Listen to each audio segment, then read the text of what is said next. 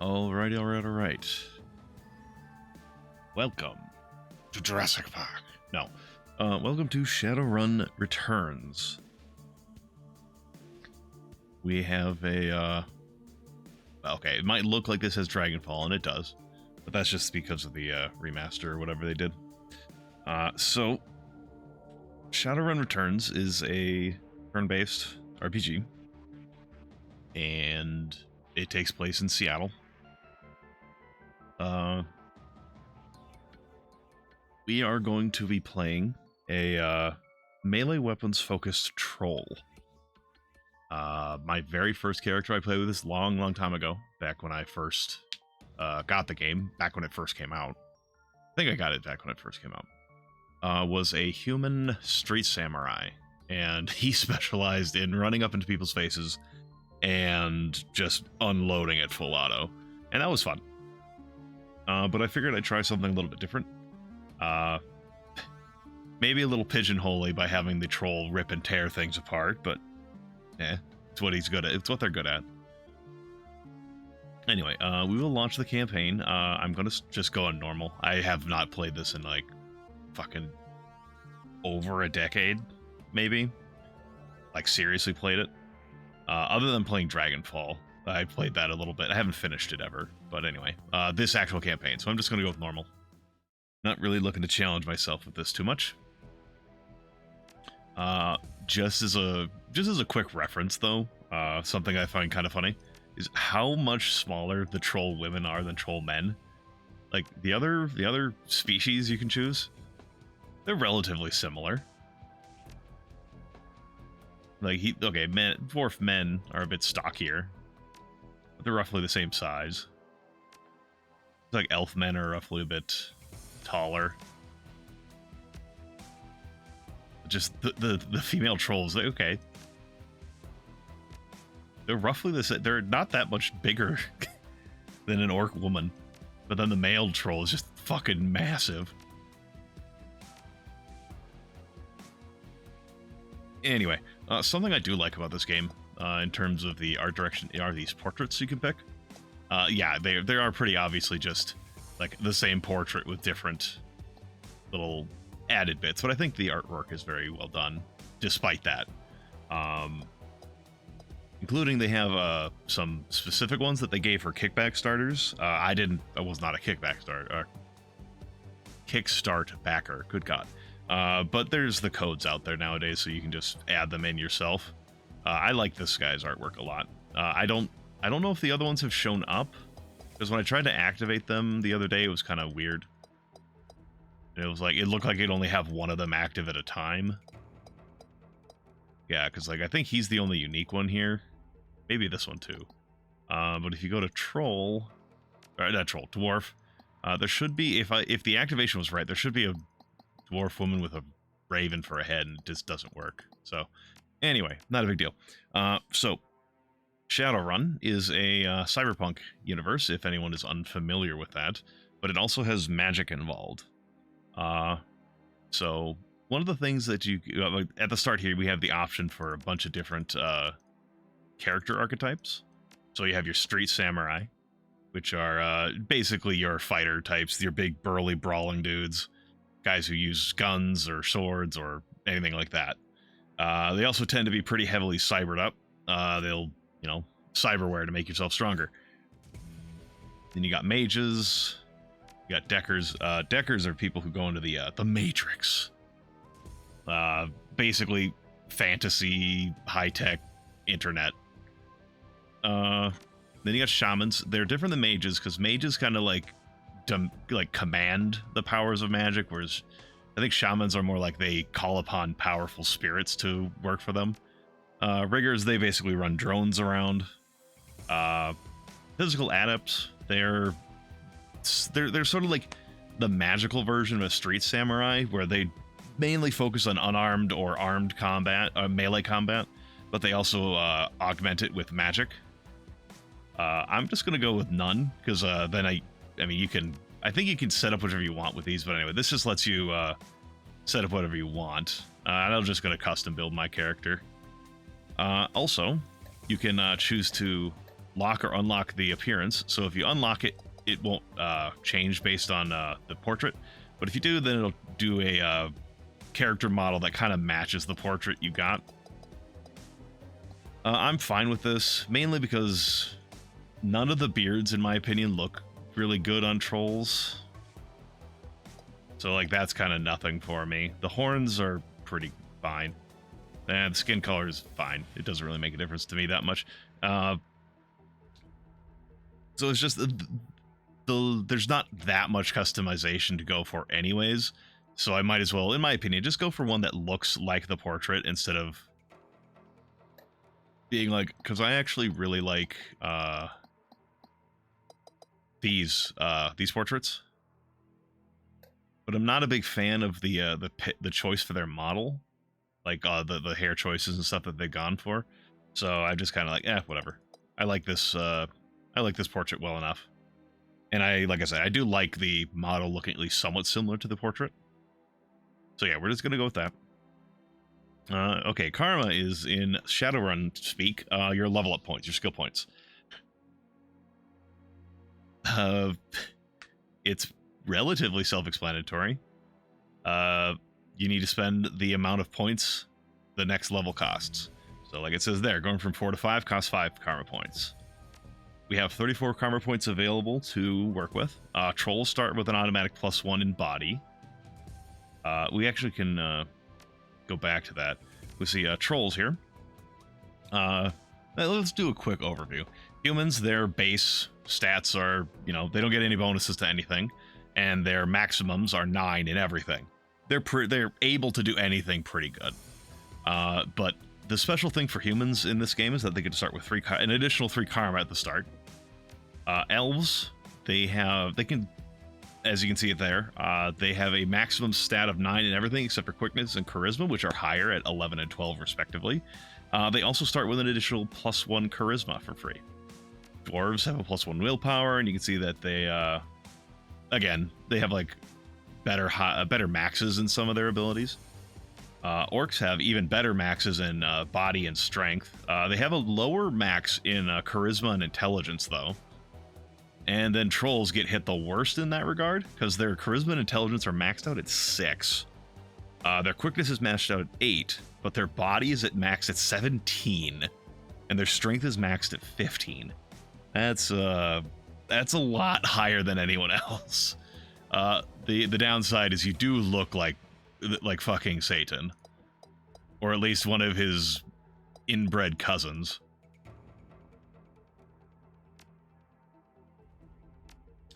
So, the stats that we have are body, which increases resistance to physical damage, as well as the chance to reduce the damage you take from an attack.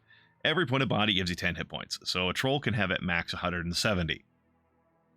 But if you paid attention earlier with the scaling costs of experience, or of karma costs, it's going to take a lot to get to that, if you even do ever get there. Quickness is used for ranged combat, as well as the chance to dodge. I'm not sure if that's just flat. Both of those things happen with quickness, because you also have sub skills like ranged combat, which also increases your chance to hit with ranged weapons. Okay, so the thing is, you have this little line here. You can't raise a sub skill higher than the relevant skill above it.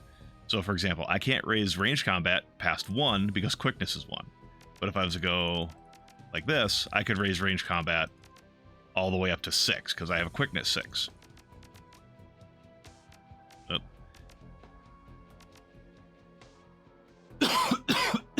Excuse me.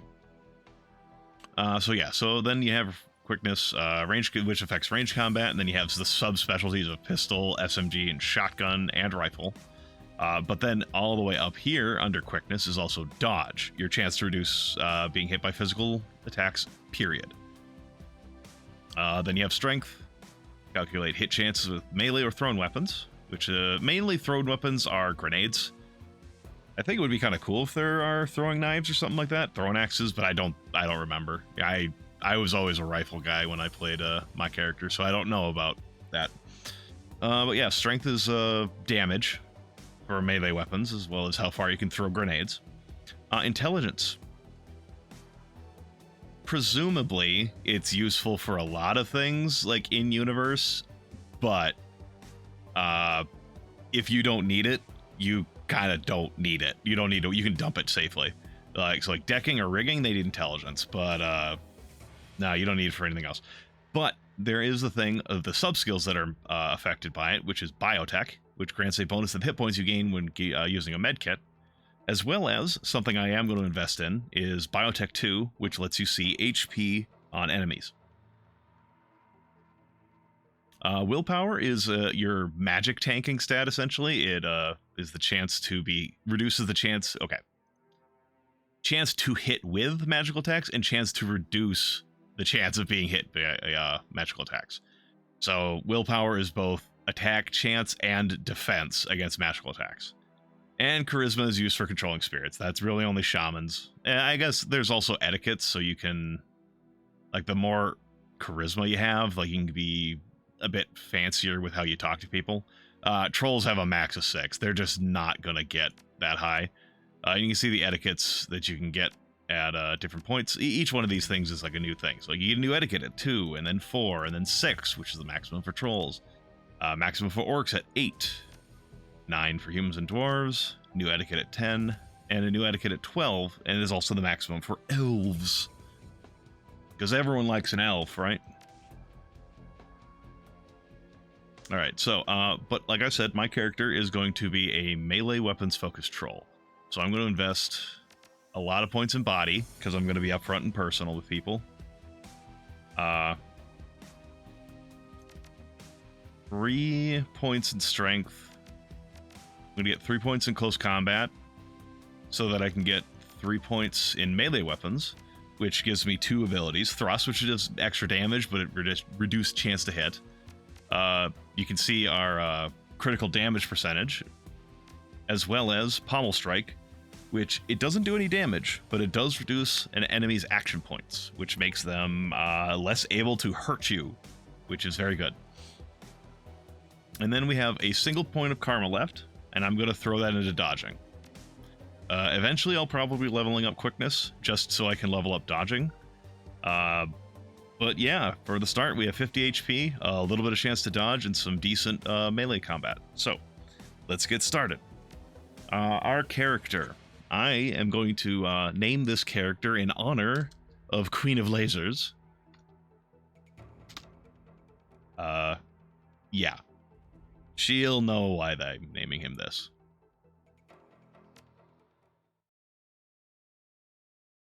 Your apartment, 3 o'clock in the morning. Got 4 walls, a roof, and isn't on fire. Even the cockroaches have fled in search of better accommodations. Not exactly a runner's dream pad, but right now it's about all you have left. Running the shadows is all about feast or famine. One day you're Nova Hot, working jobs that allow you to eat at 5-star restaurants. The next, well, you're here. This one's a famine for the ages. Slagging Fixer hasn't called, the money's run out, and then some. Sinless and free. Free to starve in the cracks of a society run by megacorps who just want your nuyen. Something needs to change, and soon.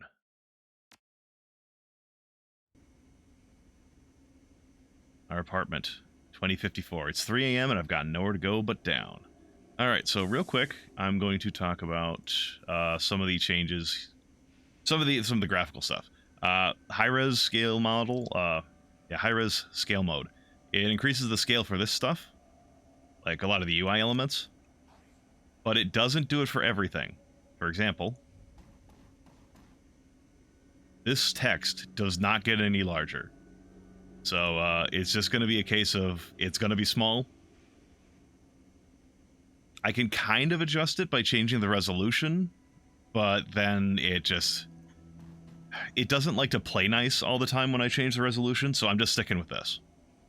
Alright, so we've got here a slip of paper with your bank balance, enough to cover you through the end of the week. We have our computer. Computer was state-of-the-art in 2050 and has been broken since 2051.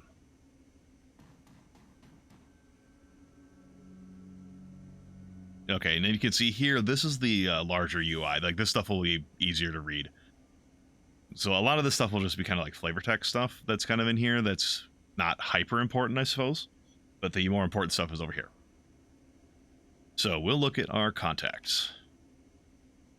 Our fixer has not been getting back to us. Someone's dead. Another fixer has been missing since February. Another dead runner.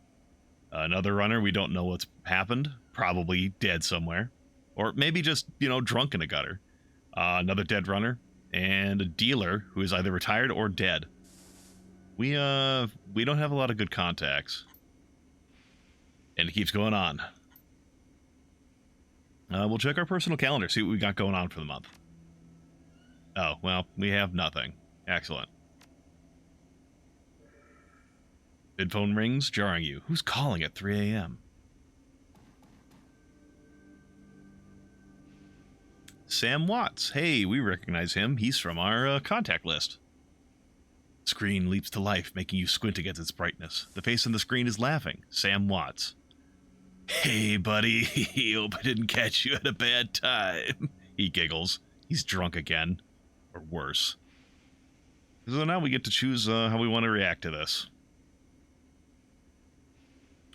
So charisma, I believe, I'm not certain, but I believe charisma in universe is not like just a measure of how good you are at conversing with people or like interacting with people, but it's also like just physical attractiveness and stuff like that. And trolls just like kind of, they get shafted on that regardless.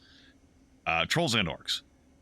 So I think I'm going to play this character as kind of gruff, but not like super, how do I put it?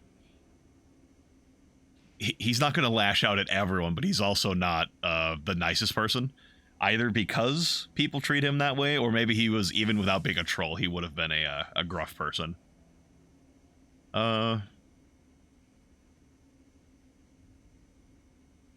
Should give you my comm code. Oh, don't bother with your side of the conversation. I'm not really here. Just one reason for this vid. Someone finally geeked me. I'm dead. I probably had it coming. When you're an unsavory character like myself, you tend to associate with other unsavory characters who often partake in unsavory business, like you, for example. So why am I dead? Who knows? Probably my fault. Wonder where you are right now. I bet you had a big payday and you're living high on the hog somewhere. Some of us are born winners and some of us are me. You remember that Rinraku run that things went to hell and we lost Dowd? Or that makeshift saloon on the docks afterward? I really had you back that night, didn't I? Dowd, that's a name you haven't heard in a long time. We go back into the past.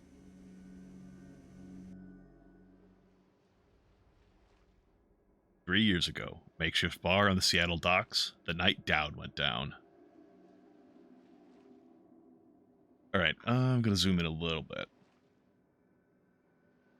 Sangoma. Sangoma is an urban shaman who proved her worth during a run against Fuchi last fall. She's the quiet type, an experienced runner.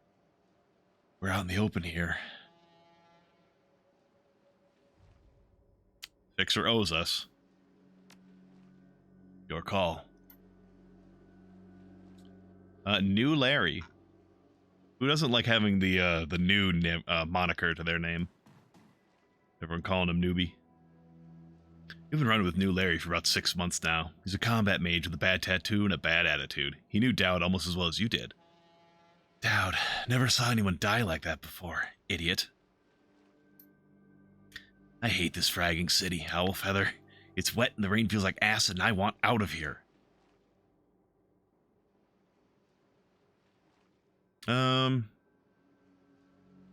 I think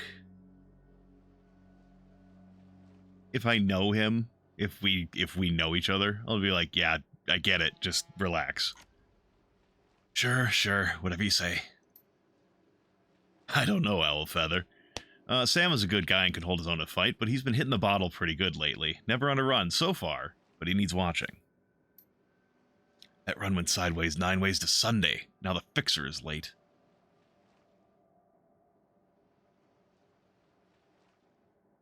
Well, we need the money. He better show up.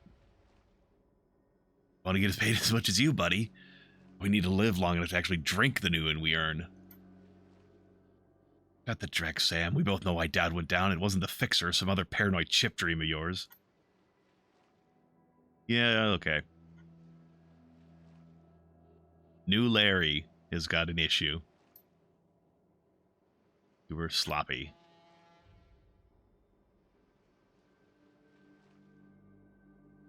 So apparently we're siding with Larry on this first bit, but then again we've probably like we said earlier, we've noticed Sam has been drinking. So own up. If you screwed up, tell us.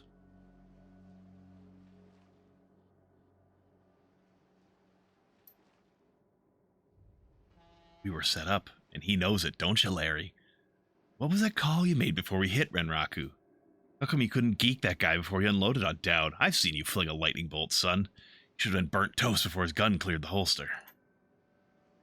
Oh, new Larry is newly nervous. Okay, I can see where this is going. You chummers are damaged. I'm out. Hands where I can see him, asshole.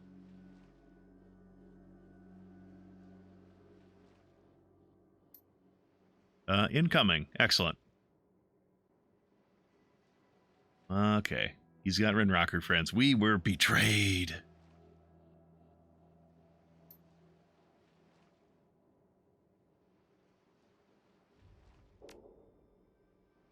Think I'll shoot him.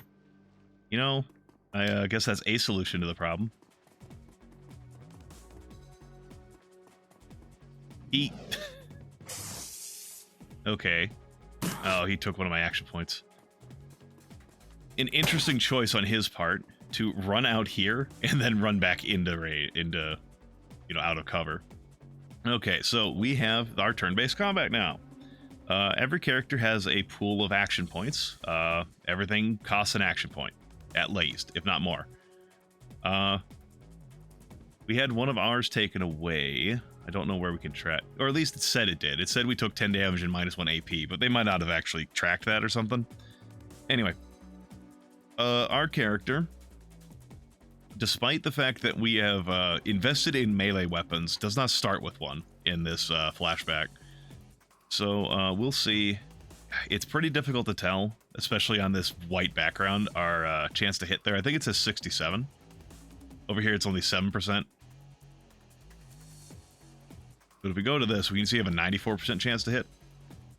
You can see here, the white area is where we can move in 1 action point. And the larger area, if we mouse outside of that, is where we can reach in 2 action points. Anyone who's familiar with the newer XCOM games are probably familiar with this sort of the 2 action point thing. But we can, as a melee action, we can move into range and attack at the same time. I don't think there's a way to choose where you end up when you do that, though. I think it just goes like the fastest direct line. Because if I could, I would like to end up here or here. Because you can see there they have shields. So there's 3 layers of cover. There's light, medium, and heavy, I think is what it's called. Not a big deal. But basically, it would be nice to be sitting here to have better cover against these guys. But not going to get that if I'm going to run up here and hit this guy. Because we have our level of biotech at 2, we can see that new Larry has 30 HP. So let's go end new Larry. Oh no, 4 damage. Yep. Unfortunately, our character is not an unarmed specialist, so he's not very good at that. We can see, okay, I should have mentioned here. You can see your different equipped weapons here. So for example, Sam here comes with a submachine gun, I think that's a submachine gun. As well as a shotgun. So, as well as if you click here, you can see that you can have 2 different attack options. So for example, this one here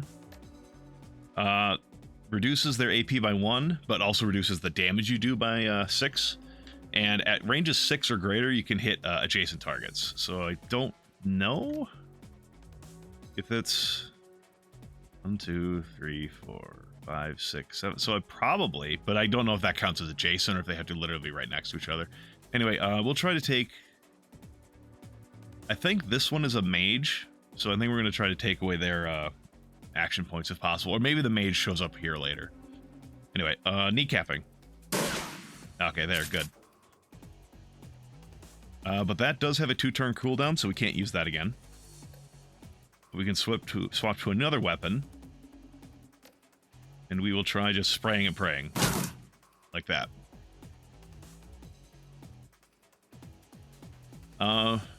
This lady, Sangoma, is a shaman. So she has a couple of spells she can cast, such as Haste and Bear Totem. Everyone in 3 heals the damage of the most recent attack they took, which does make healing a little unfortunate, or that sort of healing a little unfortunate, because if you get hit with a really big attack and then a really small attack afterwards, you just heal the small attack. There are other ways to heal, though.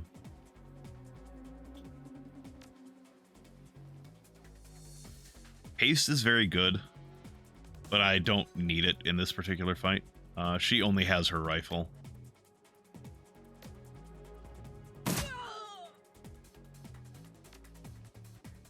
And,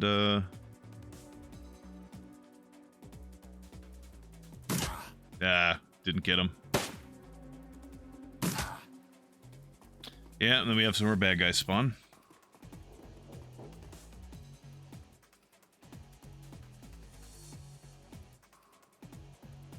Yeah, it's probably just going to be better for me to use my actual gun. Yeah, I don't have any specials with that. I don't know. I was checking that.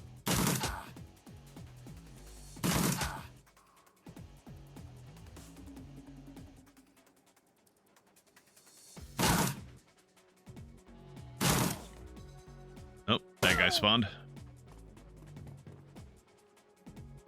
No grenade.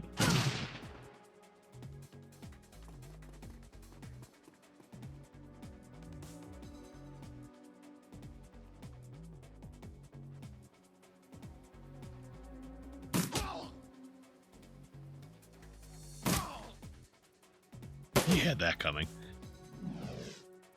Yeah, there's that mage I was talking about earlier.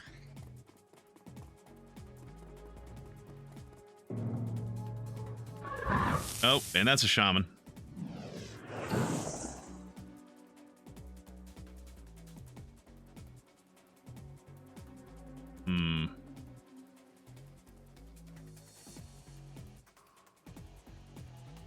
Well, we gotta geek the shaman. If we kill him, his spirit goes away.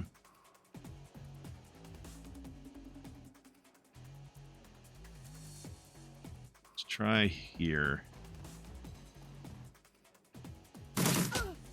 We still missed once.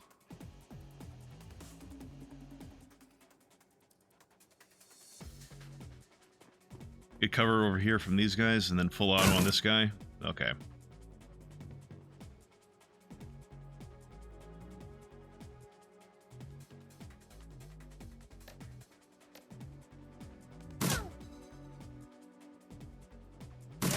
There we go. Spirit's gone. The orc here hasn't taken much damage yet, so I was fine with her sitting there. And then she did get hit with a grenade earlier, so, you know, maybe I'm lying.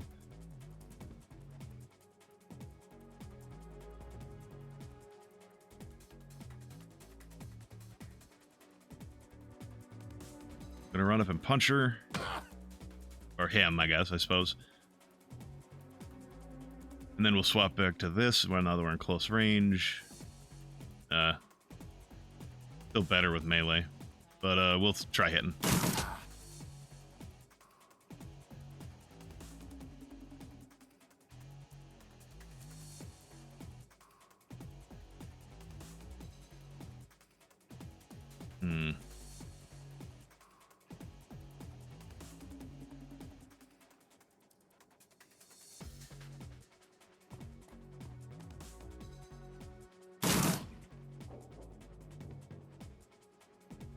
Apparently she's really good with his rifle. 98% chance to hit even through this kiosk.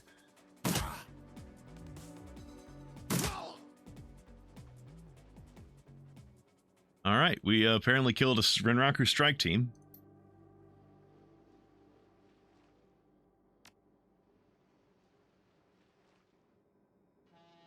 Yeah, Sam wasn't born for this.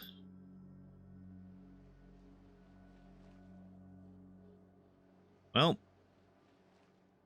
assuming he managed this, he was drunk for the next 3 years.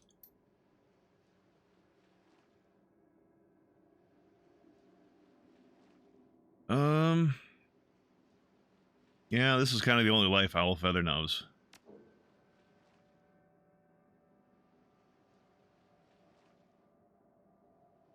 Yeah, I won't argue with that.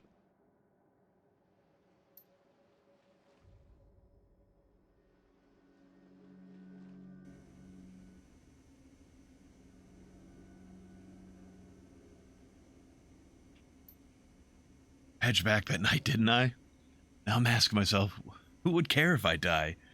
Who would give a rat's ass? Better or worse, your name's on the top of the list. Maybe it's the only name on the list. So I set up a dead man switch to send you this call. I got a 100,000 million insurance policy, payable when you find who creased me. Alive with conviction or in a body bag with justification, either works. Contact my law firm, Rogers, Menger, and McCain, when the job is done. They'll know what to do. Chet. Camera swivels to show a well-dressed man sitting next to Sam. Pursuant to Mr. Watts' wishes, Roberts, Mengene, and McCain have installed a secure, dedicated phone line so you may contact us directly when the task is complete. We will then begin a verification process. Note that you must also be on a secure landline to access this number. We will not accept transmissions from comlinks or other devices. Camera swivels back to Sam. Sam straightens up, and he talks seriously for the first time. Look, I led a Drek life, and I probably left a Drek corpse. I've hurt people. Myself, I don't know. Maybe I just want the last word. Maybe I just want someone to give a crap that I sucked air for a while. What do you say?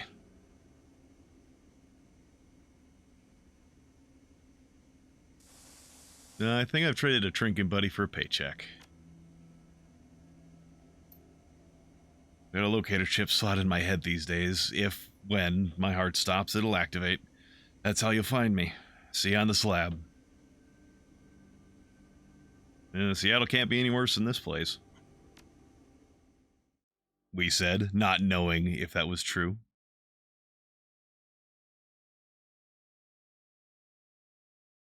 Your plane hits the sea-tack tarmac with a jolt. Welcome to Seattle. The chilly northwest rain obscures your vision as you step onto the tarmac.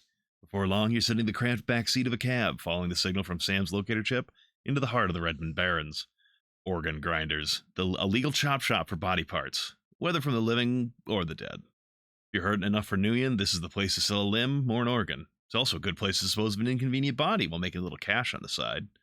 This franchise is the closest thing the Baron has to a morgue. Seems this is where Sam Watts' body has ended up. You open the door and you're assaulted by the smell of death and bleach.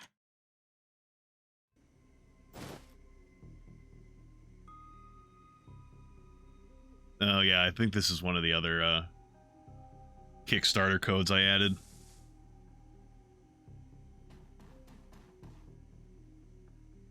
We're in the back. Alright. Smell of death and decomposition wash over you. Minty fake fresh of industrial grade antiseptic only slightly masks it. You got a buddy to talk to. Hard to tell, but his name is Dresden. Hovering over the recently departed is a small dwarf whistling a tune. His broad grin says, I love my job. A little more than you'd want or expect from someone in the chop shop trade. As you approach, he looks up with a lopsided grin. There's something kindly in his eyes, though it may just be a stray reflection of chrome and surgical tools. Sorry, didn't expect any visitors at this hour. And some asshole at corporate took my receptionist. What can I do for you, sir? You're the coroner. John Dresden, the Oregon Grinders branch manager here. Yeah, makes me the franchise area's coroner, too. And you are?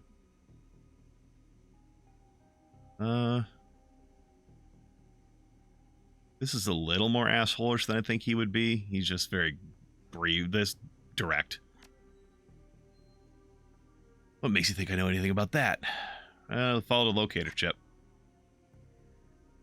I see. Well, you're right, he's here. Not too many people know about the murder yet, though. The press haven't caught wind of it yet, what with it being all the way out here in the Barrens. Who told you he was dead? We're not talking about money to this guy. Dead man switch, eh? Fascinating. I was working on him earlier. He's over here.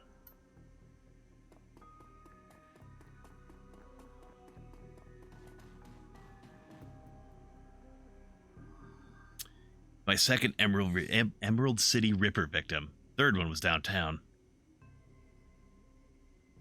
Sounds grisly. Not my title. That's what the Seattle Press insists on calling the killer. All I know is that, like the original Jack, our Ripper knows how to handle a scalpel. But it always takes a trophy. Internal organ of some sort. Delicious. What was it? Watts' liver.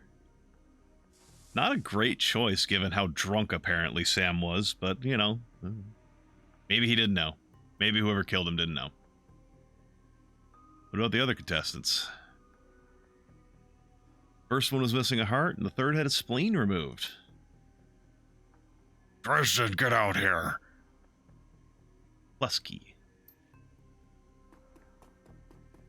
Well, while he deals with that, I'm here about the new Ripper Vic. Come on, give me my stuff. Basic med kit. Sam's body is half covered by a sterile surgical sheet, his face an ashen white, for the first time without a smirk on it. Below the chest, there's a small, pencil-thin incision covered in dried blood. Beyond that, the corpse is immaculate. It would seem that the killer knew exactly what they wanted from him and took it. Next to Sam are several plastic envelopes containing the evidence found on his body. You can examine evidence through the bag without spoiling it. We've got a business card. A place called the Seamstresses Union. Handwritten on the back, but we can't tell what it says. Too much blood. Cred stick. Has unsecured cred stick. No way of knowing what's on it without slotting it. I'll take that. Got 300 new yen. Excellent. Purple shirt. It's Sam's shirt, alright. It's got several buttons missing, and the blood has thoroughly soaked it. The bag sloshes a bit in your hand. Ugh. Only part of the note. Sam, I feel terrible that we have been long. I'm to say see you here. Love, Jessica. Alright, that's all the shit we can get from there. Now we have to go, talk to the, fine man with the police. Towering over the dominion of Coroner is a homicide detective right out of central casting. If you ignore the tucks, pointed ears, and Neanderthal brow, you can smell his cheap aftershave from a mile away. So this new Ripper Vic, Watts, name's familiar. Didn't his mother kill herself a while back? So you insisted at the time? Come on, she offed herself. I had it on very good authority. Now let's go, Dresden. Give me something to work with here. This Ripper case is my ticket to a lieutenant's badge. I already posted everything I know. The killer stuns the target with a combination of drugs and magic, then removes a single internal organ while they're still alive. The perpetrator is most likely right-handed with a slim hand that knows the way around a scalpel. Has a decent understanding of human and metahuman anatomy, too. So I'm looking for a whacked-out surgeon? Not necessarily. I don't know any surgeons who still use scalpels anymore.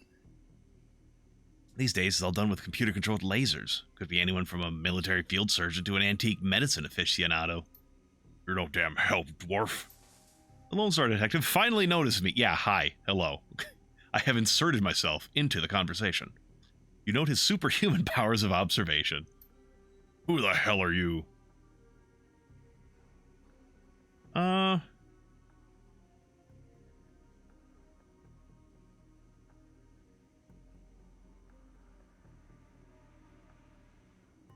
didn't hear nothing. That's right, and if you ever did hear something, I'll knock it right out of your head. You can try. Preston, get me more. He wants his promotion badly enough. And then he leaves.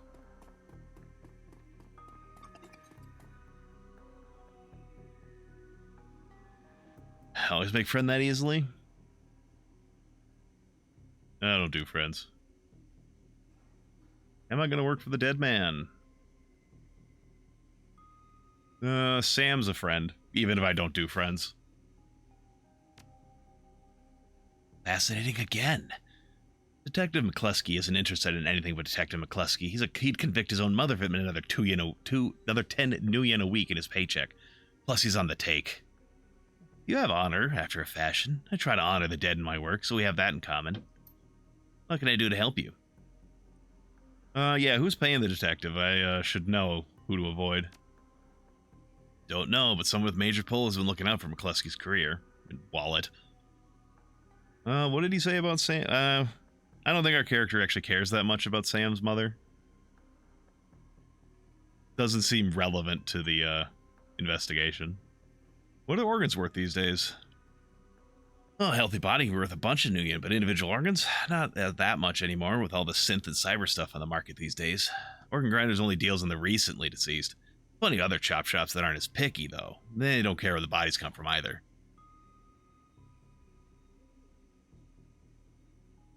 Yeah, who still uses scalpels? Doctors still learn how to use them their first year of medical school, as do coroners, but neither profession uses them much anymore.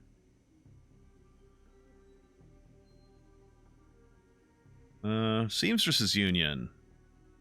The club nearby tracks low lifes. You'd probably like it. He's not really the outgoing out type. Too much to be done. He gets along with the dead better, though, so okay. Where was Sam killed? You know, I might be able to do you one better. Why don't you poke around the body lockers in the back and see if you find anything useful? Okay, I'll go do that. Hey, Tim.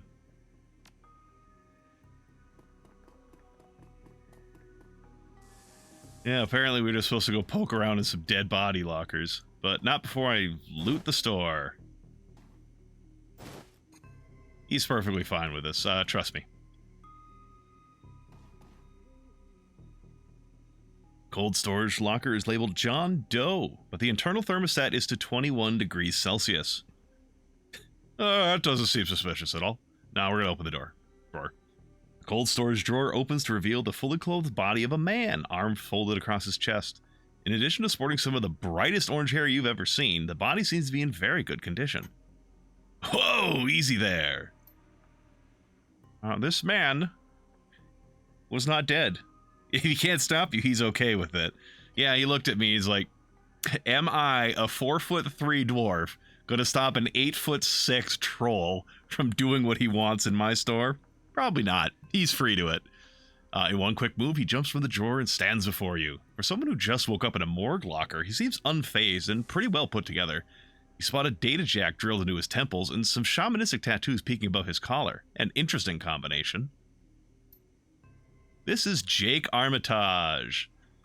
Something I didn't know until recently is Jake Armitage is actually the protagonist of a different Shadowrun game, Shadowrun SNES.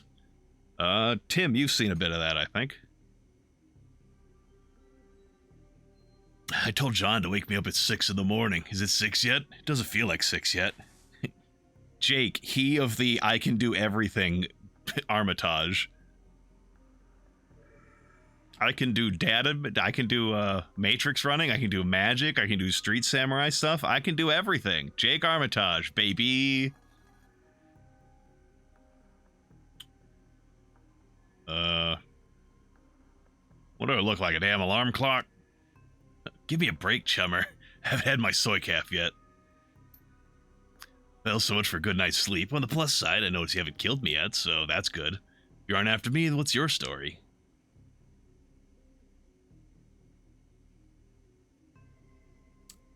You probably weren't here for this, Tim, but earlier I was saying, I'm kind of playing this character as pretty brusque, but not, like, gruff. Tread carefully, whelp. You have much to overcome. I am Huchin Kikwa, the spirit of the dog. I smell the power burning in your soul. Dog controls your destiny. Seek out 3 items of his favor and then seek his shrine. Exactly. That Jake Armitage. But yeah, I'm playing this character as, like, brusque, but not, like, aggressively so. He's just not a very good people person, because I've got a fucking charisma of 1.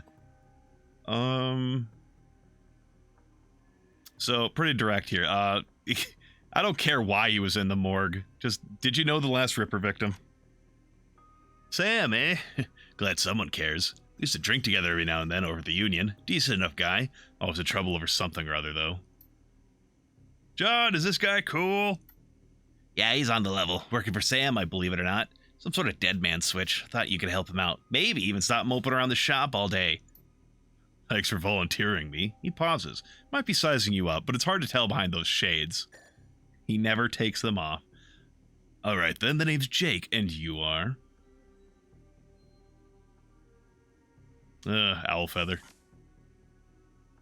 Nice to meet you. Well, it sounds like you're taking a dive into the deep end here. John's right, I might be able to help you out.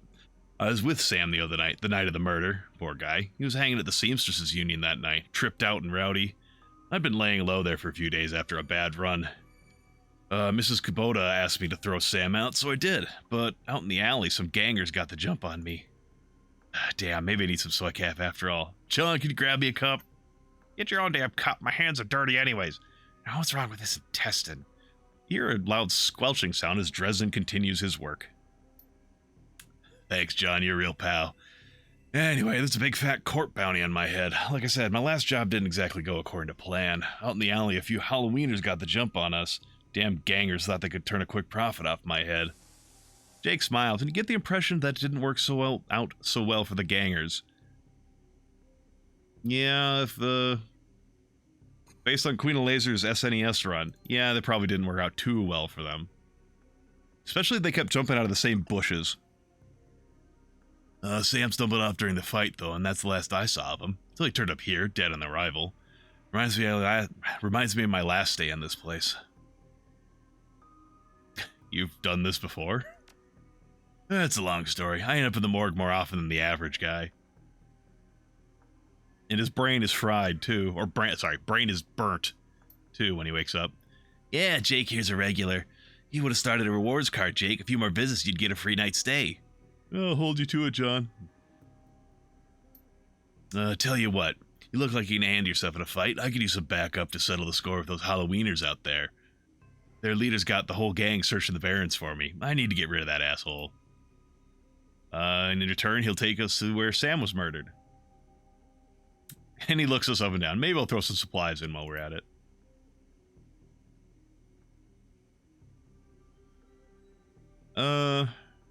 Yeah, no, we don't work for free.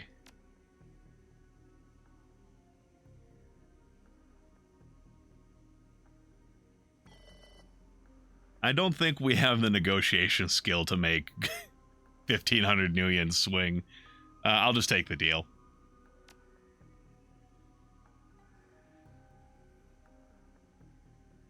Where's what dialogue? Are things not displaying properly?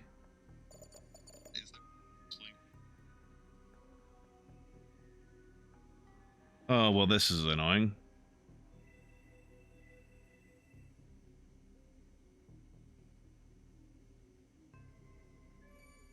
Huh. That is not how this thing is supposed to be displaying.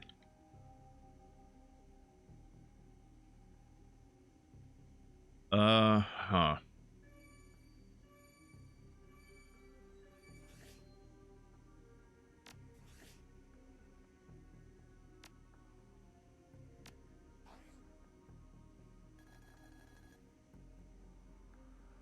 That's very strange. Yeah, I don't know why it's doing that. What the hell? I wasn't having an issue with that earlier. Or when I did my testing, I didn't think I had any issues with that.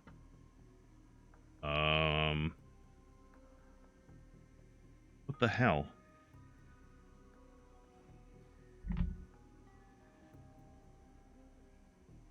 Oh boy, we get to do fucking bug hunting on the fly.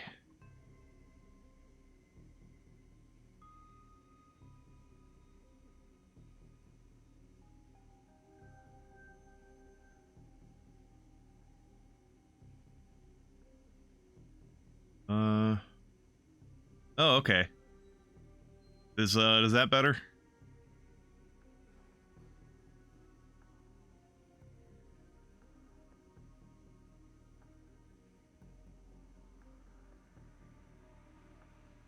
Okay, I don't know why that was, I don't know why that was causing an issue.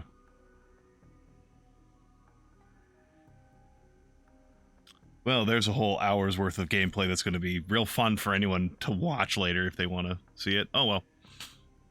Great, been hiding out here since that run with those Halloweeners. Boy, any bunch of gangers, but this stretch of barrens is their turf. Surprised we even made it to the morgue in one piece without packing some meat. Well, we did travel in like a loading screen, so they couldn't get us there.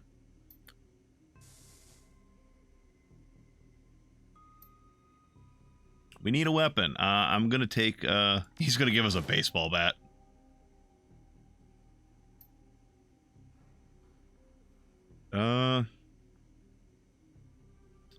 I'll watch my back. Don't make me regret it.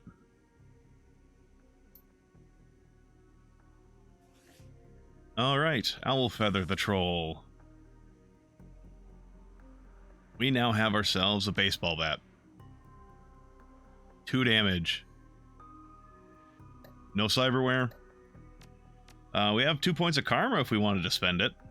I don't want to spend it right now. Objectives. We gotta go visit Sam's murder site. Omission items. We do have a few, items here. Like, yeah, 2 points of karma. I know, it's so much. So much to work with. These are basically, like, revives. If you go down, you get back with X amount of health.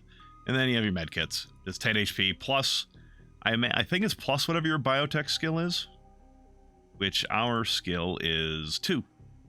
I took our biotech up to 2 so that we could see enemy hit points.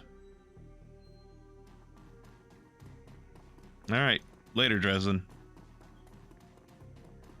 We are out.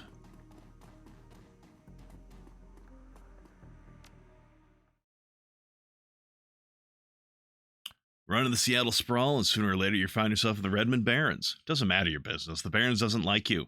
Take 1 part radioactive wasteland, 3 parts dog-eat-dog slum, add a dash of tourist trap, and you got a recipe for mean as hell. You really leave the sanitized death and formaldehyde of organ grinders behind, entering the anarchy and desperation of the streets. Jake stops a moment to breathe deeply, filling his lungs with motorcycle exhaust, radioactive dust, cordite, and who knows what else. He exhales with an expression of wry contentment. The stench and grime tell him he's home.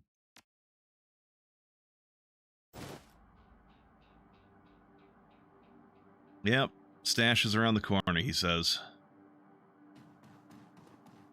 Does the bus stop here? Looking for a date? Trolls are my favorite. Somehow I think she's lying to us. Alright, so here's his stash. Gotta move shit out of the way first, though.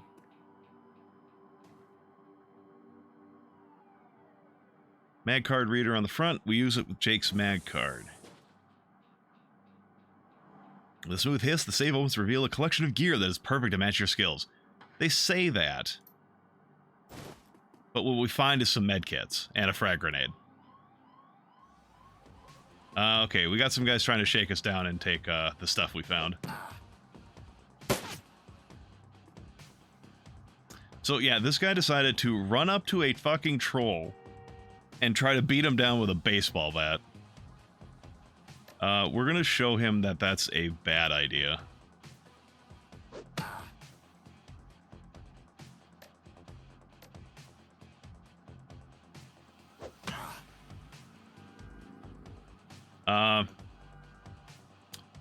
Jake, yeah, you can just... What spells you got, man?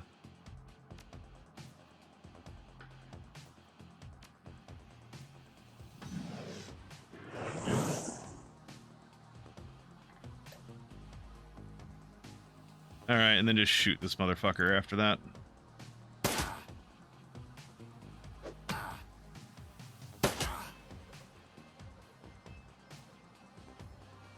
Shamans are cool. What do you like about them?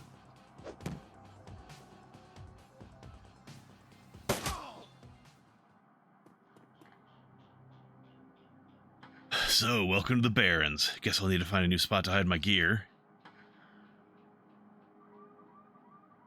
Same direct in every city. Dragging spirits out of the environment and controlling them. That's fair.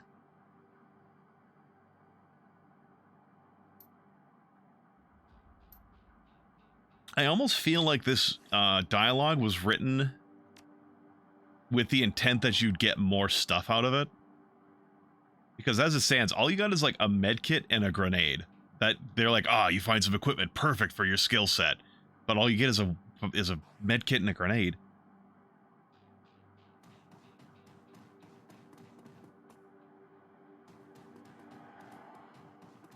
Who's this guy? Worried man. Look like you hand yourself into a fight and we need some help. I only fight when I've been paid to.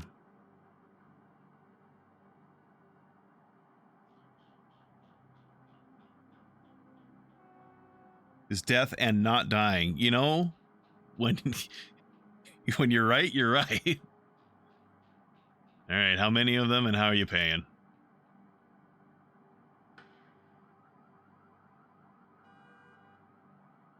Well, my current client is pretty patient. We'll see if we can't get paid for this. All right. Well, let's go deal with these guys shaking down the market. Commerce is like a weed, taking root in the cracks and crevices of the world whenever it can. Small street market has flourished here amidst the crumbling buildings of the Redmond Barrens.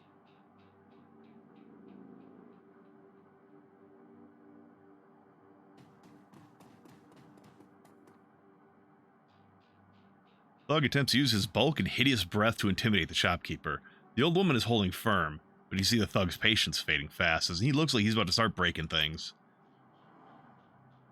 Yeah, we're not good enough to do either of these. We don't have etiquette, and we don't have the strength to intimidate him. Bet your moms are proud about you right now.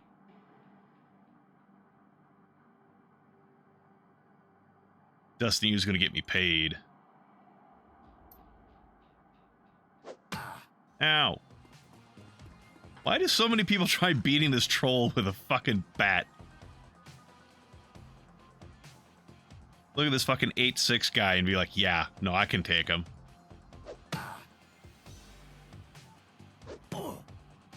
Unfortunately, we're not very strong right now, so despite the fact that we built like a brick shithouse, we hit like a, I don't know, a paper tiger.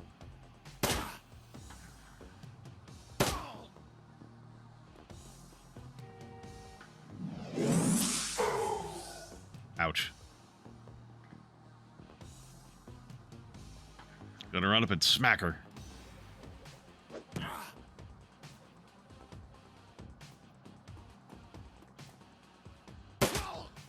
Yep, that's it.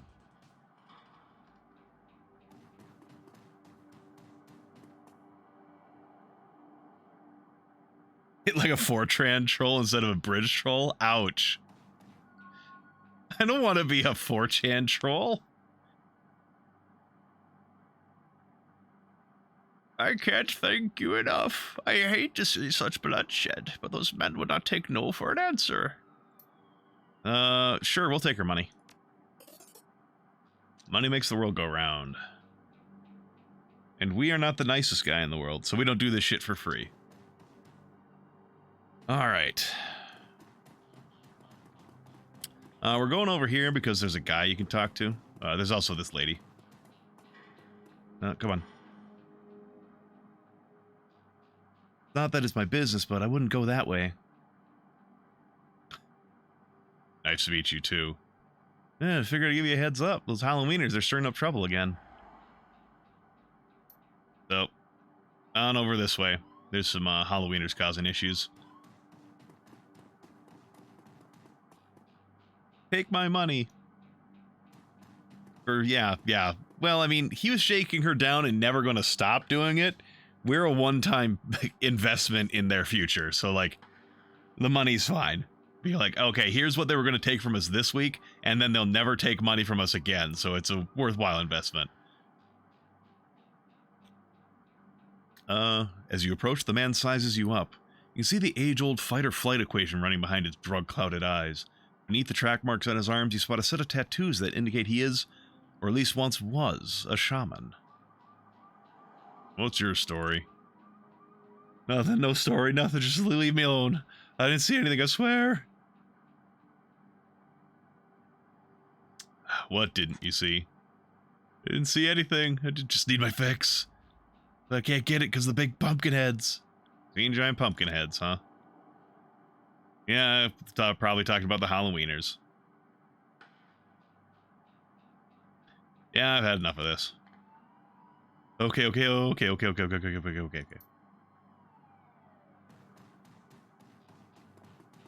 Don't go to the market. Yeah. Look, I survived a Renraku strike team. I think I'm fine. I think I can handle what these gangers are putting out.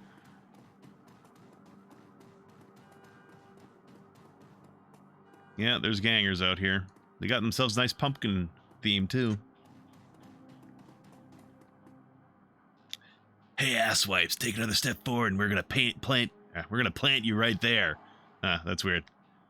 I suppose they're trying to be like, put you in the ground, plant you in the ground like a skeleton, like a seed or something. Anyway. Halloween property now. No, this is one of the two that got away. If I hadn't missed my shot, these idiots would have given up and moved on by now. So, yeah, these guys are trying to kill Jake for a bounty. Ow. I'm behind cover, you asshole. How dare you shoot me? Alright. What's my HP sitting at? Well, wounded 9. And I think that just means the most recent hit I took was 9 points. I don't think that tells me... Okay, I'm at 38, so I'm missing 18 HP. Let's fuck these guys up.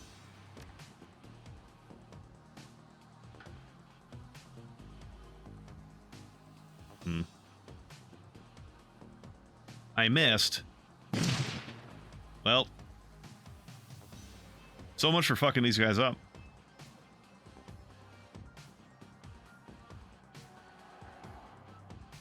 You got anything special? Yeah, you can aim.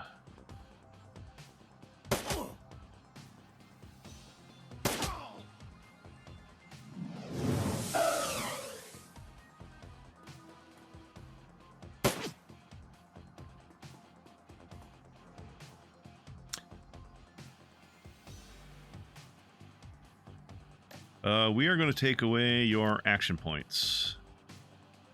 If we can hit you.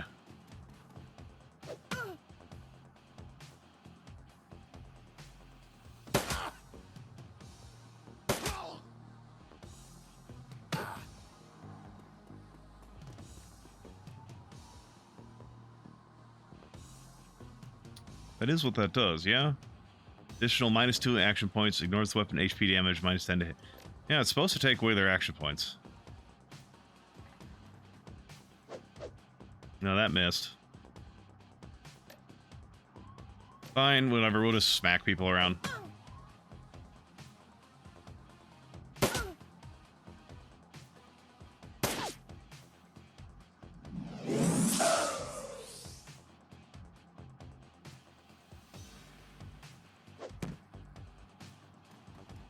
Oh, and there's the big guy.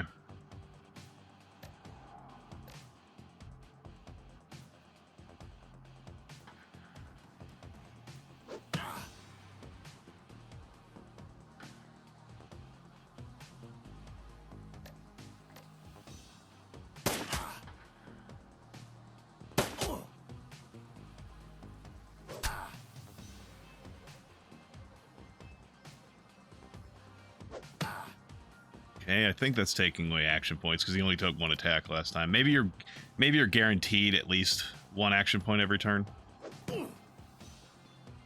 Oh, Uncle, I was just playing with you. I'll call it the rest of Halloween as Jake. Call it even, yeah? No, I don't think they get second chances. Oh, Drek.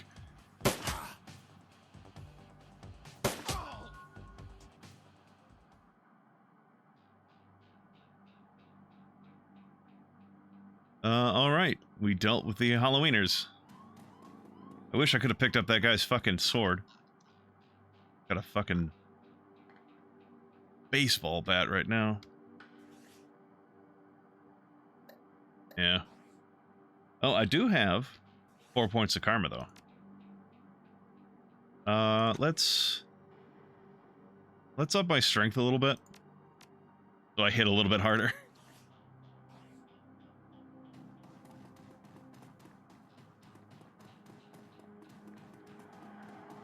Yeah, unlike Jake Armitage or Joshua from the other Shadowrun games, you don't need to sleep to spend karma. You just do it on the fly. Just need a fix. Yeah, sorry, man. The best place to party. Bobby. Hey, chummer. Let's see what he's got. He's got drugs for us.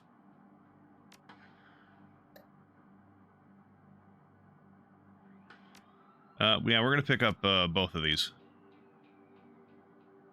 Jake Armitage can do anything except spend karma without sleeping. Everyone has a weakness. Yeah, it's fair. Okay, we're going to put that away, and we're going to pick up the nitro. So if we need to, the kamikaze will increase our body by 2, strength by 1, and willpower by 1 for 5 rounds. And then the nitro increases strength and willpower by 2, and charisma and intelligence go down by 2 for 5 rounds. If we need to pump the gas, we can fucking go with those.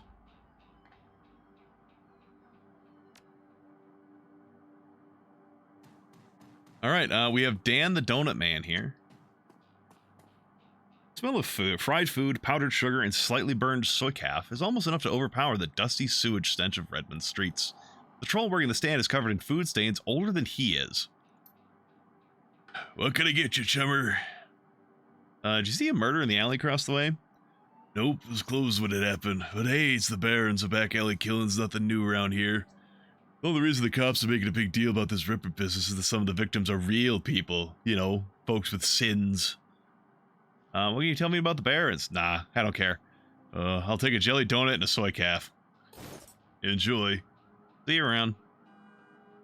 I guess technically I should be reading some of this stuff, the lore stuff, for people who aren't familiar with it, but I just think the character doesn't care much.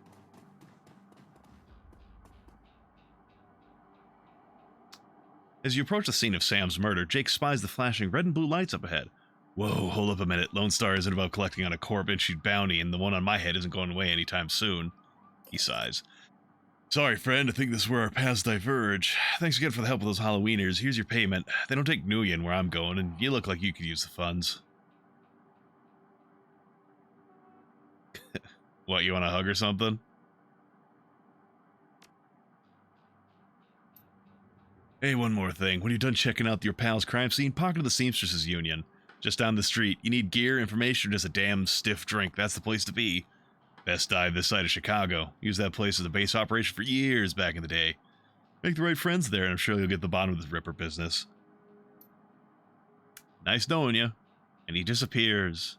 I don't know if we ever see Jake again. It's been so long. It's been a decade. Like, not decades. A decade or so since I played this game. I don't know if we ever see Jake again. Bye-bye, you shaman, decker, samurai man.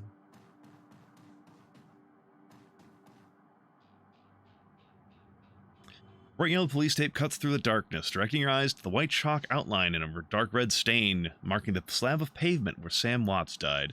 Standing at the entrance of the alley is a Lone Star officer. He looks cold, hungry, and irritated at the homeless man who's currently pestering him. I keep telling you, I need to get my stuff from the alley. I'm gonna die in the cold tonight. And I've been trying to explain to you that this is an official Lone Star investigation and I can't let anyone in here. I got rights. Look, you sinless garbage, I got a job to do. Find a new blanket or I'll find a reason to use my stun baton. Yeah, I don't need to read absolutely fucking everything. That's gonna hurt my voice. So there's a variety of ways to get past this, but we did spend 10 Nuyen on soy calf and a jelly donut. So I think the cop will let us pass. It's the traditional bribe. Hey, thanks.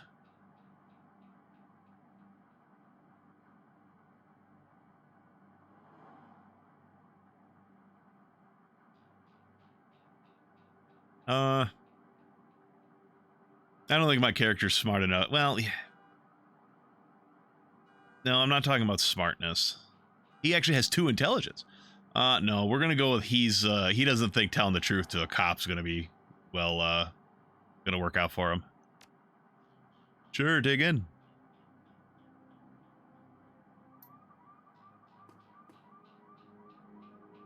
William? What's up, buddy? What do you want? The streets have not been kind to this man, but they've also hardened him. This man is clearly a survivor, the one wrestling with the onset of age and arthritis. You a copper or working for some corp? You better watch yourself. Nah, I'm sinless. System ID number my ass. See the murder? Nope, can't say I'm sorry I missed it. Got back here to see a couple tourists puking all over themselves. You live in the alley.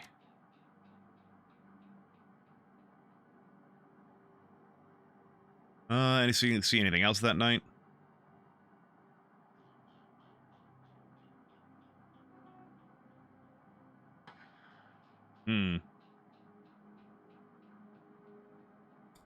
What about this troll's cyberware? Big, must have had hospital attachments with some needles.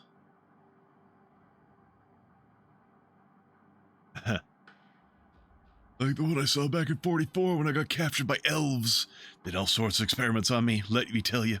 Never trust one of them cyber people. That's all I need to know, thanks. See you around. Alright, let's see the crime scene of our friend Sam Watts. Amidst the shards of glass from the broken lights, you see a small piece of glass which looks like the bottom of a test tube. Yeah, I can't really do anything about the size of those little, like, flavor texts. It's gonna be hard to do. It's gonna be hard to read those. Just not much I can do. Looks like the coat and blanket that the old man was trying to get back. I'll pick it up for him. Bundle of cloth, printed receipt falls underneath the folds of the blanket. It's a bar tab from the seamstress unit dated 2 days ago at 3:02 a.m. Right around the coroner's reported time of death. The customer, Sam Watts. Server's name is listed as Coyote. Or Coyote. Got some karma. This work light is new. You can see that all of the alley's normal lights have been ruined. Upon closer inspection, you see that they've all been imploded as if some force shattered them all at the same time. There are 2 distinct sets of footprints of humans ending at the chalk outline, and a larger set, possibly orc or troll, following just behind the first.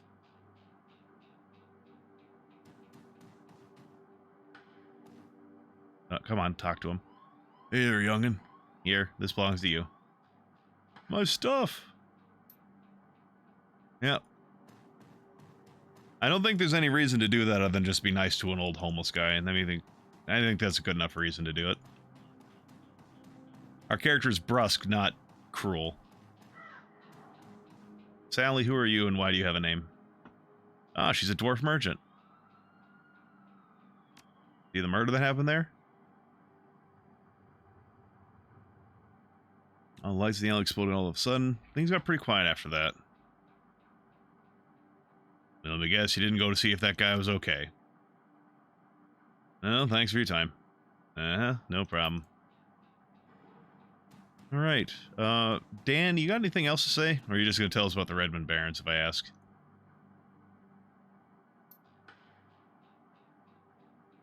Oh, right, we did get a little bit of a lead this way. I saw some donuts to a troll wearing scrubs last night. Maybe, what's it to you? I've sold a lot of donuts to a lot of people. I know how Lone Star profiles metahumans. I tell them about a troll that bought donuts from me right before a murder. They haul him in to see if anyone will pay for the bail. Not today, my friend. Alright, see you around.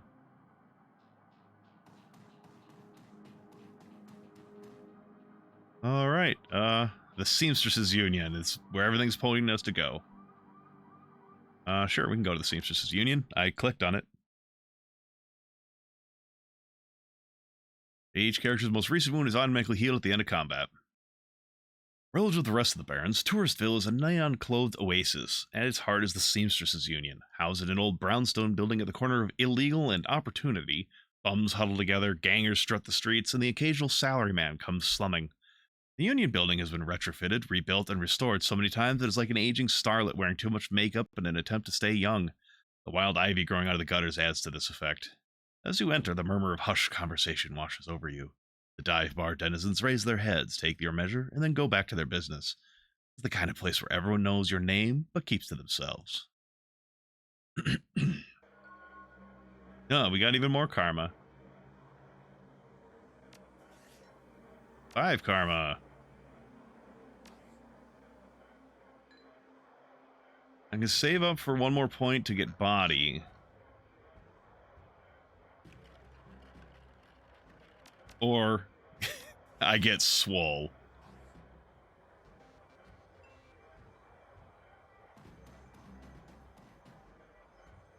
Cherry bomb. Okay.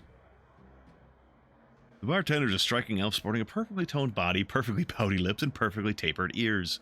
Her arias harmonize save me and take me in equal measure, hitting just the right notes for the maximum extraction of tips.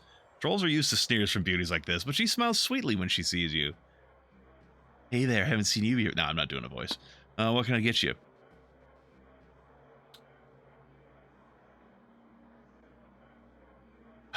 Something dirty in a clean glass. Okay, hard case, I'll get you something stiff. When a man with the face of a survivor and the zeal of a convert tugs at her arm hard, it's clear the two have a history. They try to keep their voices low, but the intensity of their conversation makes them easy to overhear. Here, you have to listen to me. Stick around, you could end up dead or worse. Oh, of course, we can't miss out on the tidbit here. Now, Coyote, the waitress we were looking for, is missing. I think plenty Shane. I'm getting a PH freaking D from UW in neuroprosthetics, studying under Ojemans. And now how am I paying for it? Bartending tips. There's much faster ways for a barren girl to learn that kind of scratch, but not taking them. Better life, better world for everyone. The Universal Brotherhood can give you that. Ah, religion.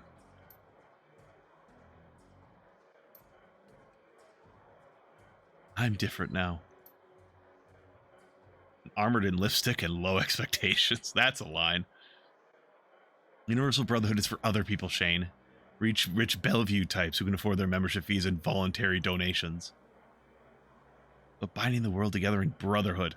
I'm getting real, unitology, vibes from this, from Dead Space. New family of the sixth world. Got family right here. They're drunks and lowlifes and whores, and I choose them over any of your Brotherhood members. With body language that leaves no question that the conversation is over, Cherry Bomb turns her back to him. Sorry, I got interrupted.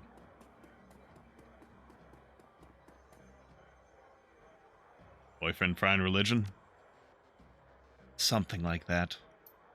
Got the look that says you're not here just for entertainment. Are you a badge? Do I look like a cop?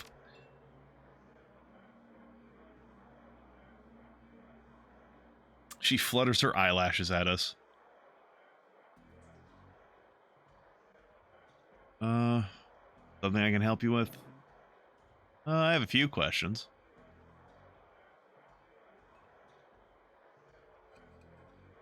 Ever hear the name Sam Watts? Is a good place to start.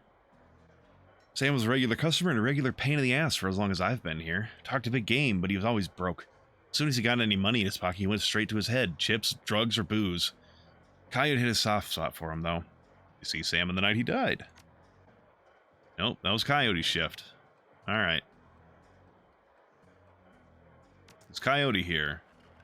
I think she's away on business. Is she a shaman with a name like Coyote? Nope, she shot a coyote. Once thinking it was a shaman who double-crossed her. We've been calling her Coyote ever since. It's for a couple of days now. Some people think the Ripper got her, but I know her. Coyote can take care of herself.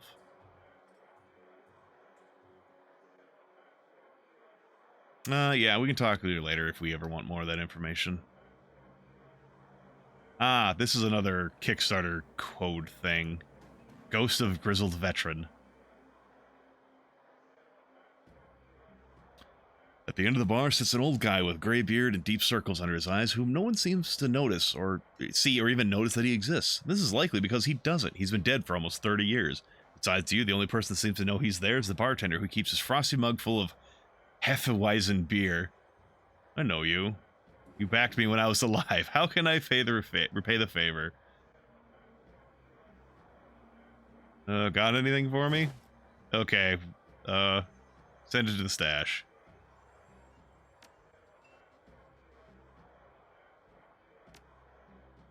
Yeah, I think this guy will give you like a thing every day or so. if you, or I don't know, you can come to him and get stuff. I don't know how days pass in this, or time passes in this game. It's just a weird Kickstarter backer thing that you can get. If you backed back in the day, like now the codes are just out there. Extra outfits, looking to unload. Let's see what he's trying to sell. All right, I've got 1,200 new yen. Got any good money, good armor to wear? Because I've got basically just, this is what I've already got. Basic clothing for a Shadowrunner. But we could get something better.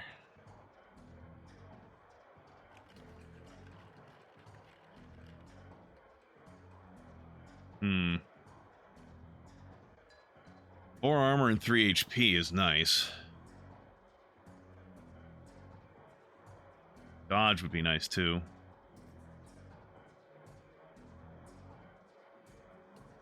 This is all the like starting class gear. You just want to look like them.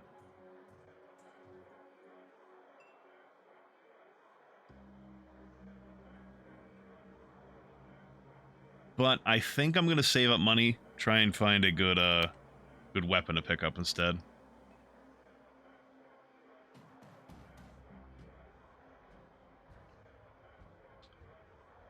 Nerps.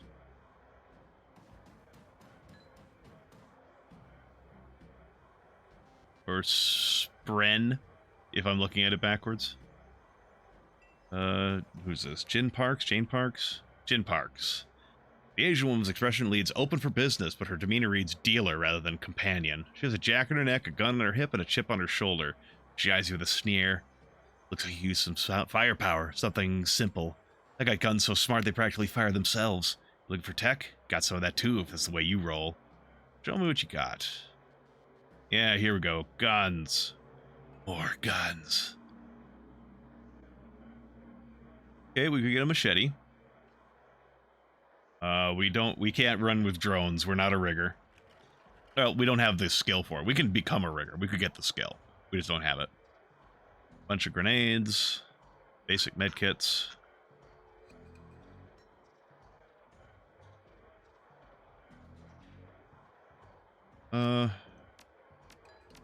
Well, all she's really got for us that we want is a machete.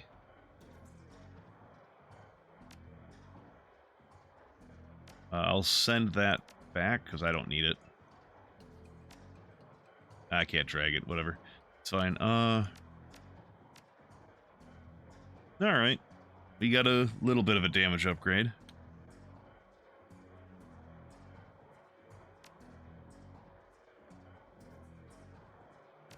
She said she had tech, but I think she just might mean the decks, or the fucking drones.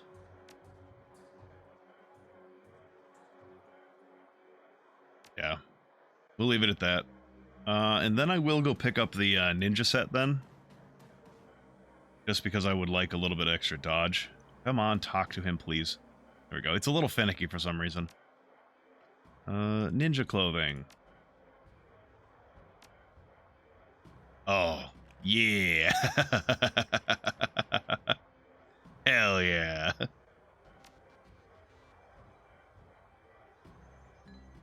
I am so sneaky now. I am the sneaky troll. Mr. Clue? Or Clue. Maybe it's just Clue. Posted at the door to the VIP section is a tower of troll muscle wrapped in an impossibly tailored suit. Whether the product of good genes or expensive aftermarket cosmetic work, the troll's gleaming horns perfectly frame his face, and his polished tusks and goatee accentuate the set of a lantern jaw. Welcome. Please behave yourself. Funny place for the architect to put a wall. Load bearing, too. You have business here? Yeah, I was a friend of Sam Watts. Know him? Sure, everyone here knew Sam. Shane Blue's a part of the family. The sharpness in Clue's eye, the look of a man who has seen much and earned wisdom at a young age. Did you ever have to toss him out on his ass? Not so much toss as nudge on his way. Sam was a drunk, but he usually wasn't a violent one. Usually. What about the night he died? He was a bit agitated, didn't catch the specifics, might have been over a woman. Thought I was going to have to show him out, but I had to deal with a couple of rival go-gangers posturing for one of the working girls upstairs. Jake helped Sam out instead. Thanks for the info. No problem. Can I go past you, or do you not? Okay. They don't care about me going to the VIP section, I guess. Johnny Clean. Oh my god, it's Mr. Clean. I love your commercial. Oh, it's not Mr. Clean. Man's dressed like a janitor, but he's wearing an unusually clean overalls. He's tall, rail thin, and has a cunning look in his eye that says he's more than just a maintenance man. Howdy, name's Johnny Clean. You new? And we've seen all sorts of things in a place like this. True, quite true. Staying alive in general, gotta work. See you around. Well, alright. Johnny Clean.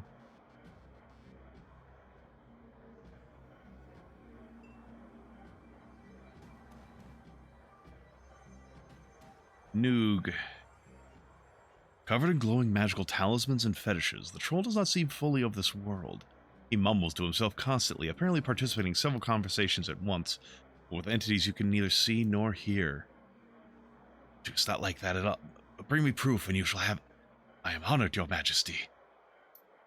That was why I said use mustard instead of catsup. Forgive me, Jean, I was a fool. You may peruse my magical wares and see their glory. Sure, fine, what do you got? Magic, I can't do magic. Excellent. Catch you later, chummer. Oh, that's progress, I think. Mrs. Kubota. Is there anything else to talk to? Anyone else to talk to? These guys are very easily impressed by this elf's dance. Like, awesome, sweet. If I found people that were that easily impressed by that sort of dance move, I don't think I'd be single right now. Alright, Miss Kubota. Mrs. Kubota watches you cross the room, sizing you up as you approach. As you get closer, you can see that she's of mixed... okay. Not comfortable with that. Her demeanor says, "This is my house, mess with it at your peril," but her eyes twinkle in a playful light when she speaks. Konbanwa, good evening. Hi, aren't you a big, powerful troll? Are you enjoying the Seamstresses Union? There should be plenty for a man like you to enjoy. Or is this business? Yeah, it's business. Hey, hey, Queen of Lasers. We'll see when you actually respond to that, because, okay, there we go. Wasn't sure if you guys were going to get a ad as soon as you showed up. Laser Raid, hey, how's everyone going? How was the rest of your, oh, yeah, it looks like might have got hit by that. How was the rest of the, stream when I was, after I left? No ad yet, good to hear. So, anyone who is unfamiliar, we are currently playing Shadowrun Returns, the Dead Man Switch campaign. I am playing as a troll, custom class. I could have picked like Street Samurai or something like that, but I'm playing a melee weapons focused troll. Good, chilled out, haul, flew an empty ship because, well, you know, can't win them all. Sometimes you just take off and you just don't notice that the ship is several thousand tons lighter than it's supposed to be. Yeah, so we are currently investigating the death of our former because he's dead, friend by the name of Sam Watts. And he is, he's actually our employer. He died recently, and that apparently triggered a dead man switch for him to hire us to find his killer for the price of 100,000 new yen. If we find him, find whoever killed our friend, and either get him arrested or in a body bag. We get 100,000 new yen, and we were on our last fucking legs where we were, so we headed to Seattle to find out who killed Sam. That has led us here to the Seamstresses Union, a club slash bar slash brothel. Shadowrun game where the premise is revenge? Exactly. It's a very rare sort of Shadowrun story. I know there's not a lot of not a lot of Shadowrun games that are involved around revenge. You missed it, Queen. We actually ran into Jake Armitage earlier. Tim, 100%. If you die before me, I will definitely refer to you as your former friend because you're dead. Yeah, Jake Armitage was in here, and we found him in a fucking morgue. I completely forgot that fact. Especially because it didn't register in my head, because I never played the SNES. I didn't play any Shadowrun game. This is my first Shadowrun game. I didn't know who the fuck Jake Armitage was. So, like, when this guy pops out of a morgue, yeah, he just naps in the morgue, and then you're like, you nap in the morgue long? He's like, this isn't my first time. I've had some run-ins. It's just kind of funny now that I have some context after seeing your some of your playthrough. Anyway, Miss Kubota is our current only lead for getting information on Sam's death, who died across the fucking street from here. Of course you are. Knowledge is power, nah? So I've been told. Yeah, I'm hoping to be there, at least for part of it. Oh, wait, no, wait. I don't think I will. I'm going to be traveling for D&D this weekend, so I probably won't be there for it, unfortunately. Soka, and why should I help you? Jake sent me. I'm glad to hear that Jake Armitage is alive, again. He lives an interesting life. Very well, if Jake sent you to me, I will help you. What do you want to know?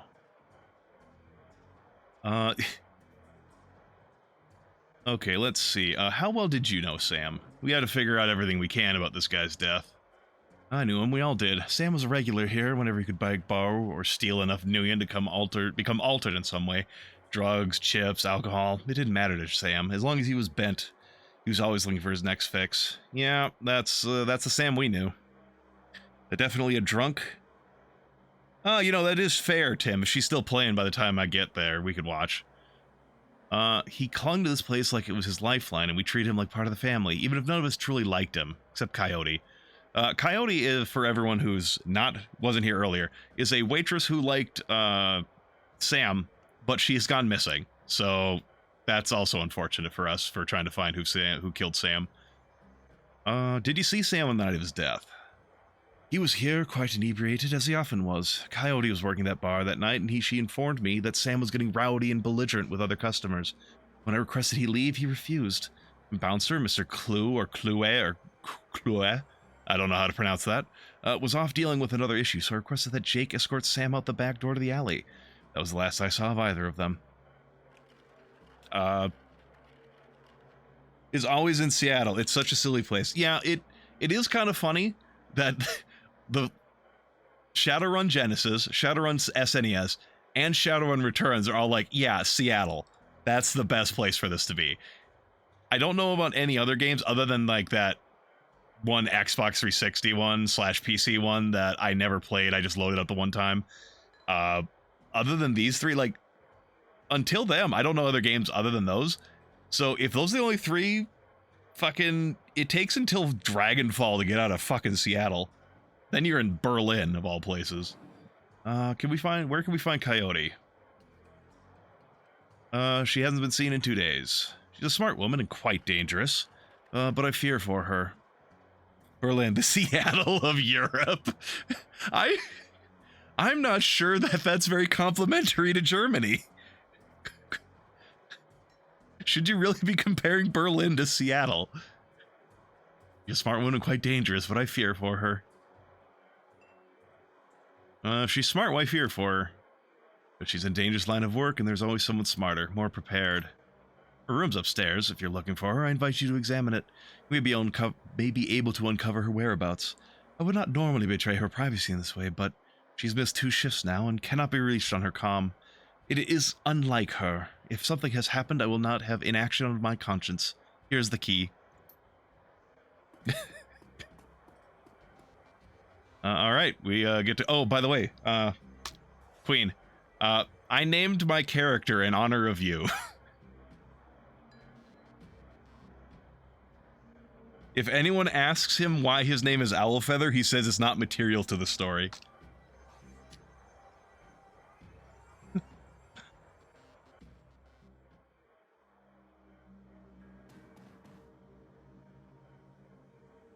This is a mid-grade security panel attached to the nearby door. I don't have decking to get in here. All right. What's in this door? Oh, also, I am a samurai troll. I didn't even bring ninja troll. I didn't even bring that up. Yeah, I got ninja gear. So I am the sneakiest troll at 8'6", 400 pounds.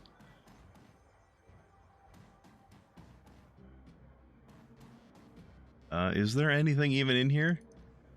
Okay, it was probably just set dressing. All right.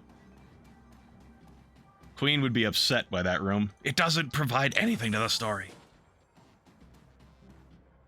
Looks like Coyote keeps her clothes in boxes on the floor. The stand is littered with action movies and cigarette butts. Oh god, now I'm the pickiest. Well, you know, exaggeration is used in humor an awful lot, Queen, so unfortunately you did get one that's very easy to exaggerate. A framed picture of the Chicago skyline, done in a stylized silhouette. I approve of the tall, sneaky characters. Thank you. Thank you. That dressing should have a med pack. Yeah, sure, Tim. I don't disagree. Does the troll comb his hair? Okay, what? Does he comb his hair? The thing is, I don't think I can get a good picture of my character right now. Can I? Okay. Well, first off, I can't really show it, but my character is bald. Second off, this ninja outfit is very impressive because I have horns that like go out to my fucking chin. But no, you can't see it when I'm wearing this outfit.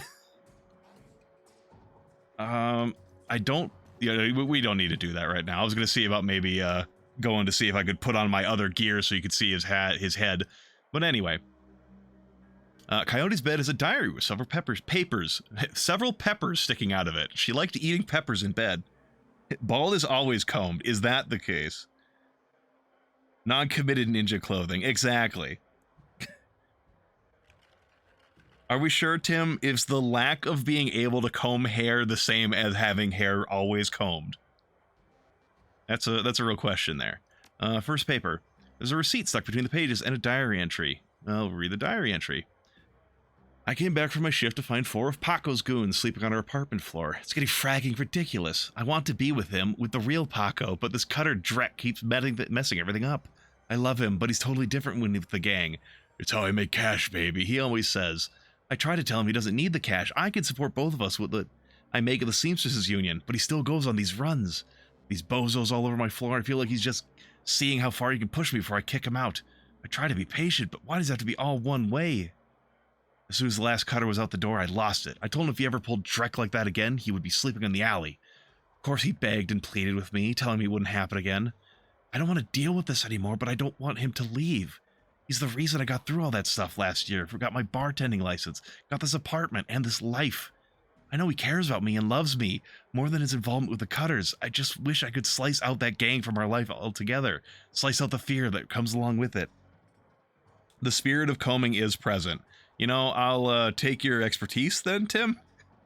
I have never had an opinion on combing hair other than the VeggieTales song of Where is my hairbrush for bald vegetables. The receipt for a Browning Max Power pistol from Jin Park downstairs with a note saying how big guns on hot women turn her on. You know, I can't say I disagree with that, like, at all. What is it? Spike Spiegel, I love a woman who can kick my ass. Open the diary to the second paper. Paper has a handwritten poem on it and a diary entry. Sometimes it seems like Paco reads my mind or my diary. Maybe he does the latter. I wouldn't be surprised. Hi, Paco! Ever since last week, he hasn't mentioned the Cutters once. He leaves the apartment with a "see you in a few hours, babe," and returns later without comment. I don't know if it's really going to help us to avoid the subject and conversation completely, but I felt better without our constant arguing about it. Last 2 nights I've come home from work with Paco waiting up for me, slouching on the old dumpster couch with a novel 4 inches from his face. I imagine that I turn the key in the door, he perks up and makes himself look especially studious for when I get the door open. Seems superficially surprised to see me, but I love this little act. Poem. Let's just say that Paco should stick to guns and motorcycles and leave the poetry to others. Yeah, that's me too. Loving a man who can kick my ass doesn't have the same ring. Yeah, that does... You know, you're not wrong, Queen. That does have a different ring to it than, I love a woman who can kick my ass. Open the diary to the third paper. A receipt and an old photograph stuck between the pages. Picture shows a young girl with caramel skin and dark brown hair. She has a snake wrapped around her arm, yet she is smiling. Back of the photograph has Shadow scrawled on it. And the receipt is a cash-on-demand receipt for a special order. 5 pounds of zebra meat from Maury's Meat Emporium, located near Pike Place Market. All right. I don't even know where to go with that. A receipt for a wall safe installed near the bathroom's door. Combination of 342436. Hopefully the game will remember that for me. I don't want to have to remember that. I'm not an intelligent man, so six long numbers are about 3 too long for me. Ancient computer, probably fished it out of a junkyard. Doesn't even have a data jack, and the cracked display is covered in fingerprints. Tapping the keyboard causes the dust-caked fans to spin up, only to display on screen. Password? Without the password, the only other button on screen is password recovery. Sure, we'll try password recovery. We see what happens. Oh,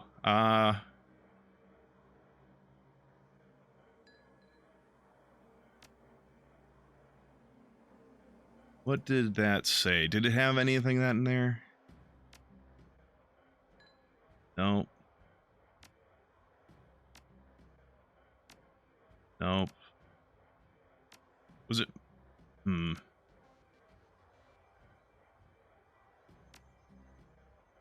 2, 3, 4. Tim, you missed a 5.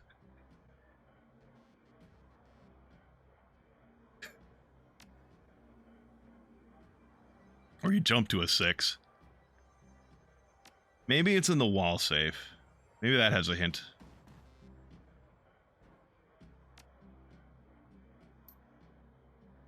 What do we got in here?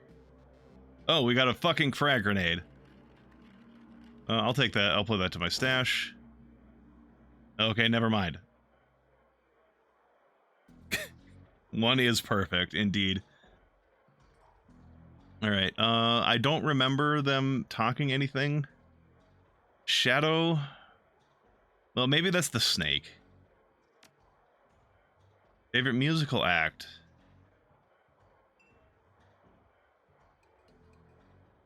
The Shadows. What is the name of your hometown? Seattle.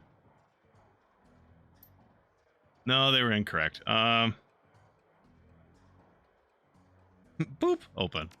Exactly. Oh, wait, no, okay. I'm an idiot. Okay, Chicago. It's probably Chicago, because she's got a skyline there. Keeps her clothes and boxes on the floor. Action movie and cigarette butts.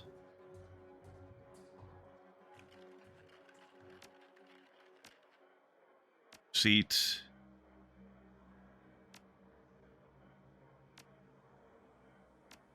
Right, no, there's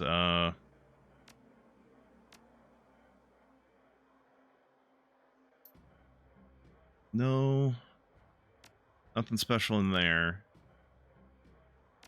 Move a picture. Young girl with caramel skin. Yeah, snake. Says Shadow. Okay.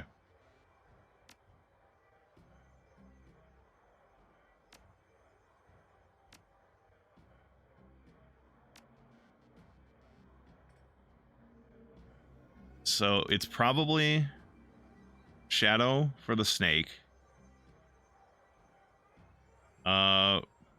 Maria Mercurial. And then Chicago. No. I don't want to brute force this, but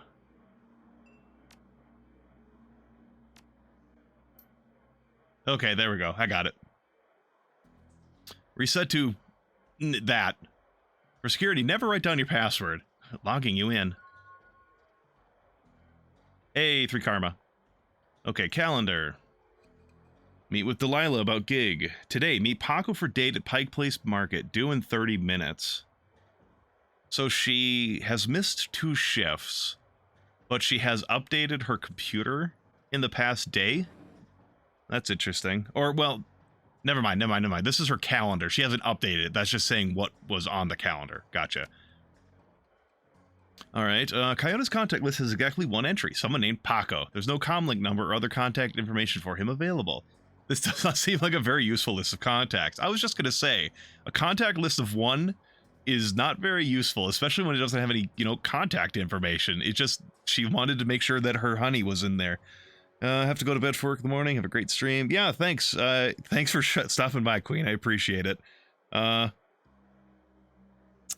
a decent day at work, I guess. I would say good, but I don't think work is ever good. Cream cheese hot dogs. No, I don't think even my troll would eat that. Catch you later, Queen. Appreciate you stopping by. And all the raiders you brought with you. Survive, work for money. True. I mean, this is because that's what a Shadowrunner does. Survives to work for money.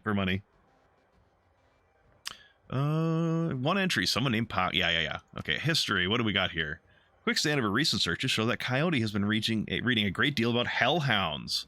I'll suggest more than a casual interest in vintage action figures.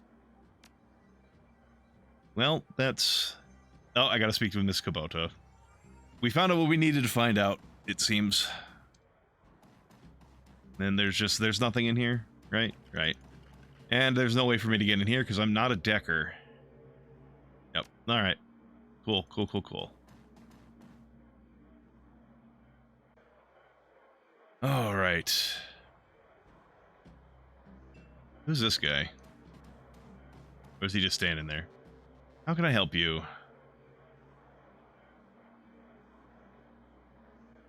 Do you know Paco? Gangster, member of the Cutters. He's a good kid in a nasty line of work. I warned Coyote against getting attached to that type. They don't live long. What about Maury's Meat Emporium? I have to know. Okay, she's a vegetarian. Did you know Jin Park sold Coyote a gun recently? I'd be most surprised if she hadn't. Bouncers can deal with most of the troublemakers, but around here, you need a gun just to take the trash out to the dumpster. Alright, Coyote has a date with Paco at Pike Place Market in the next half hour. Paco at Pike Place Market almost feels like a tongue twister to me. Hard to say. If you would go down there, it might bring me peace of mind. I'll call a cab for you. Should be able to get you there in time. Gambate kudasai. You're never going to get me to pronounce anything correctly. I can barely speak English. Good luck.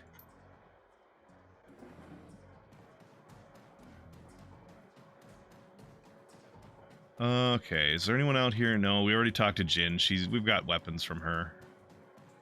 Weapons, I say. We have our 1 machete we picked up. Cherry Bomb, we have anything to talk to you? Nah, nothing special now that we've already learned everything we're going to from this place, I think. We'll take the cab. So, anyone familiar with the Sega Gen... Oh, wait. I'll read this out. You catch a cab from Touristville to Pike Place Market, an immersively quiet ride that takes you from probably going to be mugged to probably going to pay too much for your drinks. Compared to the urban wasteland of the Barrens, the downtown area is filled with modern buildings, lighted streets, and unbarred shops, all living beneath the shadows of massive corporate arcologies. For many, these arcologies are home. For others, they're hulking monuments to where the world went wrong. Famous for its fishmongers, Pike Place Market has been around since the early 1900s overlooking the bay. Now it's a market for all things, legal and illegal. A melting pot of the haves and have-nots. Even though most of the shops are closed, the sights, sounds, and smells of the market hit you from the moment you step out of the cab. I forget what I was saying before that, so, never mind. Okay, there's one guy to talk to. Join us and change the world. The Universal Brotherhood. Build a better tomorrow. The definitely not unitologists from Dead Space. Patrick, the handsome young man, turns away from the crowd and fixes you with his full, completely undivided attention. Sir, you are a beautiful troll, but you could be so much more. That sounds great. Tell me more. Wonderful! The Universal Brotherhood is a family encompassing all metahumans, sexes, and sexualities. We all strive to be the very best we can, to live more fulfilled, happy, and productive lives, and to support each other in doing so. The first step is to simply come and listen. Tomorrow night, Lynn Telestrian will be speaking about the importance of family in the sixth world. Please join us tomorrow, and the secrets to a better life shall be revealed to you. He smiles and turns back to the crowd. Excellent. We have a date for tomorrow. We have something to do tomorrow. Refurbished flowers for sale. Oh, that's kind of sad. Synth juice for sale, just fab today. That's also sad, but that's the future here. Sounds too good to be true. Yeah, Susan, I agree. If someone tells you that they have the solution to all your problems, you gotta ask what sort of snake oil they're trying to sell you. Paco! Hey, see my friend around? Tall lady, dreads? Give me a second, Paco. I'm exploring. I am a PC. I am a protagonist. Which means the world moves on my schedule, and I'm allowed to take anything I can find. So I want to see if there's anything for me to find real quick. Got dog on a stick here. I'm afraid that is probably quite literally dog on a stick. And not a hot dog on a stick. Which would just be a naked corn dog? Well, there's probably our, dead coyote. Anyway, okay, let's go talk to Paco now. No, hooch! No, dog spirit! No wonder, Jake Armitage was in so much trouble earlier. Dog spirit's dead. He can't do magic. Paco, the kid in front of you sports the trademark yellow of the Cutters gang. Clean, young, clean-shaven. He stands like he owns the street and everyone on it. He seems distracted, though, glancing around with increasing agitation. He looks over you as you approach. Watch yourself, Trog. What do you want? Careful, kid. You Paco? Who the hell are you?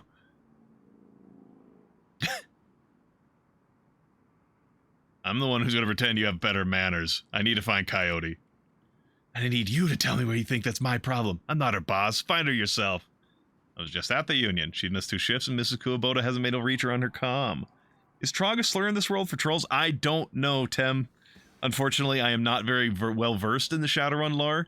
I just know it from this game, basically, and occasionally getting little tidbits of lore from Shadowrun streams that Queen of Lasers and Grimmeth have done. So, Trog is an insult. It's an insult in real life. I don't know if this is a specific troll insult, though. I wouldn't be surprised, though. The tough guy swagger seems to drain out of Paco. The cutter is gone, and before you stands a kid in a yellow jacket that doesn't quite fit. Coyote's missing? Oh, man. That would explain. She was supposed to meet me here over an hour ago. Look, sorry for getting your face like that. What else do you know? If she's missing, I need to find her.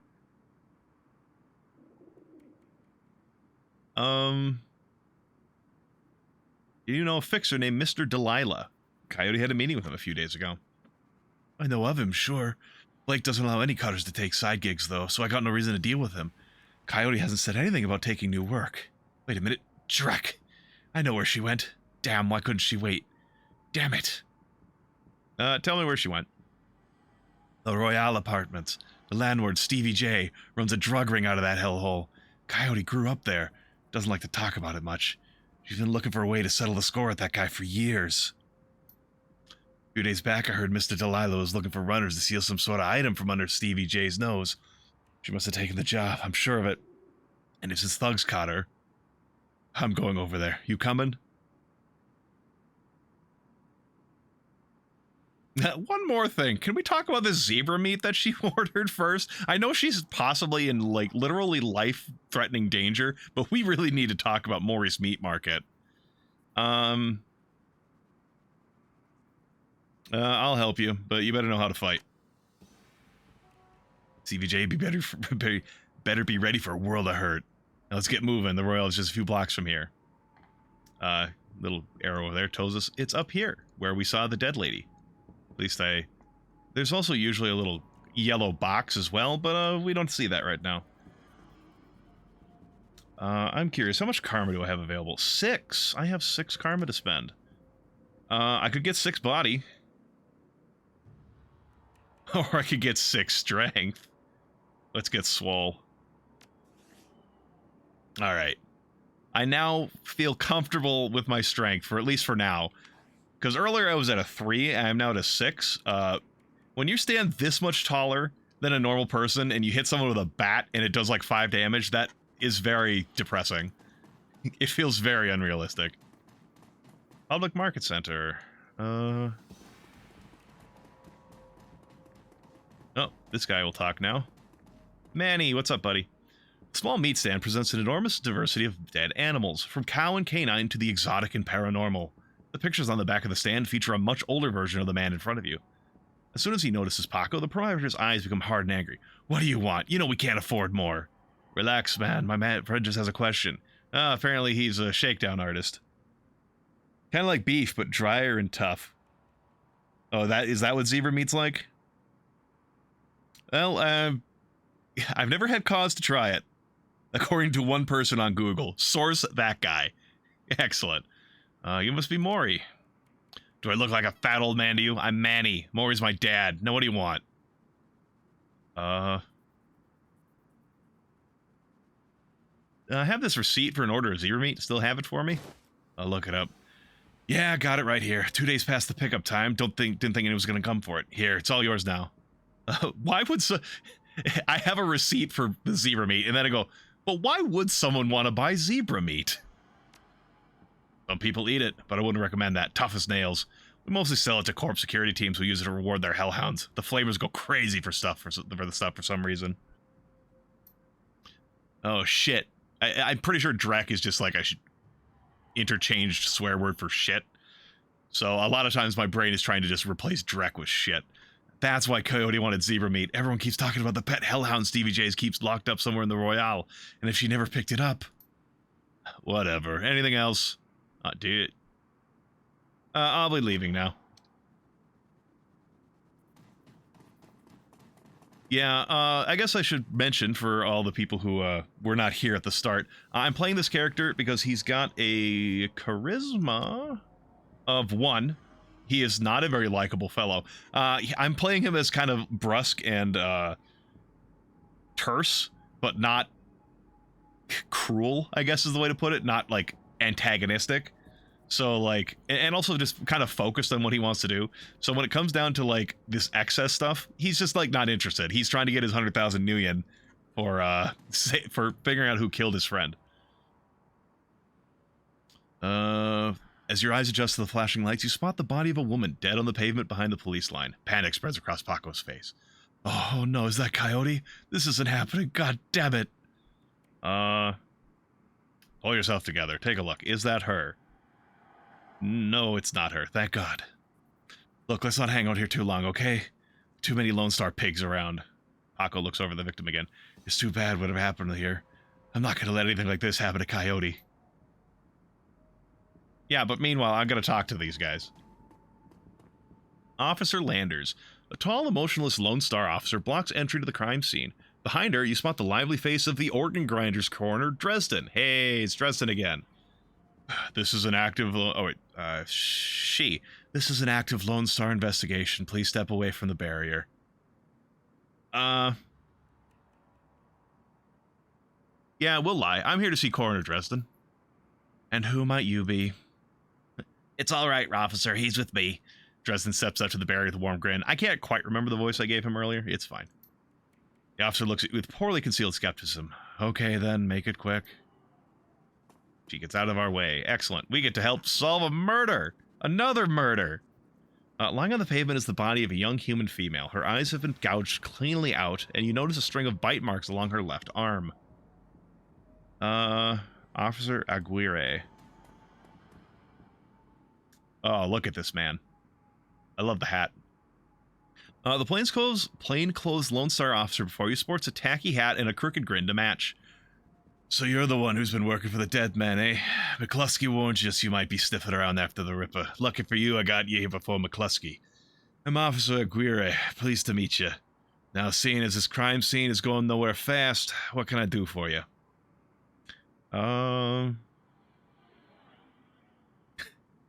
you and McCluskey not like each other? Well, let's just say McCluskey and I have conflicting interests. What can you tell me about the murder? Not much, really. We know it was about 3 hours ago, and we know that her eyes have been surgically removed.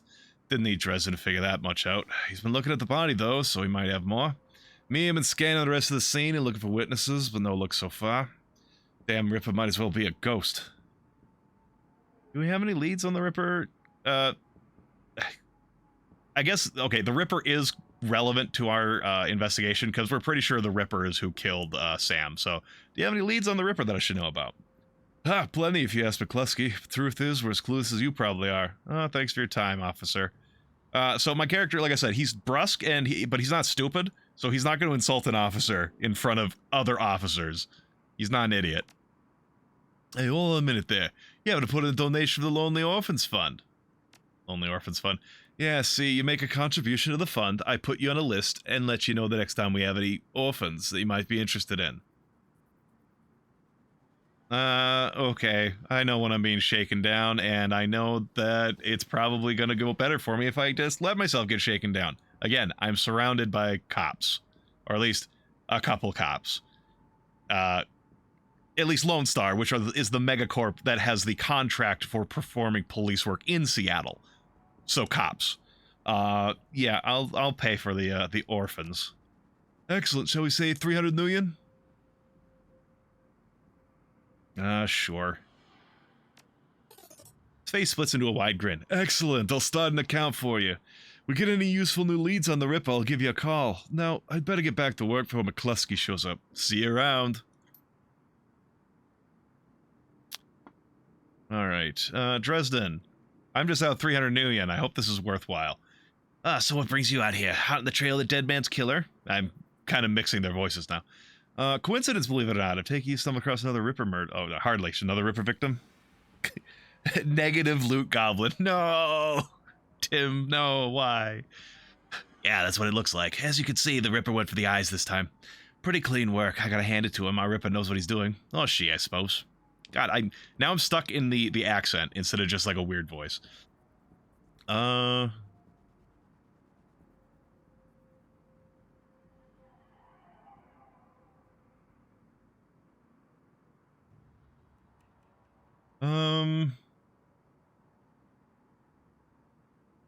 Yeah, we'll talk about this. There's a spider going across my desk right now, and I would appreciate if that spider went away. Trophies of some sort, I suppose. Probably some symbolic significance of the killer. Beyond that, I couldn't speculate. Any sign of magic use here? There was evidence of an unusual explosion in the alley where Sam died. Now there's an interesting thought. No, nothing obvious, though. I'm sure when McCluskey shows up, he'll call in a full magical forensics team, though, just to be sure. Burn the house down. Yeah, I might have to. Sorry, guys. Stream's gonna end. I need to burn my house down because there's a spider on my desk. What about the bite marks on her arm? Ah, completely unrelated. It appears some wild dogs dragged her body out here from the alleyway sometime after her death. I thought you ran the, Nah, I don't think he really cares. Like, he's just a coroner, like, or for whatever reason they're getting their coroner from Redmond instead of here. I don't think my character cares. Can you tell if she's subdued some way before her eyes were removed? That's the strange thing. There doesn't seem to be any signs of struggle. Not a single bruise on her body. Yet she was alive when the eyes were taken. Died of blood loss shortly thereafter. And as to what knocked her out, I don't know what until I can run some tests back in the lab. And then, since he apparently knows him, can we trust Sergeant Aguirre? Yeah, that sounds about right. Any opportunity to get in McCluskey's way, he'll take it. Bit sleazy, sure, but I'd take Aguirre over McCluskey any day of the week. Sorry to any spider fans in the chat. You know, yeah, I should probably say that. Anyone who likes spiders, you're welcome to like them. And honestly, I generally like them as well, in a matter of, like, as long as you stay out of my way, we can be roommates. If you're anywhere near me, I'm sorry, but you're probably gonna die. So fine, what do we know about the victim? Well, not much. Dresden scratched his head absent-mindedly, probably breaking some sort of sanitation protocol. It's okay, he doesn't have a lot of hair to get covered in blood. She's been dead for about 3 hours. Her name was Lucy Warden. Looked at the stuffer shack just around the corner. Looks like she was leaving work when it happened. Exactly how I feel. Hey, I feel seen.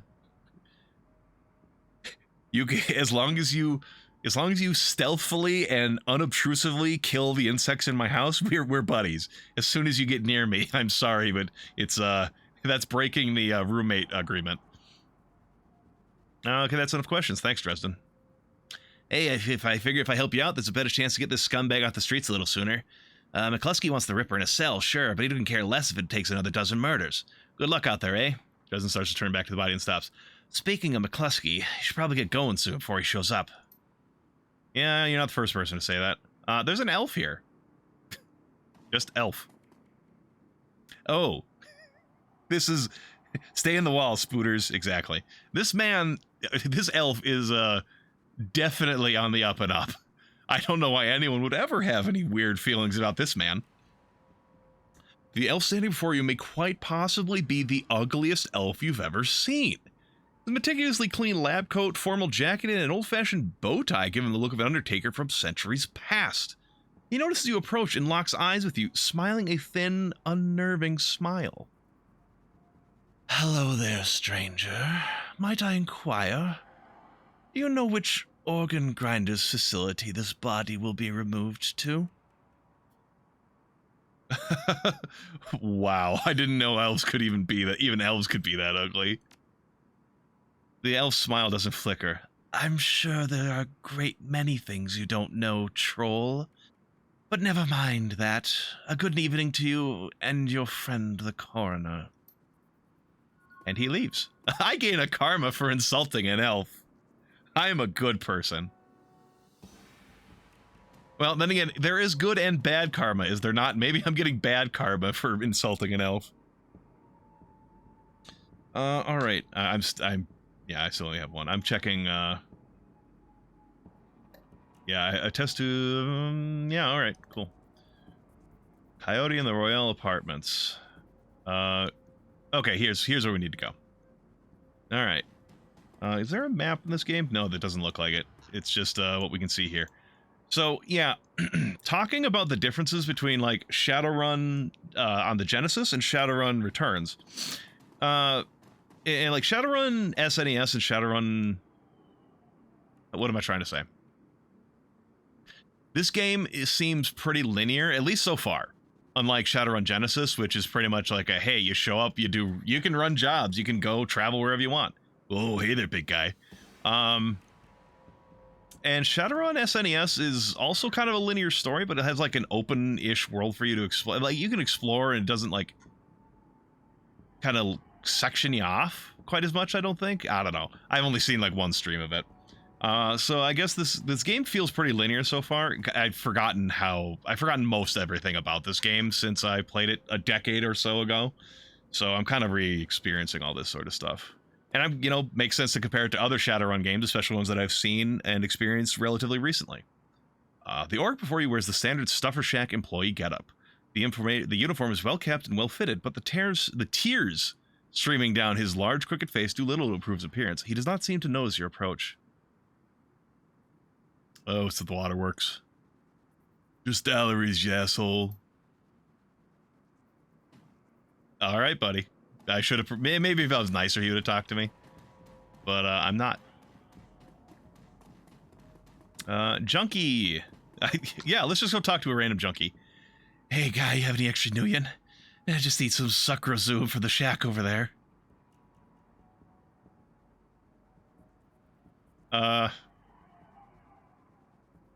Would my character care? Nah, no way, Bake Brain. That's how you want it. Oh god, he has a fucking shotgun.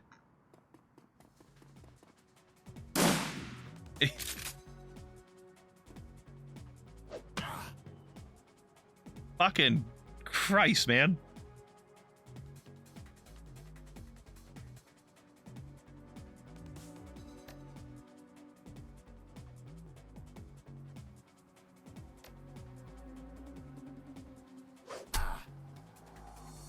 Okay, we got some -1 AP on him, it looks like.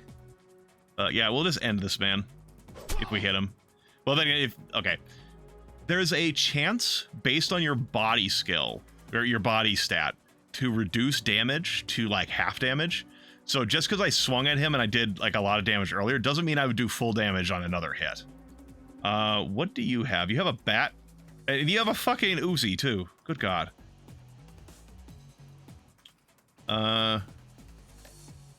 Full auto. Except for I'm pretty sure that I could accidentally hit myself. Or hit my character.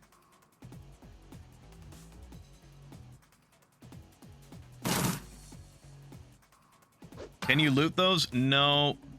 I don't think you can. Like, not like explicitly. I think like if you can loot anything, it'll just give you. It's not like I can like click on the body to get stuff. Because earlier I killed a troll that had like a giant two-handed sword, and it didn't give me an option to get that. I still stuck with my bat until I could buy the machete from what's her face, Jin Parks.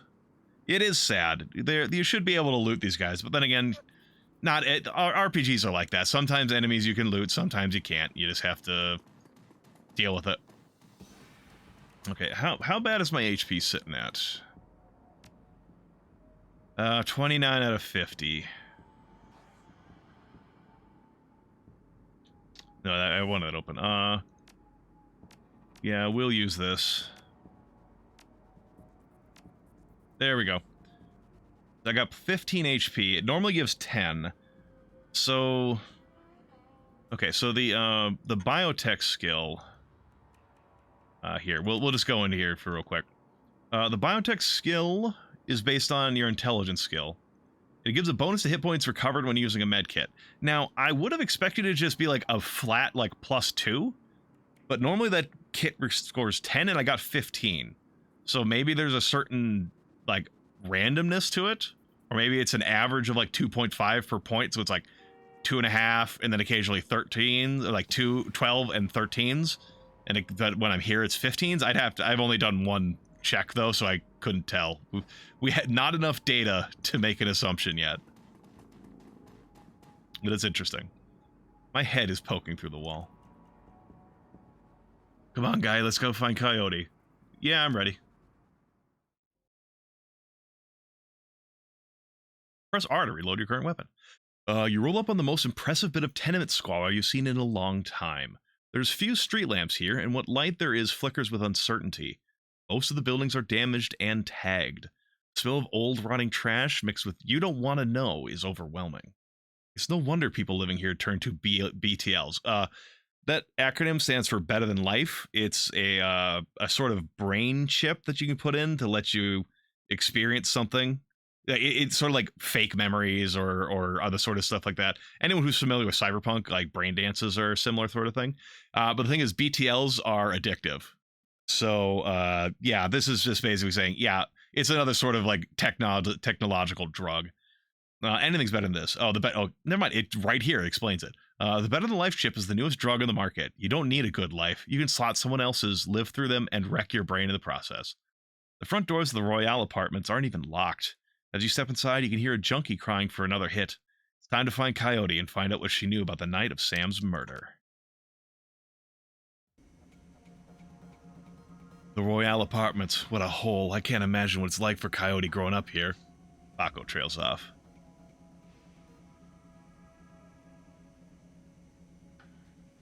The hellhole full of junkies. Looks like Stevie J gets their rent money and their drug money.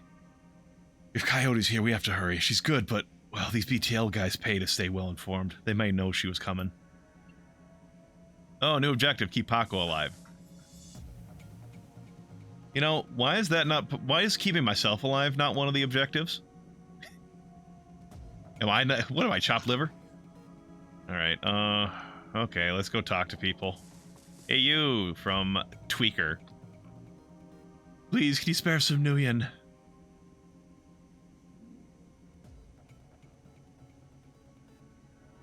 Little light too, lady. What can you do for me, exchange?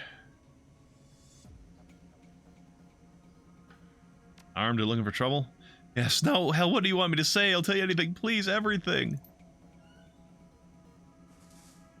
I can't help you.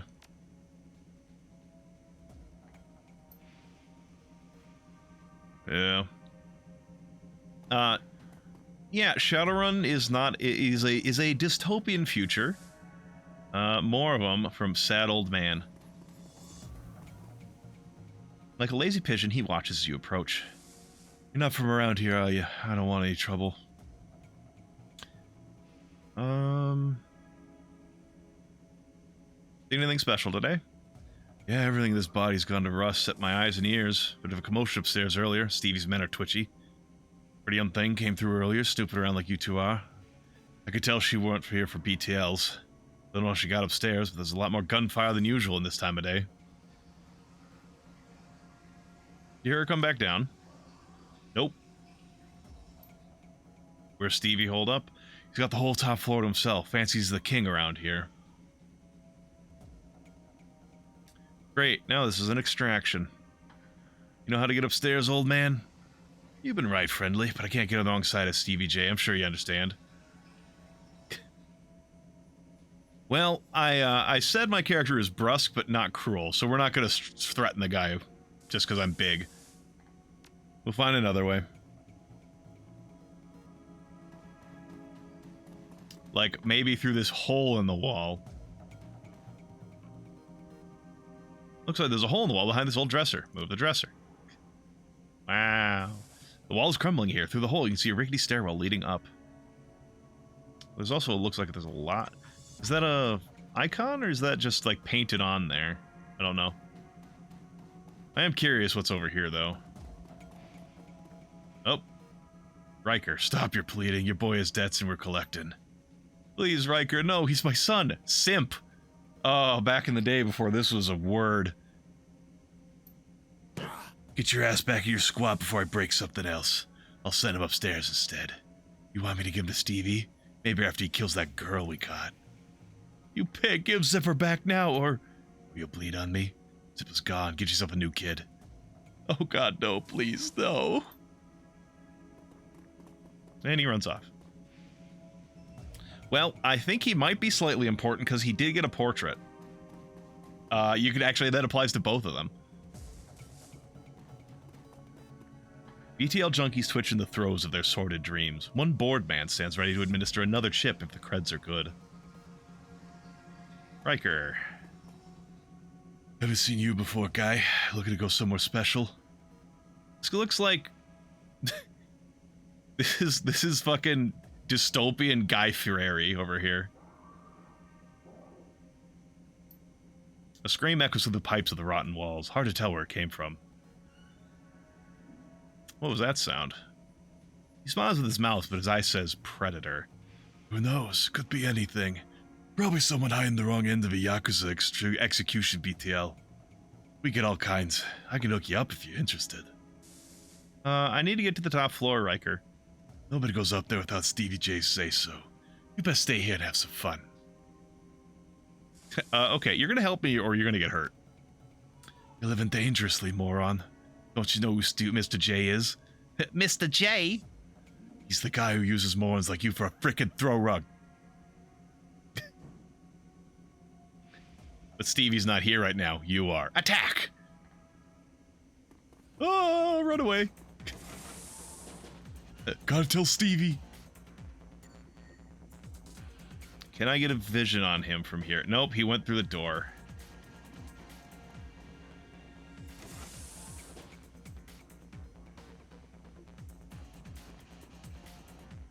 Can you get a shot on him? Nope. An elevator gleams at the end of the hallway, out of place amongst the filth. Zzz, help, help! We live in a society, exactly. I'm glad someone got the reference, even though that line is from a completely different property. Yeah, we still don't have any... Well, I say still don't have any ranged weapons, as if I haven't had opportunities to rectify that. Which I have. I just, you know... I've decided my character likes, like, hitting people with the fucking weapon. Ah, right. The AoE. Or the potential to hit adjacent targets, even if they're allied, when you're a certain distance away. Why did the camera move over there? The elevator slowly grinds into motion. I think that's a bad thing. I think we got company.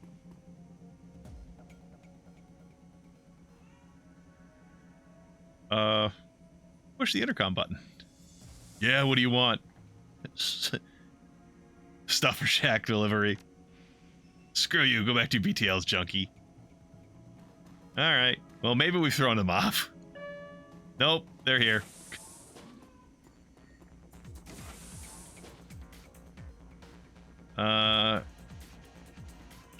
Trank? and Harker. I was trying to see if any of them were labeled like mage or something like that, or shaman, because, okay, first rule in Shadowrun, always geek the mage. You got to take mages out fast.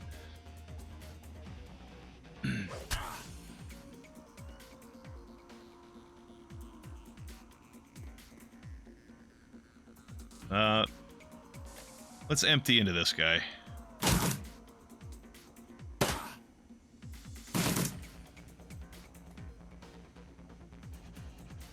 Cut him up. Continue cutting him up. Yeah. And empty into this guy again. And I didn't stay stop. Cut him up. Yeah, there we go. And again, it keeps moving the camera over there. That's fine. It was just kind of funny. Ooh, a pick-up-a-buppable. You find a piece of paper with some numbers on it. Oh, the elevator passcode. Top floor, 2684. This guy has the same password security as the fucking president from fucking Spaceballs.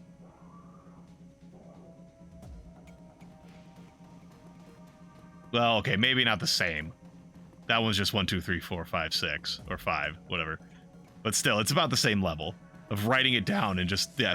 Here's the passcode to get into the top floor where my boss is. I better keep that password on me at all times, because it's too long for me to remember. Video games. Simp, this is my home, get out. What was that all about? Why do you care? It's my son, the bastard took my son. Who took your son? One of Stevie J's goons, Riker. He runs that filthy BTL squad across the hall. They should have skipped 5 to go straight to 6. Exactly. No one would ever guess. My son, Zipper, he's not a strong boy, and Riker knows it. Loaded him with those damn chips. Better than life? Ha! What life? Now they're torturing him in there.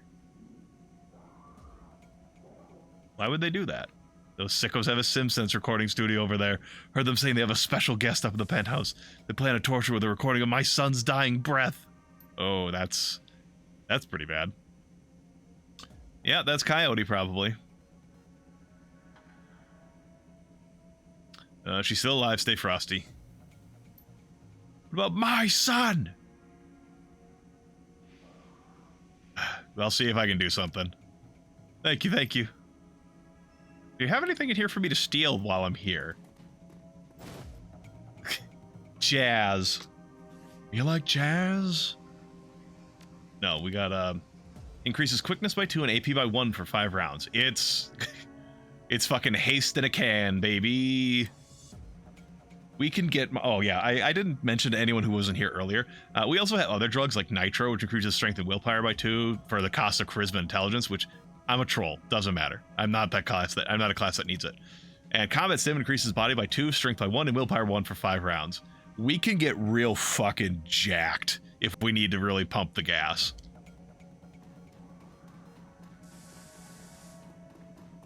What's in here?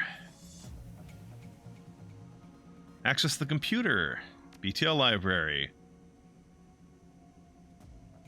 I don't want to fuck with the BTL users.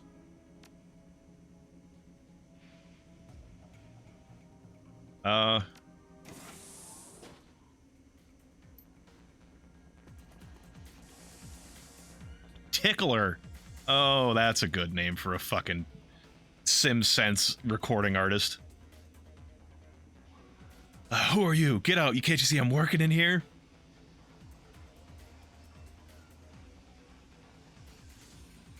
Unlike your friend, I can tell you're not going to be reasonable. Afraid I have to kill you.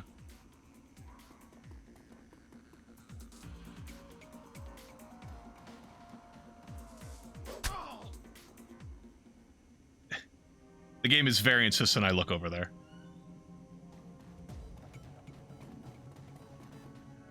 Okay. Hey, it's Zipper. I don't know who you are, but thanks. Oh, we got some karma. You got lucky today. Play it safe. You at least tell my dad? Yeah, sure. I'll go talk to your dad. Oh, wait, there's a thingy here. What's it do? I take the BTL recording. I don't want to know what they want. I'm not sure I want to know what the game is going to let me do with that. Come on. Have you saved my son yet? Yeah, he's not doing too well, though. Thank you so much.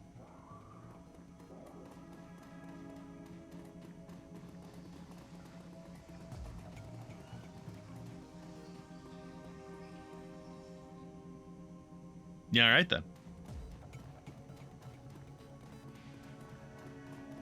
So we could take the elevator because we have the key code, the code for it. Also, what is my HP sitting at? 26. All right, we'll pop another one of these. Yeah, 15. So 2 out of 2 have been 15. One more and we get a data set. All right, well, but we'll see about going through the hole in the wall. Wall is crumbling here. Through the hole, you can see a rickety stairwell leading up, but it seems it can only be accessed through the locked apartment next door. Well, I don't have any way to access that. I don't have a decker or a deck.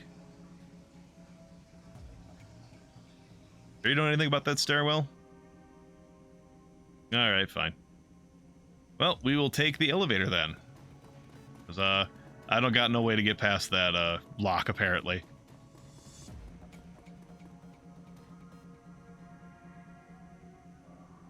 Enter the passcode. Excellent. Now let's go get ourselves killed. Because going up, push the button for the penthouse. If we go up there, I'm not leaving until we find Coyote. Yeah. Game making sure you understand if you go to an area, you're probably not coming back, or at least not soon. Stevie J's penthouse apartment might have been nice at one point in time, classic even, but now it's filled with neon tube lighting, broken down furniture, piles of rubbish, and crates containing who knows what. Still, compared to the rest of what you've seen, it's positively palatial. The only thing marring the penthouse pseudo-luxury is a woman's cry of pain in the distance, followed by laughter. Someone being tortured for another's pleasure. You step deeper into the apartment. But yeah, going up elevators is dangerous because you're going through a choke point and you have nowhere to fucking hide. So, like, they could have had just, like, a dozen guys sitting here, and just as soon as it opens up, to rattle us. So, elevators are a bad idea.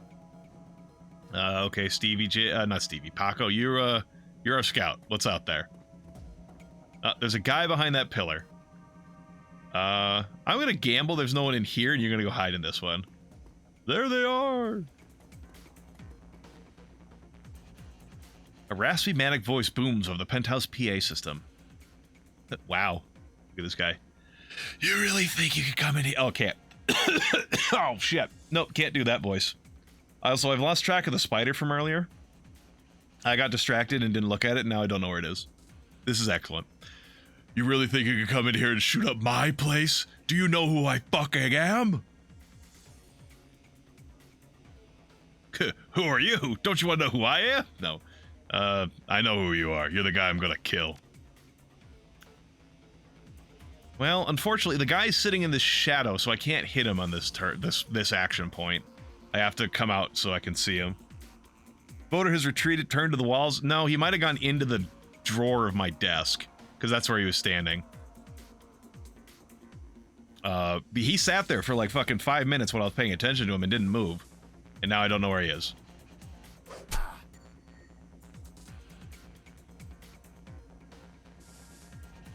Well, unfortunately, he can't see anyone from here. We'll put him here so that if there's anyone further down the hall, he has some cover. And then, oh, it's Stevie J. Okay, yeah, just rattle him. Ouch. Ouch. Oh, there's a mage down there. Or a shaman. There's some magic user of some sort. Yeah, we'll just cut him up.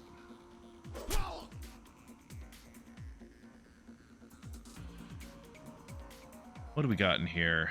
Nah, I don't need to stim up. I think we're gonna be good. So, full auto, what does it actually do again? 2 attacks with less chance for a critical.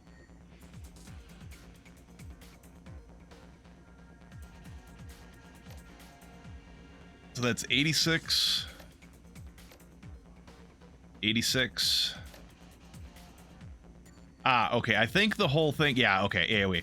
The whole spray and pray thing, that's actually just to hit adjacent targets. It's no better than using the burst fire, it looks like.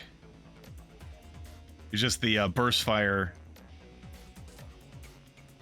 Okay, burst fire has a higher chance to crit. You're probably relative.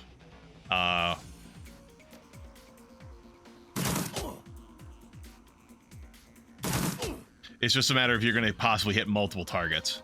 Ah, he took a stim. Or a healing kit. Alright. You know how I said geek the mage first? We're still not going to do that. I should, but we're just going to try cutting him up. But no, I can't. And with a bloody gurgle, Stevie J is no more. And he knew the name of the king.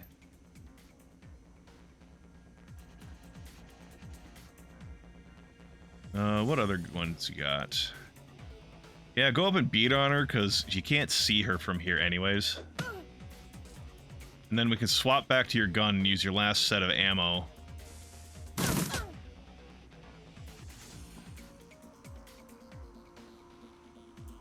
Yeah, you're probably dead. Out of ammo. Go ahead and reload. And take some cover, because it sounds like we're not done fighting yet.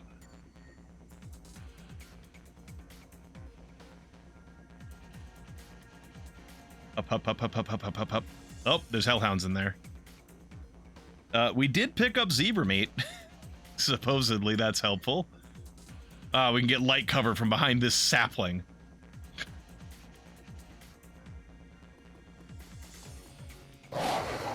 Okay, the hellhounds are awake. They're doing something. Chilly.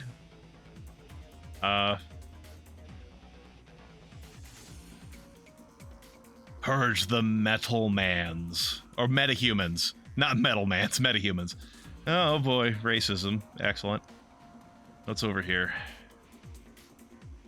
Hopefully I can avoid trying to deal with these hellhounds. But also the metal mans. Thank you, Tim. Thanks for backing me up. I think I might have to deal with those hellhounds. Because I'm not seeing anything else. I'm still stuck in combat, and I'm not seeing anything else to deal with.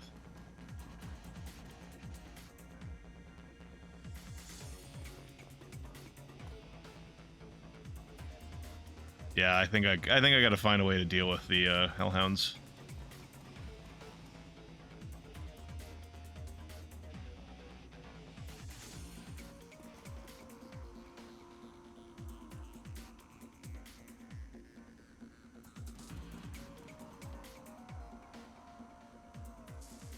Oh, never mind, here we go.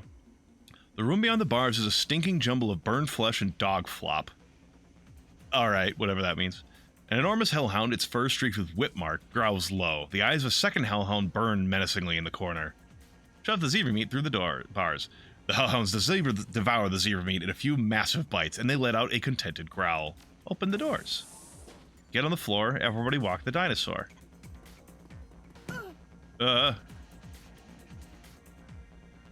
I heard a damage noise, and I thought something had hurt Paco, and it's like, no, that's a woman's voice, and she's on the other side of this door from the looks of it.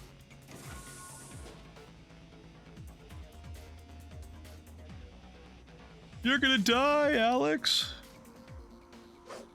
Oh, never mind. I missed a 91% chance to hit. That's XCOM, baby! We'll go here, I suppose.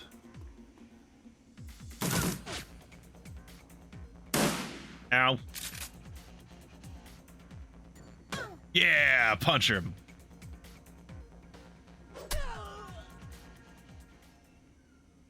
Hell yeah. Coyote is a little bruised and beaten. More than bruised, I should say. About time you got here, Paco. Who's your friend? I don't know what voice to give her. I'm Owlfeather. I'm here to rescue you. Okay, Luke Skywalker. Right now, I'm the guy who's saving your ass. I can see that, and I appreciate it.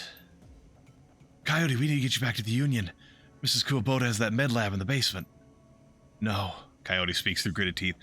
No, I need to finish the other thing I came here for. I need to find something for Mr. Delilah first. A stash of gems.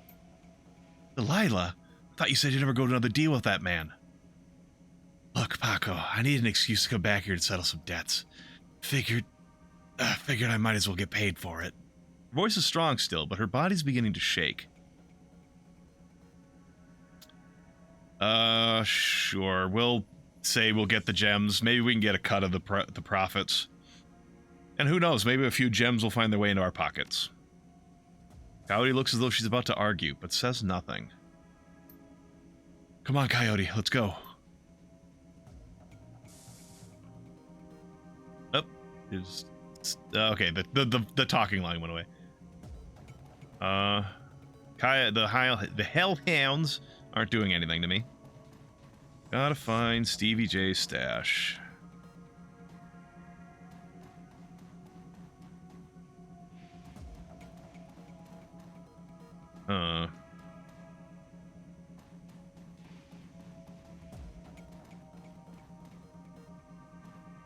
Hopefully I don't need to be a decker or something like that to figure this out, because, I am a troll.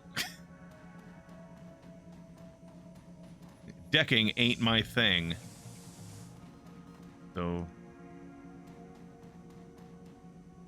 I mean, there's a locked door over here. To be fair, I haven't really explored out here much. Because, we were just fighting and then came through here. What's back here? This looks like a kitchen of some sort. Oh, there's an item to pick up. CVJ's passcodes. Alright, that helps. Oh boy.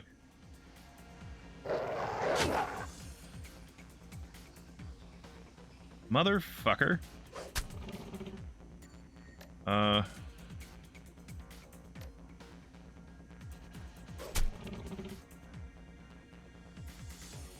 Okay, I knocked his AP out of him.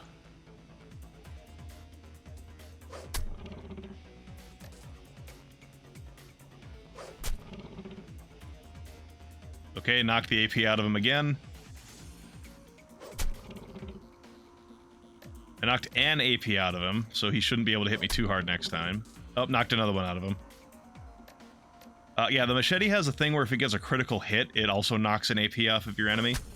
This ability I'm using, Pommel Strike, it just does AP damage. It only knocks AP action points out of the enemy, and it doesn't do damage. So I'm just kind of trying to stun lock him like this. There we go. Got him.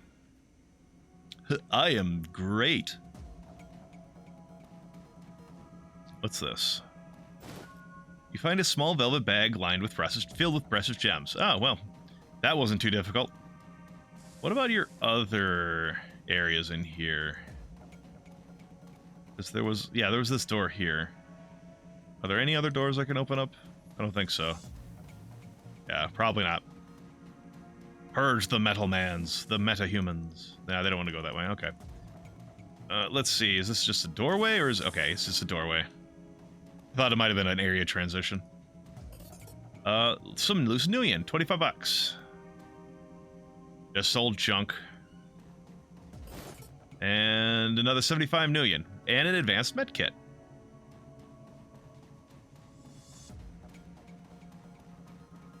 We found one 1/1000th of all the money we're gonna get paid for finding Sam Watts' killer just there.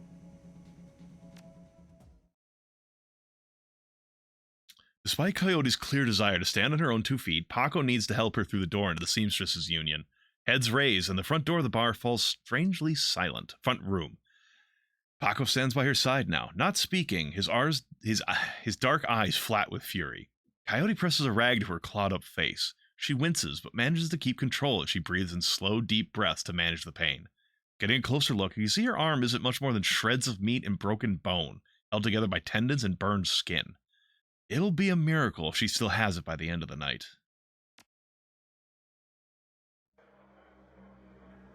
Mrs. Kubota is tending to bar herself when Paco walk carries the mangled and bleeding coyote into the union. As soon as the boss lady lays eyes on her missing bartender, the place gets quiet. Fast. By the time she rounds the bar to meet you, Coyote is the color of wet spackle, and there's something new in her eye, fear. This woman has faced down hellhounds, but the sight of Mrs. I think my brain is trying to say Kuwabara, and like, I don't know why, because it says fucking Kubota right there. Sight of Mrs. Kuwabara, fuck, whatever. Mrs. K has her staring at the floor and mumbling. Woman, how dare you miss 2 shifts and then come back and bleed on my floor? I'm sorry, Miss Kubota. I had a run that went bad. It's okay, I can see that. Your arm is a mess. Was this your crusade again? Do not answer. It will only upset me further. You caused me to worry about you, Coyote, and that distracted me from my business. Hi, Miss Kubota. My apologies again.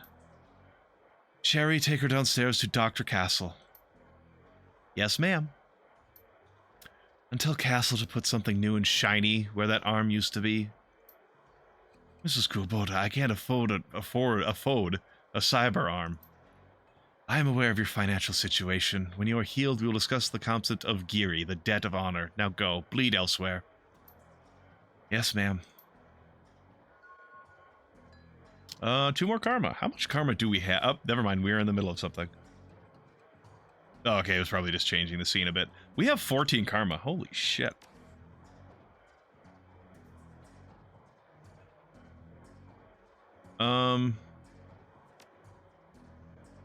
Oh yeah, Overwatch is something we haven't been paying attention to. It's XCOM's Overwatch, but you have to direct where you're aiming. It's not just all around you. And it does work in close combat too. What is this ability? Cleave. Can strike multiple targets in range. That would be kind of nice. It would be... Yeah, I wouldn't have enough to get it right now. Alternately, I get some body for more HP.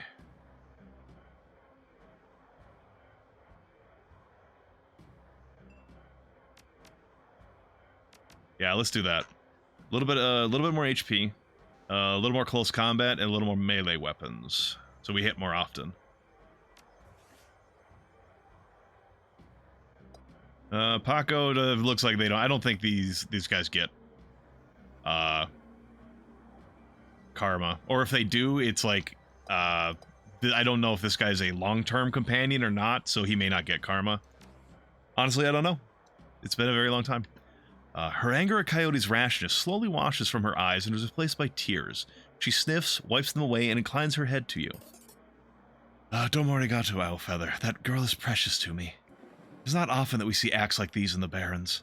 You performed a great service for my little family, and I welcome you into my home. Consider it yours while your work keeps you here, but we both know that words are mere air. Beyond my thanks, I offer you this remuneration. Please take it as a show of respect. Whiz, I could use a bunk. Nah, he's like, this looks like my kind of place. It is. You will find that there is more to the Union than meets the eye. Los is a small facility available exclusively for discriminating independent operatives like yourself. Shadowrunners. In it, you will find vendors selling the best gear the black market has to offer, a fully equipped cyberdock, and a secure place to rest when the dreck hits the fan, as they say. My, you are quite the entrepreneur. Indeed, normally I require a percentage of the runner's income for use of this facility, but as I said, you are family now. Consider it on the house.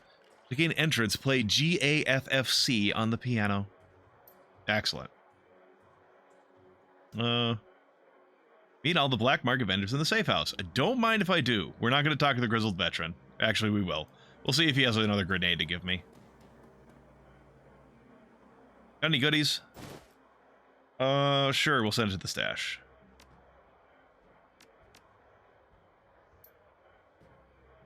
Is there anything else for Miss Kubota to say? Are any Johnsons or fixers here tonight? In addition to Mr. Delisle, may wish to speak to Van Grass. He is often side stage. Van Grass is more often a receiver of found articles, but he occasionally has work. You don't mind, I don't know my character cares that much. She cried upstairs in her kennel and her, oh. Oh, poor Kaylee. Poor puppy. She alright?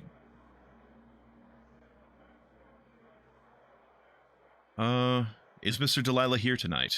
Yes, Mr. Delilah's in the back bar. That's usually where he does business. And I don't think I care much about Coyote's crusade. I'm still, like I said, my character is primarily concerned with finding out Sam Watts' killer. Van Grass. Talk to me. Oh, look at this man. Ah, such an oily dwarf. Comforter, and she wanted to... Ah, gotcha. Well, at least she's alright now. Van Gross is busy talking on his comm link, checking his heads-up display, and motioning to a runner standing nearby, all at the same time. He's an intense little man. You get the sense that he likes to look busy. I'm Van Gross. Make it quick. Biz is good. Talk to me. I do street work. Got anything for me? He still hasn't looked at you. He's going a mile a minute. Nothing for you tonight. Sorry, I'm doing a thing right now. Important thing. Talk to you later. Oh, hey, guy, one more thing. He covers his comlink for a moment, tilts his head your way, but you can see he's still staring at his HUD. I'm a fence, too. If you got anything you need to unload, come see me. All right. Oh, okay. He's just, like, saying, in the future, come see me if you got something to sell. Not, like, right now. All right. Johnny Clean, you got anything to say? Mr. Clean of Mr. Clean fame? He's wearing a wig. This is obviously Mr. Clean. Johnny leans on his seemingly brand new mop and surveying the crowd at the Union.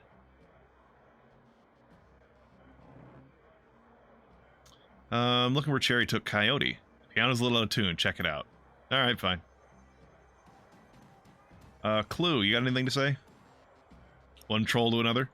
The hulking troll bouncer in the immaculate suit stands as impassively as ever. The absence of dust on his broad shoulders is the only real indication that the man ever moves.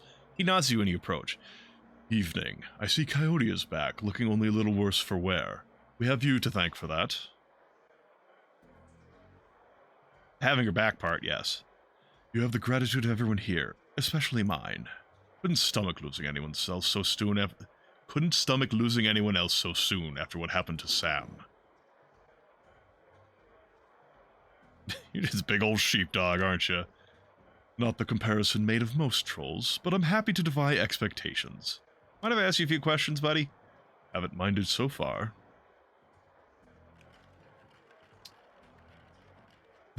Do I have to pay extra for a manicure and hands that big? Or you? Do you have anything else about Sam's death? People are saying it was the Ripper, but people say a lot of things about what they don't know or what they don't understand. Alright, I should be going. Catch you round. Are you impressed with his dancing too? My lord! Earlier, for anyone who wasn't here, there was two people standing here watching this guy do this exact move and being like, my god, it's amazing! I love it! I love it! Or, sorry, the whole phrase is, great money, great prizes, I love it! Incredible dancing skills. I mean, like, my god. Look, man, put some hip action into it at least, for Christ's sake. Like, these people are looking for a show. Like, if you just copied the girl next to you, you'd be fine. What is this? The piano looks like it's been here since the Union was built, but it doesn't look like anyone has played it in earnest for almost as long. Play chopsticks! Inspect the piano. The piano seems normal until you notice it is very rigid. Upon further inspection, it's because the piano is bolted to the wall. A close look at the floor reveals skid marks, indicating the piano slides to the left. Chopsticks! You're a natural. You should give up Shadowrun and become a touring pianist. Johnny does not look impressed. Gaff. As you slowly peck the notes onto the keyboard, they spark a faint memory of wonder, immediately forgotten as the entire piano slides to the left, revealing a hidden staircase. You descend the stairs into the Union safe house. This makes me wonder if GAFFC is like some little like motif or like little passage in some music that would be relevant to Shadowrun, because I don't fucking know what it's meaning right here.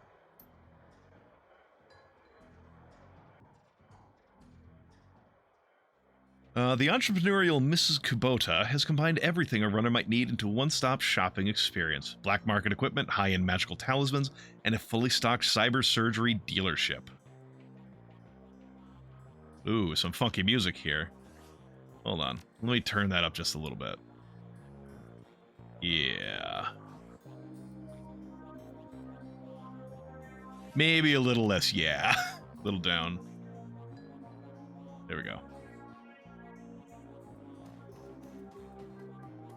Welcome. No bunks available. What do you mean no bunks are available? You bastards. Okay, here's all my stuff in the stash. All these platinum trauma kits, I'm pretty sure these come from a Kickstarter backer code or some code that you can put in and it just gives you a bunch of extra stuff. Or some extra stuff. It's not like some codes where you get like, here's a weapon and here's an armor and here's that. This is just like, yeah, you get 4 full, or you started with this one too. You get 5 full revives to start the game with. No troll-sized bunks. Oh, okay, I get it. It's not that there's no bunks available. There's just no bunks my size. That's more acceptable. Alright, so yeah, we can take stuff out and put things in here. We have our drugs, we have our health. I don't think we need to swap anything around right now.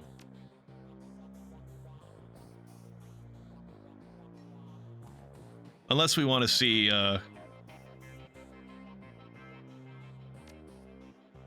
yeah, this is what my character normally looks like. You can see that, that ninja outfit is very concealing for the horns.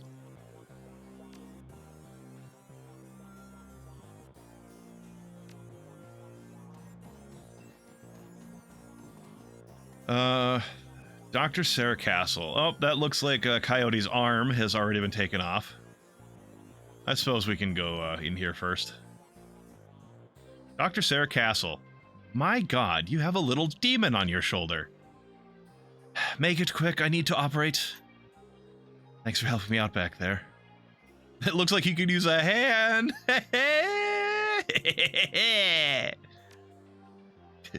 Ouch. Bad joke right now. She looks down at her mangled arm. Okay, folks, I'm going to have to ask you to sit in the waiting area. Watch some Trivid or something. This young lady and I have work to do.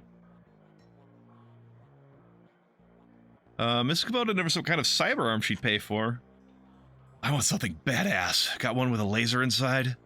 You'll take what I give you, lady. Now let's have a look at your face. Leave it. Excuse me? Coyote. ...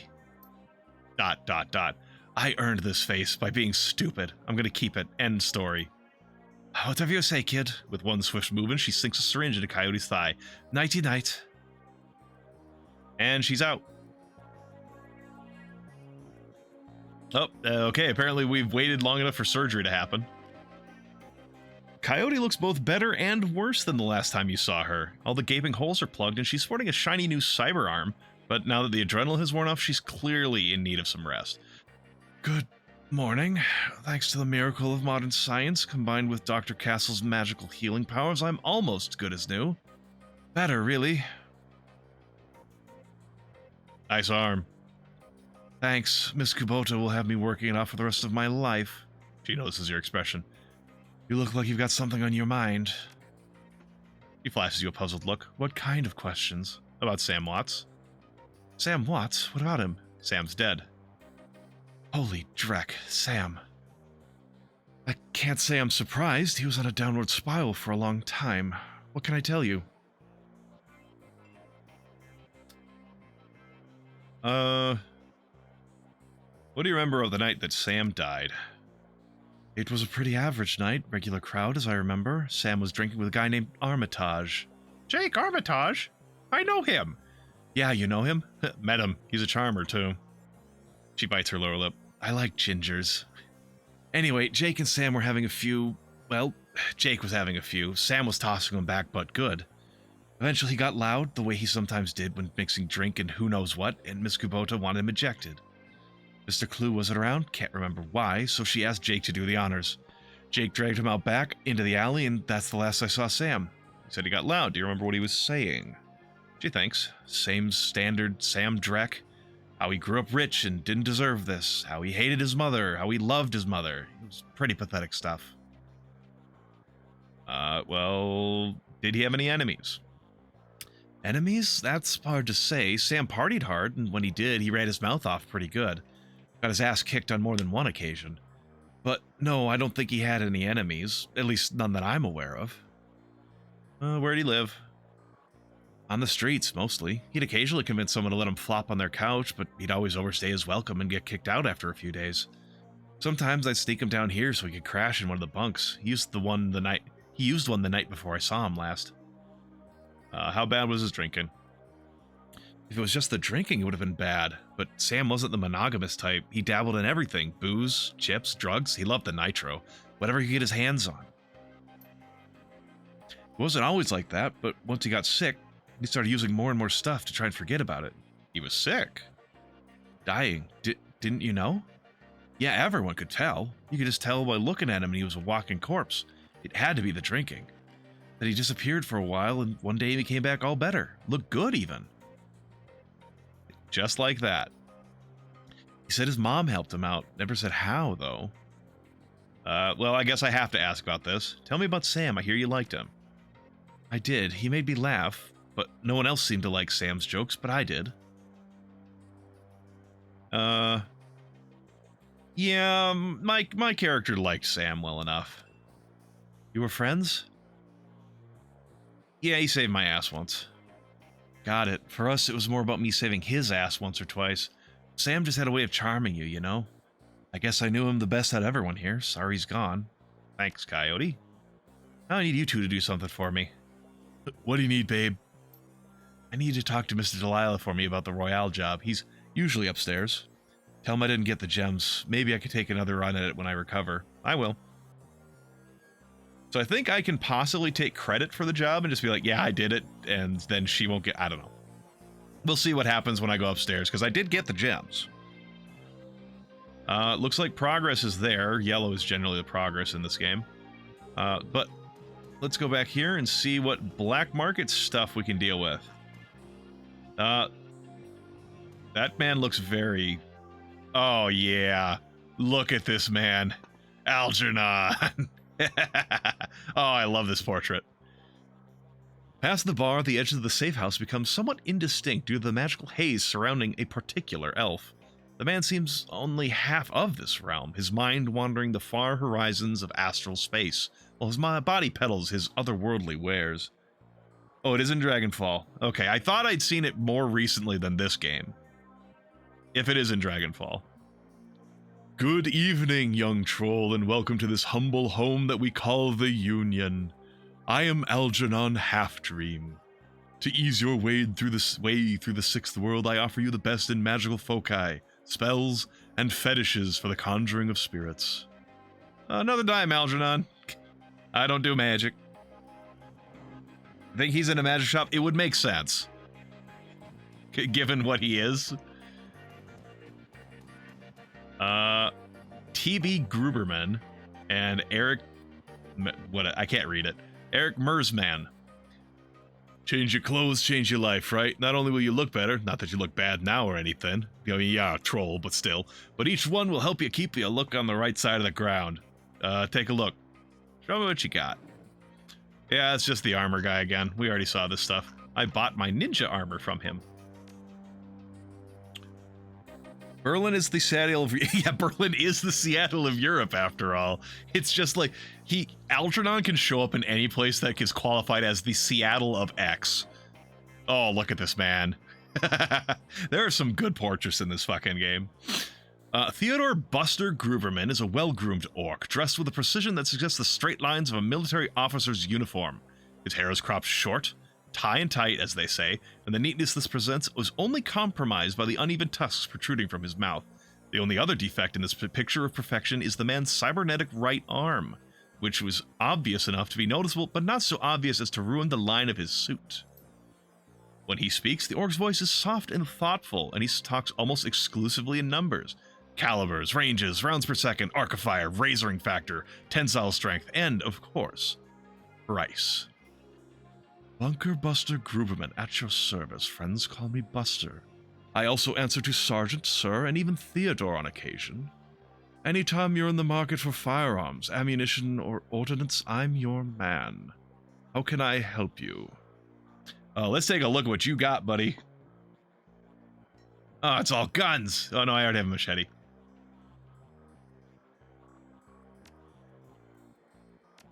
Up. Damn it. Why don't you have like a sword or a hammer or something? Why is it all gotta be guns? My guy don't like guns. I'm like Batman, except for I kill people with melee weapons. I guess you could say I'm the Punisher, but I don't use wet guns. Or I don't use guns. Maybe not the Punisher. Bayonet, yeah, a bayonet or something, anything. Not right now, man. Oh, this guy's probably gotta be a Decker stuff. Every inch of the tech alcove is covered in chaotic patchwork quilt of circuit boards, chips, wires, displays, and a million other things that you can't identify. In the eye of this techno-bit storm stands a dwarf, immaculately dressed and supremely calm. God, I love the portraits in this game. This guy, I get such a vibe off him. I know that look. Don't let the size of the shop fool you. I can get any Matrix hardware or software that exists, and if it doesn't exist, then I can get it made for you. Any questions I can answer, anything gear you need. I think that might supposed to just be any gear. What's a deck? What's a program? What's an ESP? What do you have for sale? See you later. I don't do Matrix. Oh, I'm being rude. Let me also introduce you to our resident decker and my good friend Johnny Clean. On the same overalls that you saw him in upstairs, down here, leaning over a workbench crammed with circuit boards, cables, and chips, Johnny Clean seems a totally different person. You get the impression that Johnny was once as hot and invisible as the most infamous deckers today. Good to see you down here. Happy to be of help if I can be. How is decking used? Why are you dressed as a janitor? Is it true that you're part of the Echo Mirage team? I don't know what the fuck that's all about. See you guys around. My character does not do decking and does not care for decking. He is a street ninja. And you do cyberware? Please tell me you do cyberware. In Shadowrunner circles, the term doctor is often used quite liberally to describe any sawbones with a needle and a thread. But in the case of the Union's resident medical expert, nothing could be further from the truth. The safe house boasts a fully equipped medical suite, complete with a shamanistic fetishes. This is sixth world medicine of the highest caliber. The doctor herself is an unassuming sort, perhaps the type to go unnoticed entirely, if not for the sprightly spirit perched on her shoulder like her own personal gargoyle. Does it drain water off, or is it just a grotesque? The spirit's burning eyes follow you constantly, even as the doctor's own eyes are buried in her charts. However, she does look up long enough to acknowledge your approach. I'm Dr. Castle. I understand you are the instrument in bringing Coyote back to us. Thank you for that. We act as if we weren't here earlier watching her patch things up.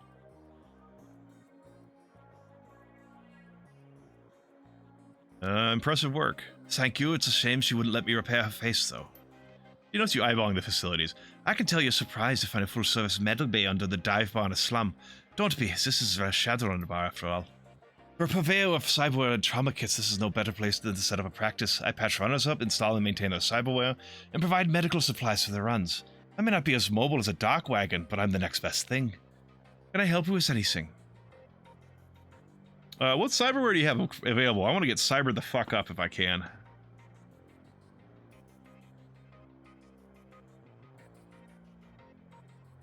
Okay. Yeah, it's too expensive for most of it. Ares dermal plating would be nice. Shiawase bone lacing. Plastic Shiawase bone lacing. 8 HP and +1 quickness. That would be nice. This is just a flat 3% increase to hit. That's not bad. The main problem is I only got 6 essence to work with. I think that will increase as I increase my body, or maybe, I don't know. I honestly don't know what affects essence, if anything. Because, I mean, it does match my body right now, but I don't know if that's... Because I have 6 body, right?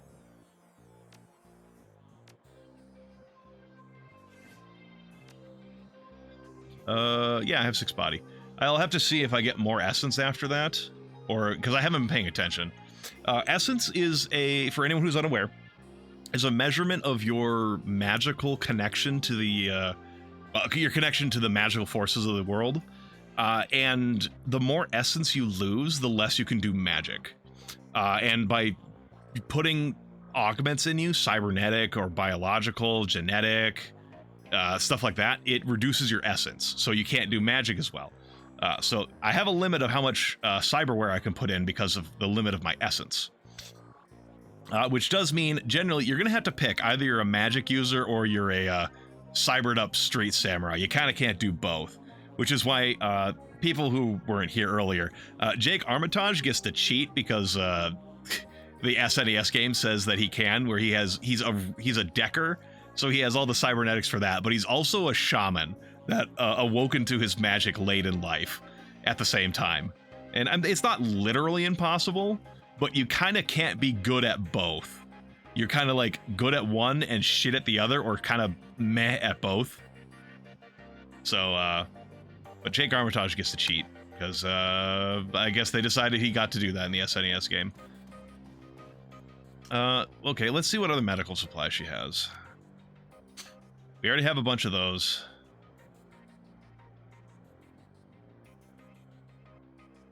Med kits. We're fine without those for now. What is that on your shoulder, by the way? I can't ignore it. This little guy supposed to healing rituals I perform on my patients after surgery, dramatically reducing their recovery time. Not standard procedure, of course, but the results speak for themselves. Excellent. Okay, so we'll have to come back later once we have more money and see if we can't get cybered up some. Get some real fucking chrome in us. We'll go upstairs, talk to Delilah, and see what we can do with that quest. If we can... We're probably not going to take full credit, even if we can.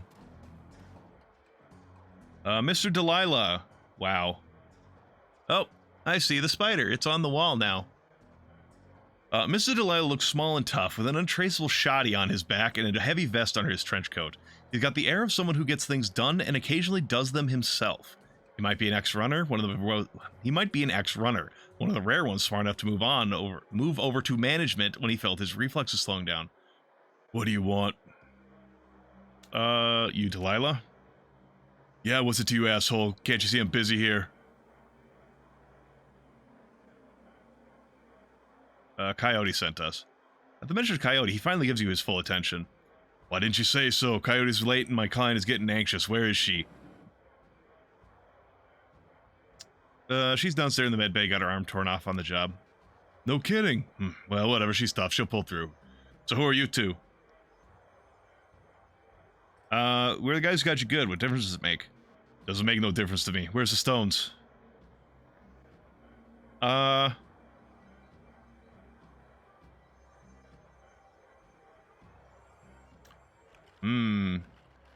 Anyone got any preference for what we do here?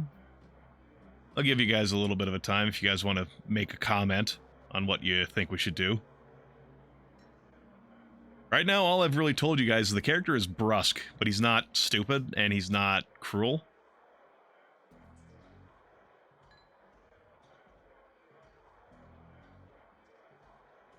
But if no one says anything, it's fine. I'm also just giving some time to consider it myself, because I really don't...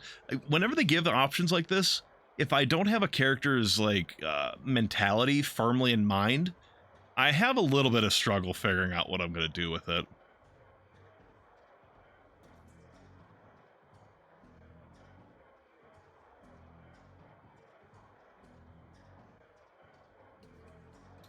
Because, like, we don't know the details of this job either. That's another thing, is, like, I don't know what my character knows. Like, as far as we know, it's just give the stones. Give the gems over. But what was the actual job? Was it like, hey, there's gemstones and we need a specific one, and if that one's missing, they're going to come after us? Hem says hand it all over, huh? I mean, to be fair, we are working for a job that's supposed to pay us 100,000 Nuyen when we finish it. Do we need to nickel and dime? Sure, we'll do it. Give him all the stones. In an instant, there's a jeweler's scope on his eye. Impressive, considering he's got shades on. Moving quickly through what appears to be the most valuable stones, he stops when he finds what appears to be an ordinary pebble inscribed with Hebrew characters. That's the one. He pockets it. Okay, you done good, but you're late, and Coyote knows that, in this case, the late equals no payment. But I'm feeling magnanimous tonight, so you guys can keep the rest of the gems as your reward. Deal! There's no other option. Mr. Delilah looks you up and down, takes you all in. Listen, you look at the sort of man who might run a crew of your own someday. Might need a little talent. When that happens, you come to me. I'll set you up. He dismisses you with a wave. Loot Goblin! Looks like you impressed him. I no offense for those gems. Van Grass, follow me. Alright, fine. We're just going to meet everybody that we've already met. Except for Delilah. We haven't met him yet. Are they going to act like we haven't met yet? Because we did meet earlier. Van Grass is fiddling with his cyber eye while noodling on his PDA. You're back, still busy. What's your story? We have some pretty things to sell. You'll want to see them. I have a fondness for pretty things. Let me see. You hear the servos in Van Grass's cyber eye whir as a magnifying lens slips into position. He bends his head over the stones for 2 seconds, maybe less. Before you get this Drek, a gumball machine, I'll give you 1,000 for him. Yeah, my character is strong enough. Like, I don't like to push around some people. Like an old guy being like, look, I don't want to get in trouble with the guy in charge, so I'm not going to tell you more. He's not going to rough this guy up. But he does not like being pushed around, being like, look, I know what this shit's worth. It's worth more than 1,000. Look into my eyes, Van Grass. He's puzzled. He looks. You look back. The I can make you feel a special kind of pain look. You see it register. Okay, I'm looking. Good. Make me a better offer. 1,800 is done. You got a deal. Give me your crit stick. There we go. Next 1,800 bucks. Find a fence for the remaining stones. Okay. So what is our actual quest objective now? We need to investigate Sam's bunk. Loot Goblin. Double Loot Goblin. Tim, when you suggested that to me, you said you'd only spam it when I collect single gold pieces. I still need to fix that emote. It's not... It could be better. Alright, Sam's bunk. The bunk is a mess and reeks of booze. Searching through the sheets, blankets, and pillow, you find an old photograph that has seen a lot of wear. Look at the image on the photo. The pictures of a blonde boy and girl, both about age 14, sitting on a dock at the edge of a lake. They appear to be twins. The boy has his arm tied around the girl's shoulders and is mugging for the camera. The girl is planting a kiss on his cheek while making rabbit ears behind his head with her fingers. Alright. The fact that they look like twins but the kiss is a little weird. Not impossible that it's innocent because, you know, fucking shows of affection don't have to be sexual, but it is kind of weird still. Unless it's saying they look like twins is exaggerated. It's hyperbole. It's saying like, oh, they look very similar, not they are literally twins. Written in a woman's hand are the words, Sam and Jessica, Lake Sammamish State Park, summer 2040. All right, we'll pocket the photo.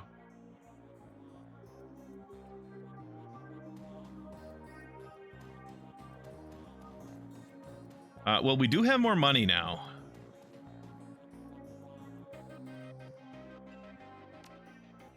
Of all of the ones that were available, I was interested in the As Technology Cyber Leg.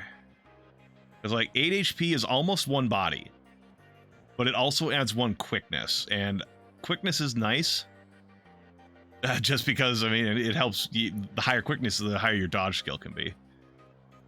Though I'm not sure how this game works with skill levels, because like, 1 second. Come on. I'm not sure if the quickness, if it's like a true level of quickness or if it's a pseudo level of quickness where it's like it stacks on top of your actual level. So like I could like level up to 2, but like, okay, what am I trying to say?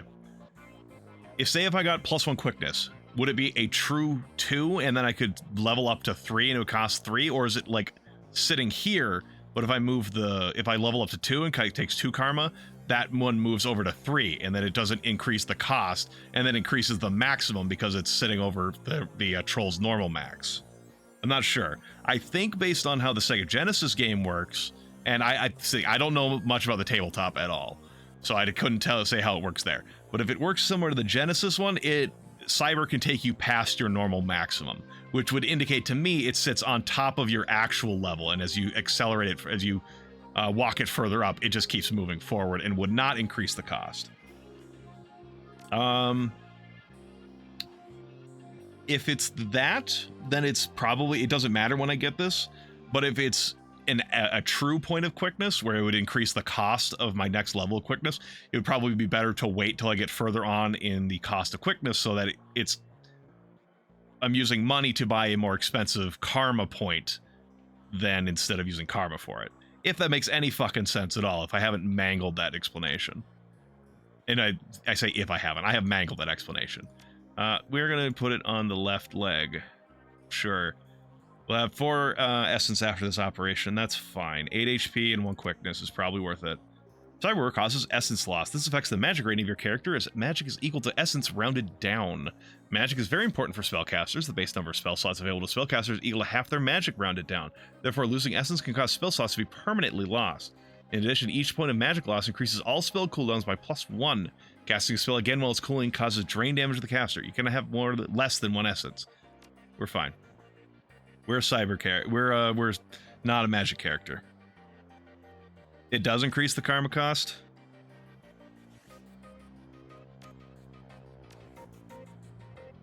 It doesn't look like it. My quickness is, yeah, it's augmented to 2.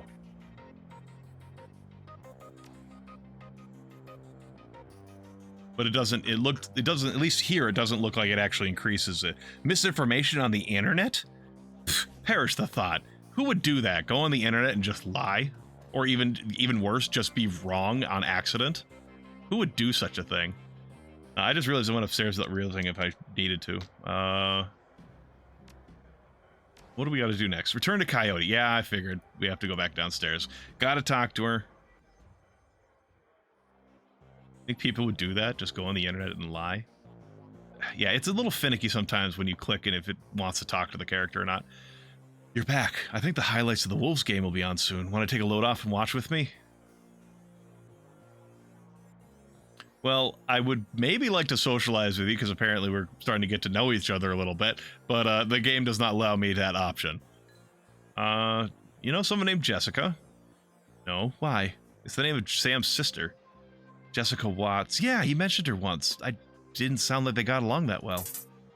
Oh, Officer Aguirre. Your comlink chirps. It probably means chirps. And the screen shows a smiling face of Ossifer. I swear I'm not high, Ossifer. Ossifer Aguirre. If he's smiling, it must be about money. Oh, I guess it may have been a bug at some point. Ah, okay, it was a bug then that did that. Okay. Officer Aguirre, what a pleasure to hear from you. Or I'll just say talk. There's been another Ripper murder, this one at the NTSB investigation facility down in the docks. You owe me for this. I'll put it on my tab. You there now? Better get it quick before McCluskey arrives. Image on your PDA dissolves as the call ends. I think that's vaguely the same voice I gave Aguirre earlier. Anyone who sticks around long enough will find out I am terrible at maintaining an accent. Or voices for the same characters. You might have already noticed that by now, that the characters have been getting subtly different voices every time I voice them. Another Ripper murder? Where? The docks. I've got to go. Okay, listen, I want to help. You dragged me out of the Royale before. Something bad happened. Worse than getting my arm torn off. And Sam was my friend.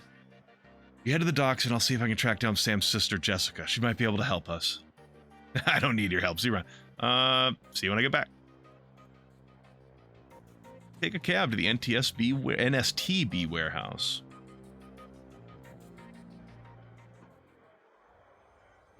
All right. I don't think they're going to be offering anything different for me, like wares-wise, like the black market or anything like that. So we're just going to head out. Get going. Get while the getting's good. Take the cab to the South Seattle docks. Sure, why not?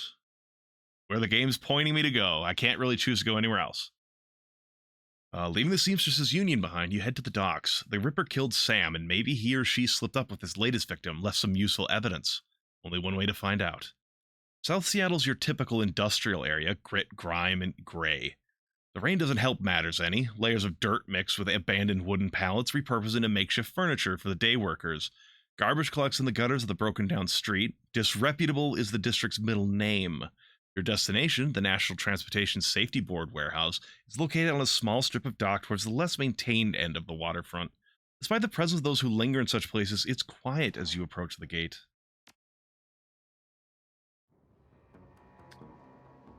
Objective, get to the place. Alright. Oh, there's a guy. There's a couple of guys. There's a lady to talk to. A streetwalker. Alright. Looking for a good time? You know anything NTSB? Yeah, the bums around here have been stealing old crap from the place for you. It's not worth my time, though. Alright, lady. Good luck. Try not to get syphilis. I don't know if you have access to medical care enough to deal with that, if you do.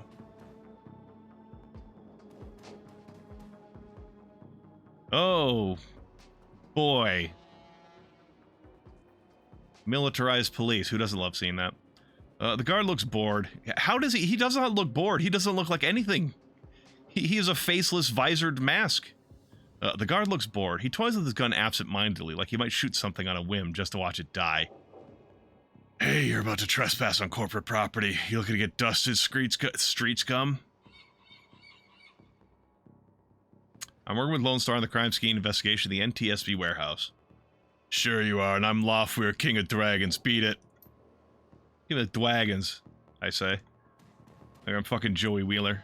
Get out of here. Okay, fine. Golly. Streetwalker, can you tell me anything more? Not me, a friend of mine. Need you to have some fun with the guard by the fence around the corner. Give you 20 new yen.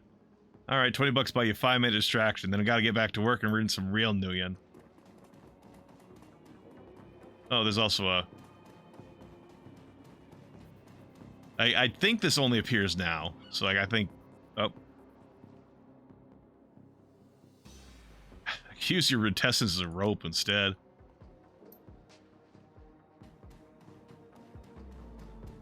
I'm not even taking it forever. I'm just putting it here so I can climb the wall, the fence.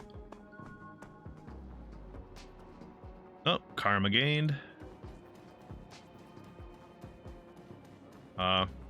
In true PC fashion, I have to see if there's anything to loot.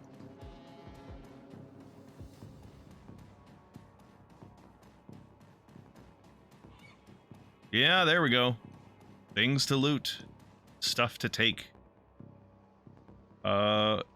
Phosphorus grenade. Grenade. Anything else? Yeah, there's another one here. And a concussion grenade.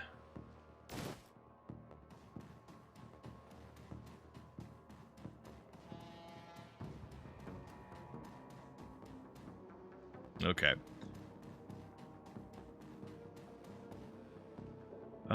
Sure, we will continue. Inside, the large gray warehouse is as typical as the outside. High ceilings adorned with girders and rickety catwalks atop a huge utilitarian room. Concrete and steel walls meet a concrete floor. This is a place for storing things and nothing more. Despite the quiet on the outside, the inside is a hornet's nest of Lone Star officers going about their business.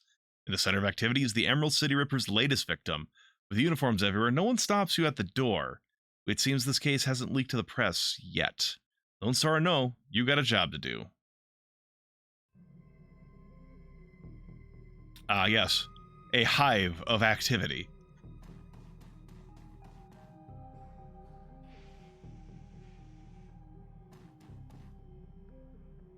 Come on, talk to him.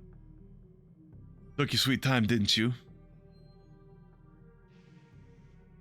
I'm a busy man. Who's the corpse? Just a corpse. One that's not going to do anything for my career, I can tell you that. I left the computer on in the office over there if you want to see for yourself. The victim worked here at the NTSB warehouse as a black box researcher. Yeah, the National Transportation Safety Board. This warehouse used to go over the wreckage from plane crashes to try to determine what happened. The Vic was in charge of their highest priority investigation at the moment. Gone through the victim's computer and his case notes indicate he was selling secrets. Idiot kept the records. Selling corp secrets, not the wisest career choice. Nope, some runner like you probably offed him to cover up his corp master's involvement and tried to make it look like a Ripper killing. Here's the office key. Check it out for yourself if you want. Hey, it's Dresden. As well as Shannon Halfsky, whoever that is. Owl Feather, surprised to see you here. Let me guess, Officer Aguirre tipped you off. Suppose you must have made an impression on him back in the market yesterday. Or your cred stick did at any rate, he chuckles. Anyway, surprise, we got another Ripper victim on our hands. Looks like business is good for the Dial-A-Morgue these days. Ah, yes, indeed. The victim's male, mixed Native American descent, age 38. Based on the condition of the body, it looks like he was killed around 2 in the morning.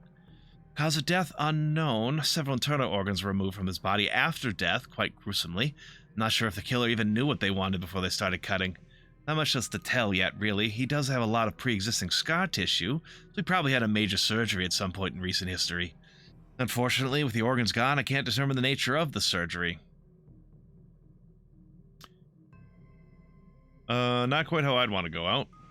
Or I will go. No, nice hole where his chest was. What's for the butcher's shopping lift?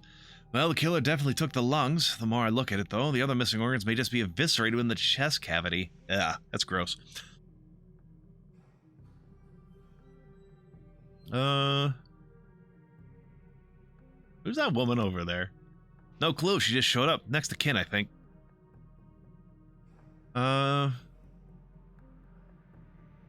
Is McCluskey getting any closer to a suspect?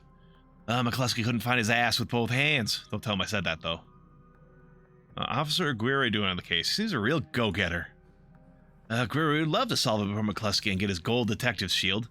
Plus, he'd love to see McCluskey suck it in front of his superiors. He's already tried to bribe me to keep information from McCluskey and slip it to him. I am inspired by their timeless pursuit of justice. Did you take the money? Do you have any idea how much this job pays these days, sir? I don't think Aguirre's officer salary is going to do much to seduce me into helping him. So he's... okay, this is probably going to lead to him saying, no, this wasn't the Ripper, because this MO seems very different. And, like, they've always been saying, yeah, no, it was probably a fucking Shadowrunner who did this, probably not the Ripper. Because, like, this is completely different. Like, the previous one's like, oh, we knew he... Very precise cut, took exactly what he wanted. This guy just fucking ripped the guy's fucking chest open, took the lungs, and maybe chopped everything else that's missing into unrecognizable pieces. This is not the same guy, I don't think. Sorry, I don't do theories. I'm just a scientist who happens to prefer dead people.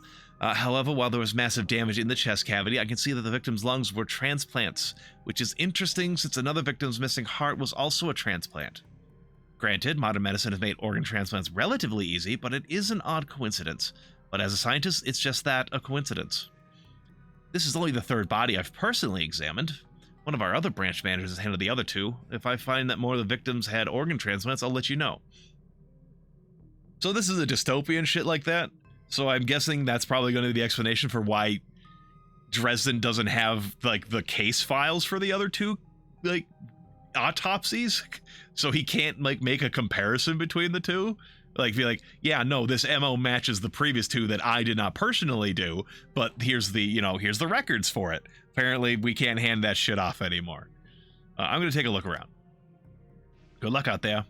He can only go off of the stuff he's personally done. Can't look at other files. Now, you gotta hire a Shadowrunner to find that shit for you. Come on. Shannon Halfsky, you're not a cop.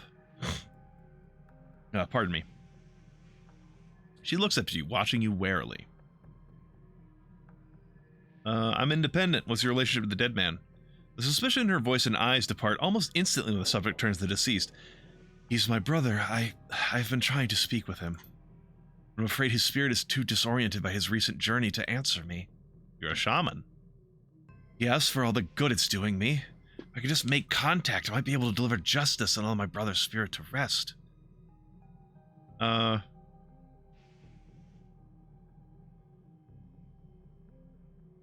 were there any other witnesses? Not so far as I can tell, not among the living anyway. Realization then dawns, bringing the light back into her eyes. But my brother's spirit may not be alone here this night. She closes her eyes and concentrates, droning a low chant you can barely hear. Yes, there are other spirits who may be of help. Her features harden in frustration, as if she's searching for something that remains elusive. Sighing, she opens her eyes and fixes you with a stare. But I can't do it alone. What do you need? This warehouse contains the spirits of plane crash victims trapped between worlds. They wish to help. They wish to be heard. And I think they have something to say about my brother's murder. Lone Star won't let me in there, but you seem to have the run of the place. If you can find personal items that belong to the victims, I believe that I can summon a spirit to speak with us. I'll need at least 2 such objects. Can you find them for me? I'll do what I can. Okay, that's locked. Can't get in there right now.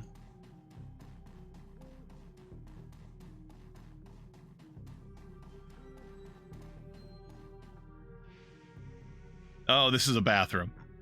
I couldn't tell from how zoomed out I was. I don't need to pee right now. The old poster depicts a svelte young woman posing, I think, with an assault rifle. Can I get in here right now? No, that's just showing me I can't. There's a thing to interact with if I can get in there.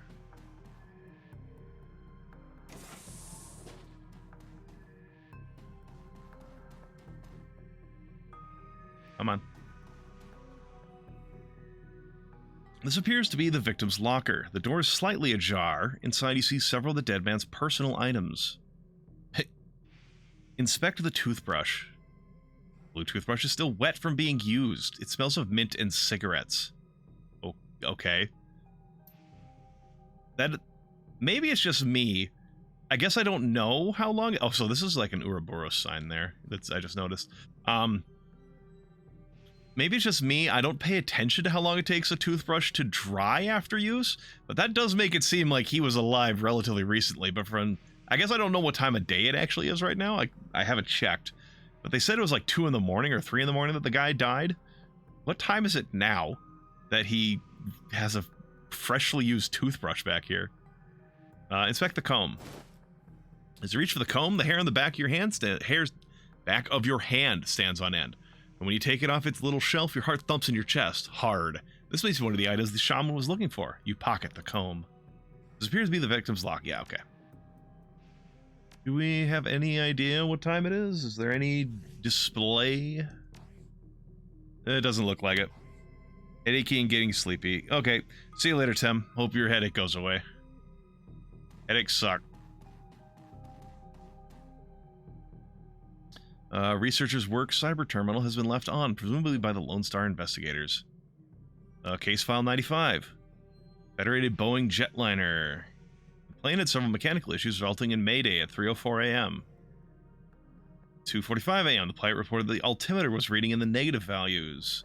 Co-pilot takes over the controls as the pilot leaves the cabin to investigate the rear of the plane, and it crashed 15 minutes later. Oh, I missed a bit. Case file number 96, Pratt and Whitney unmanned. Redacted. This file has been corrupted. The notes that appear on screen pertain to NTSB Case 96, the crash of an Ares jetliner near the UCAS and Sioux Nation border. So UCAS is the United Canadian American States. For anyone who's unaware, this is some very niche knowledge that I managed to pick up watching Grimmeth's stream of Shadowrun Genesis. Is after the return of Magic, the world's geopolitical landscape was massively shaken up. So, yeah, when it says the Sioux Nation, when Magic came back, it turns out a lot of Native Americans manifested magic. And they basically ripped, among other things, like dragons coming back and causing a lot of issues and stuff like that. They ripped the United States apart, basically, from my understanding. Hey, Paul. And the Sioux Nation now exists, and now the United Canadian American States is kind of the remnants that have kind of like of Canada and the United States that have kind of combined together. Other than the Confederated States of America, which are, I think that's down south. I don't know anything about that. I just know that it's apparently that there's UCAS, which is the United Canadian American States, and then there's the Confederated States, or the United Confederated, I don't know. I don't know exactly the acronym for that one. But yeah, there's multiple nations around here now, including the fact that Seattle is actually, I think, surrounded by the Sioux Nation. Like, it's like an enclave inside of the Sioux Nation, but it like follows the UCAS rules, technically. UCAS, from my understanding, the megacorps are like also basically nations unto themselves, basically corpo nations. So the corporations basically run Seattle, is my understanding. Anyway, UCAS, the Sioux Nation border. The crash is reportedly the result of an equipment failure. Reading further into the investigators' notes, however, you find substantial evidence linking the crash to an experimental Renraku research initiative. Renraku is one of the corporations. Ares is a corporation as well. There's like 5, 6, 7 major corporations that I know of. I don't know if that's all of them. There's like Az Technology, there's Lone Star, there's Ares, Renraku, Fuchi. Anyway, this information could be worth a great deal to the right buyer. We download the research notes to my PDA. Can we recheck any of this? No, okay. Yes, I said leave.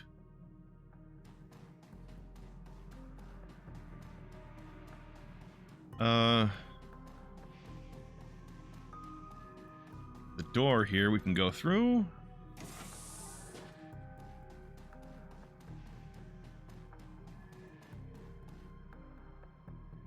There's a large pile of old shoes on the ground next to the airplane seats. This could be discarded luggage or possibly the shoes worn by the occupants of the plane at the time of the crash. Sure, we'll dig through the shoe pile. Got nothing else to do. Find nothing interesting about the shoes in the pile. 10 AAA megacorps vary depending on the date. Okay, good to know. Like I said earlier, I'm only familiar with the game, with the world of Shadowrun through this game from a decade ago, and then a little bit of lore dropped from other Shadowrun streams. And in Shadowrun Genesis, I think there's only like 5 or 6, so those are the only ones I'm even aware of. So, good to know. It's hard to say whether this heap of items and refuse recovered from a plane crash or simply trash that hasn't been taken out yet. Again, we got nothing else to do. We'll dig through the trash. A sticky substance of some sort appears to have seeped through the trash pile, and your hands are quickly covered in the stuff.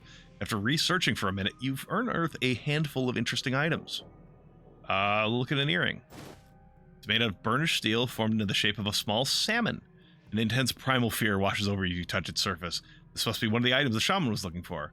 Lunchbox. It's just dented. A grinning troll on the front. A Krez stick. Hey, there's 200 new yen in it. Nice. Money, money, money, money.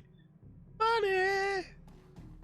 Okay, that's a locked door. Not sure if we can get through there.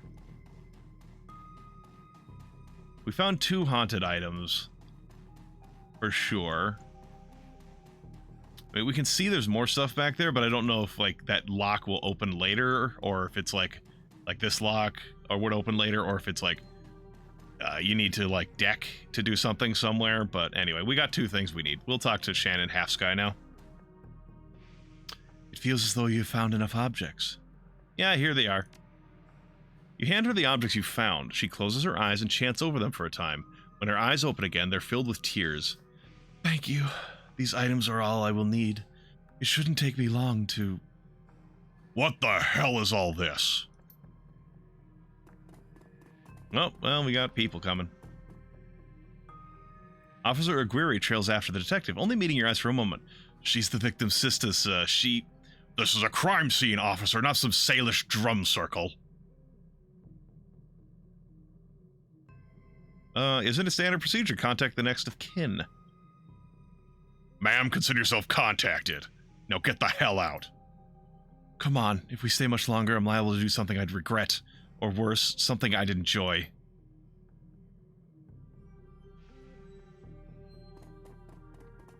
You left that... they're bitching at each other. Wonder if I can see more of their conversation? Okay, that was just it. Alright. That man is an ass, she stares daggers at McCluskey from across the warehouse. But there's no helping it now. I should just be grateful you were able to collect the items before those clods carted everything off. Can we still summon the spirit? Not from here, I'm afraid. Spirits such as these have domains to which they are anchored. We need to get back in there. Random cops won't tie up the place for long.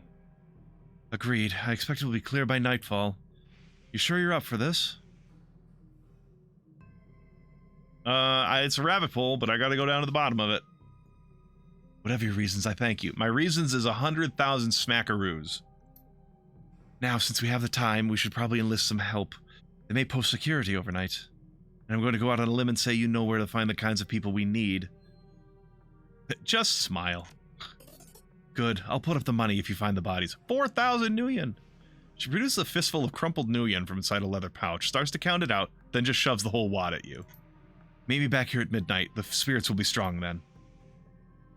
Alright. Gotta go back home. So yeah, this is probably some of the things that are locked up will probably be unlocked when we come back here. You start to leave the warehouse. Your comlink chirps and the face of Coyote pops on the screen. Coyote looks tense. Hoy, Owlfeather, you in the middle of something? Just getting jerked around by a Lone Star. I hear you. Your jaw sets. I don't know if I ever told you this, but I was born in the Royale. I've heard. BTL pushers like Stevie J ran the squats. Ran my world when I was growing up. Sounds nasty. It was for all kinds of reasons. I have a cousin, Gino, who's been missing for months. He had the sprawl about a year ago and immediately fell in with some tweakers, bad guys. They hooked him on high-amp dream chips and started using him for all sorts of dreck. I tried to help him, but he pushed me away. Then he disappeared. I've been shooting up BTL labs ever since, trying to find him. I'm guessing you have a new lead if you're bringing it up now. It's not a lead. Her face lights up. She's running hot. She has a serious edge. I know exactly where he is this time. Got an old friend who eyeballed him herself. I'm on my way. Paco's with me, but we could use another hand. You in? I need you right now.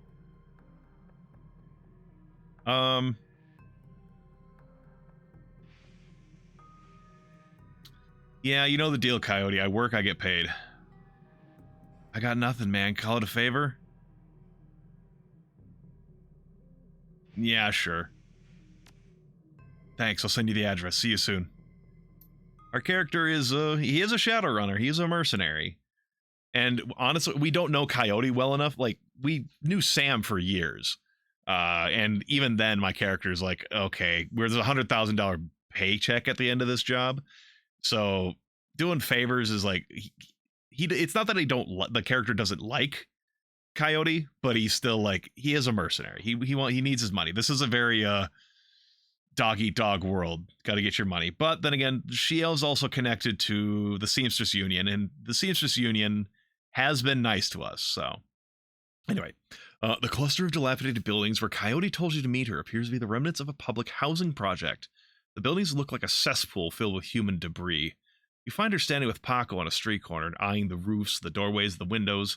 Despite his attempts to engage her, Coyote barely says a word to the three as the three of you weave your way through the tenements. She walks purposefully, her new cyber hand flexing open and closed with each step.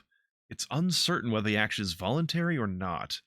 You circle around the back of the building, and Coyote jumps up, grabs the bottom rung of the fire escape ladder, and pulls it down. Without a signal, she starts her climb towards the roof. Paco looks at you worriedly and starts up the ladder. Sounds like Redmond? Yeah. From my understanding, that sounds like Redmond. Thanks for meeting us. I owe you one. For sure. No sweat. I figured you could use the backup. Yeah, you never know what sort of firepower to expect with these BTL squats. Oh, hey, listen, I got good news for you. You know Sam's sister, Jessica? One of my contacts found her for me while you were on your way here. I called her and asked her to meet you at the Union later today. Hope that helps. I don't know why this is even an option, because I definitely didn't tell her to not help. I definitely... That was an option to tell her to fuck off, like, dreck off, like... frag off or some shit like that. No, I definitely just said, I'll see you later. I didn't say, oh yeah, go do that. But I also was like, yeah, no, I'll just catch up with you later today. So, don't know why that's an option. Looks at you, her scarred face soft. Least I can do. Alright, let's get this done. My cousin Gino should be in one of these squats past the door up ahead. I heard there's a whole lab set up in there. From my experience, there's usually a lookout looking for cops outside and a guard at the door inside. Like I said, I don't know much. I don't know how much firepower to expect, but these guys are nasty. So stay on guard. I just want to get in, grab Gino, and get out. Right behind you, babe. Let's do this. Alright. Me and my fucking ninja attire. God. Okay. 8 karma. Do I want to spend that before I get, busy?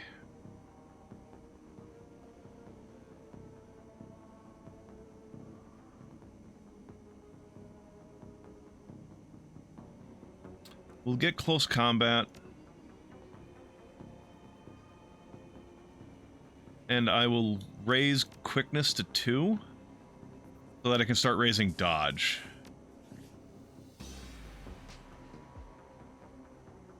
I should also probably look into getting willpower as well at some point so that I can start resisting magic better.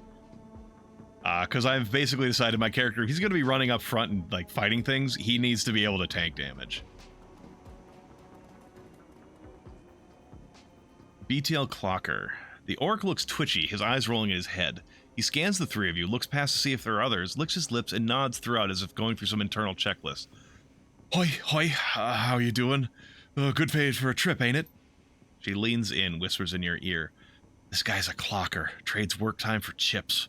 Part salesman, part lookout. Probably has a signal device for the guys inside. You want to go on for a ride? You can forget you're a troll for a while.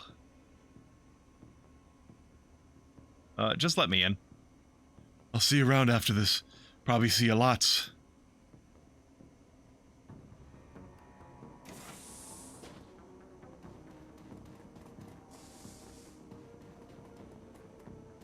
A concerned woman. The woman is probably in her 30s, but hard times have aged her. She looks at you with concern. Don't do it, friends. Don't slot that truck they're selling. BTLs are killers. Theirs most of all. You have a pass card? This is out of nowhere. We're looking for a kid named Gino. Know him? Who doesn't? He's here all the time. Gino's a clocker. Trades his time for chips, like the little errand boy. I saw him go in there this morning. Hasn't come out, so I imagine he's riding a dream chip. You got a pass card? No, but Jamal has. My son's card. Took it off him when his brain fried. Jamal's down the hall. Don't know if he'll give it up, but that's between you and him. Gotta go. I'm not here to slot chips. I'm here to punch tickets. Who are you? Jamal. Look at the longtime chiphead, emaciated, hollow-eyed, but hungry and desperate. What you looking at, big man? I heard you have a pass card. You're right, I got a few. I sell them at a discount. Charlie charges 50 million for them. I can get you 3 for 100 million. I was thinking 75. I was thinking slot off. Okay, maybe you should just hand it over then. It's the Barons, oh my. You want it, you take it. Yeah, sure, I'll take it. Ow. Well, so much for the quiet approach. He's at the 30. I'll let those two handle him. We'll try to cut this guy apart. Can we do it again? There we go.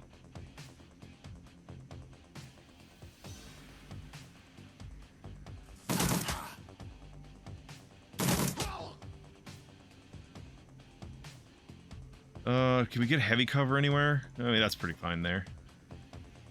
Overwatch, do you have... What is your skill with right range combat? I don't think... She may not have enough range combat for Overwatch. Or I might not remember how to trigger it. Oh. Well, anyway.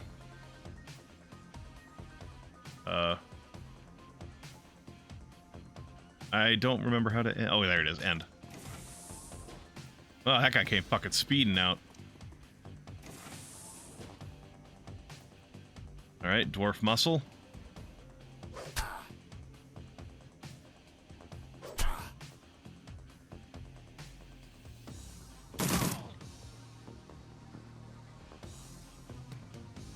Oh, come on. Yeah, it's a little finicky sometimes.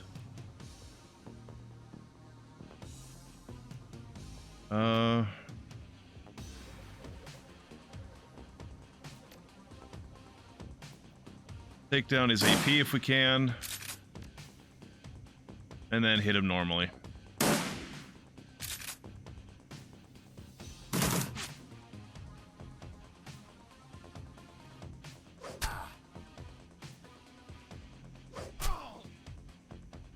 The guy looked almost like an elf to me, so he had a lot of HP for that.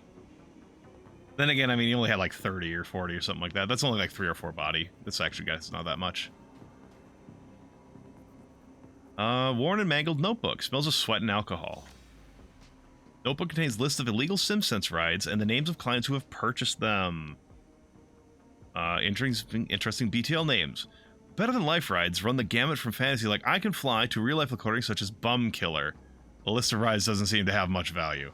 What about client names? We can probably sell that. Upon further examination, the client list is more than a simple list of names. It also contains private information about some of the more well-to-do or connected clientele. Maybe that the syndicate behind this lab is directing certain clients here to secretly extract information from them while they are under the influence. The notebook is likely worth something. You can sell it. We'll take it. Gotta get money somehow. Anything else to pick up back here? No, we killed Jamal, so... And they kind of rushed out, so I guess we don't need pass cards anymore anyways.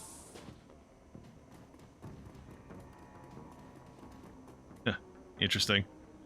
Fucking pentagram inside of a Lone Star shield.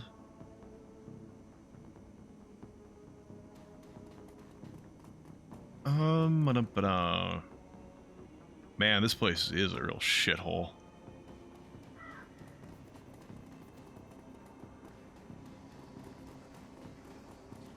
Anything back here? Nah. Just wasting my fucking time. The entire floor of this tenement has been given over to a chaos of technology and squalor.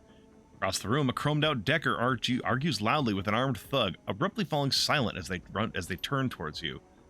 Shotgun-wielding thug squeaks in panic. It's the crew that took out Stevie J's place. I told you it was only a master of time.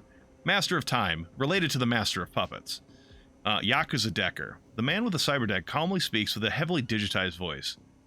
I'm not trying to digitize my fucking voice. The best I can do is a man voice, but that's not digitized. You mess with the wrong BTL lab, aho. This is a Yakuza operation. With a push of a button, I can make these tweakers into my own personal killer puppets. You're fragged. Don't attack any of the chipheads. They don't know what they're doing, and you could hurt Gino. Got it. No civvy casualties. We can do that. He's got a concussion grenade, better than fragging him. Dance for me.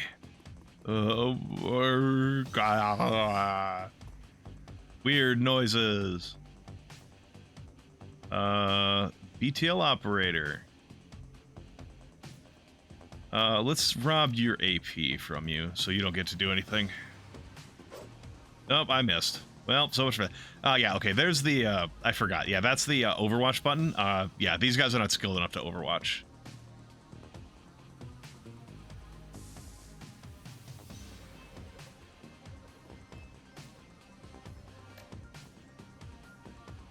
Aimed burst. Sure. Missed on one of the shots. 1, 2, 3, 4, 5. That shouldn't be far enough. From my understanding, hit adjacent target at ranges 6 or greater. And if she's standing here, that should be 1, 2, 3, 4, 5. So if I stand here, she should be able to shoot this guy without hitting my character. Yeah, there we go.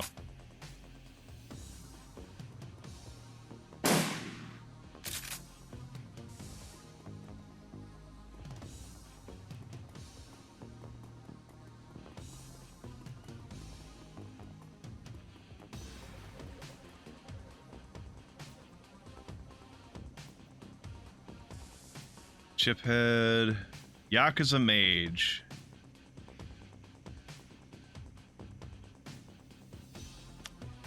I'm curious if taking the Decker out will take the Chipheads out of the fight. Because otherwise I'd be going for that Mage right away. Wait, what is your chance to hit? 82? Yeah, we'll take the more guaranteed chance to hit. Oh, fucking weak. I think when it says weak, I think that's a case of their body resisting your damage, so they however it's determined, like whatever dice get rolled or whatever the hell, they determined, they rolled well enough that they took half damage from my attack.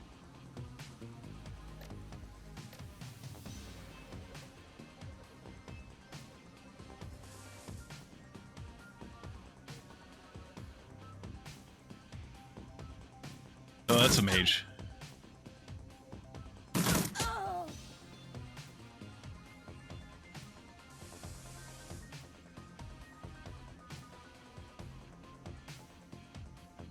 Okay, so 1, 2, 3, 4, 5, 6. So from here, I should be able to AoE these guys.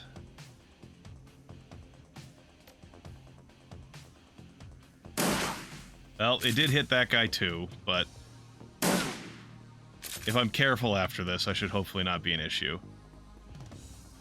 Oh, he's going after my character. That's fine. Ouch. Ouch.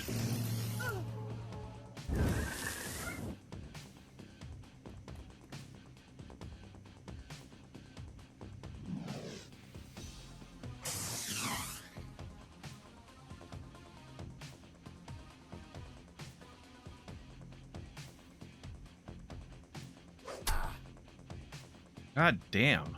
Come on. Yeah, you're gonna need to kill this girl.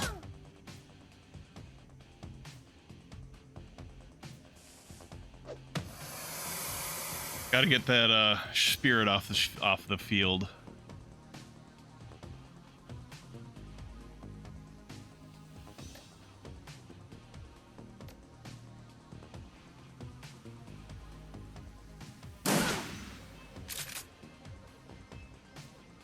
Oh, wow, right. She had one of her AP stolen. Shit, I forgot about that. I was gonna shoot and have her hide back behind the corner.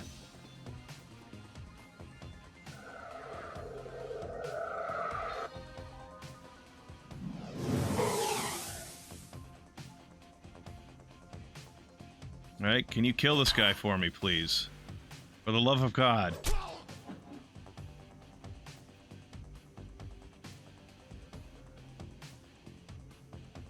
Reload your gun, sir.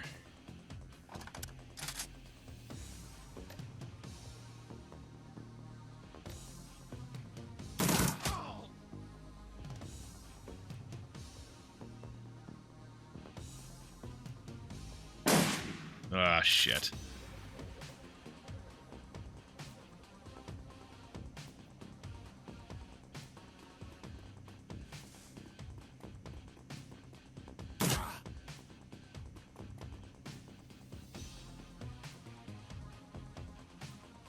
Who is this? That's supposed to be Gino? I don't know. They said get to the BTL computer. I'll do that. See what happens. Forcibly end the puppet. Okay. Wait, what?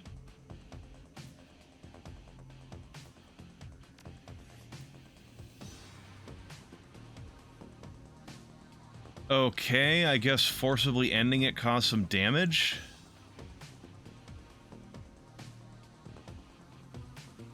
Well, shit happens, I guess.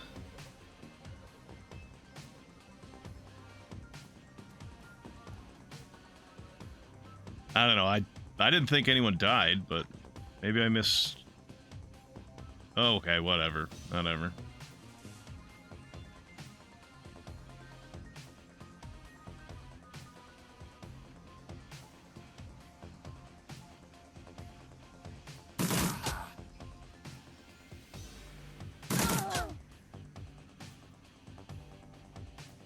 What other guns you got? Okay, you got a Predator. Oh, she can't see him from there.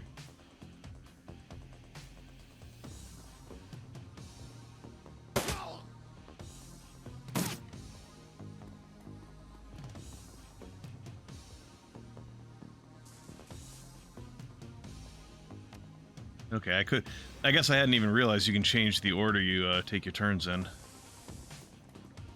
you get vision on her? Yeah, there we go. So I can actually reach.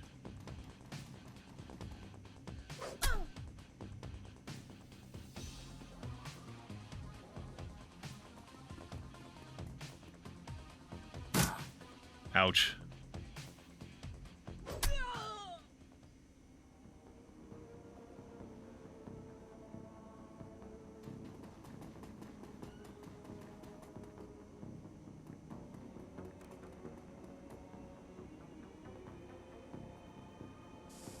Oh, okay. They just... You eject the VTL Gino's been riding. He gasps suddenly and his eyes flutter open. He looks confused. Other than the other ship heads you've seen. Worse than the other ship heads you've seen. His lips are white and chapped and his eyes sunk into his head. There's vomit on his shirt and sweat on his forehead. He speaks, his words are slurred. He's burnt. What the hell? Who slaughtered me out? Who fragging slaughtered me out? Coyote is shaking. She looks horrified. Gino, it's me. It's Carla. Gino looks at her with glazed eyes, no recognition. Slot me back in, goddammit. This is bullshit. I don't want to be here anymore. Slot me back in. He looks around the room angrily. His hand reaches for his implant. Coyote grabs his wrist, stops him. Gino, no. Coyote, be careful. Gino wrenches his wrist from Coyote's grip and he staggers back, reaches under his shirt, and pulls out a gun. Coyote watches him, horrified, with tears in her eyes. Gino waves it around, blindly, blinking wildly. Back off, just back the hell off.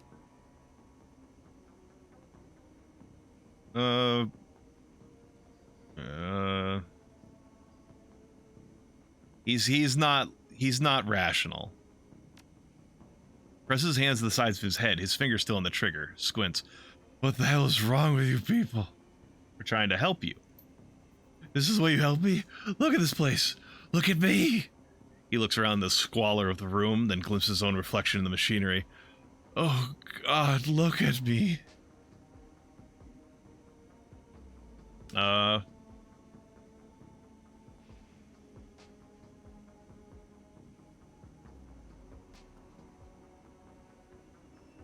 Put the gun down and come with us. No, you go. You can't understand what it's like out there. I'm naked. I got a slot in. Get away. You're not gonna stop me. I'll fragging kill you first.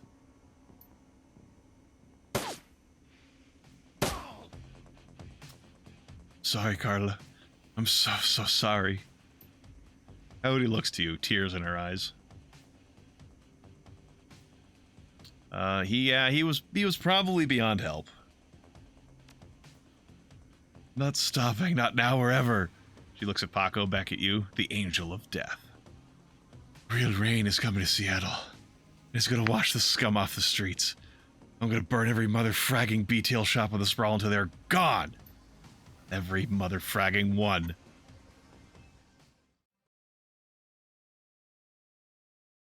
Alright, looking for trouble. Shannon's plan is the best lead you've got to find out more about the Ripper.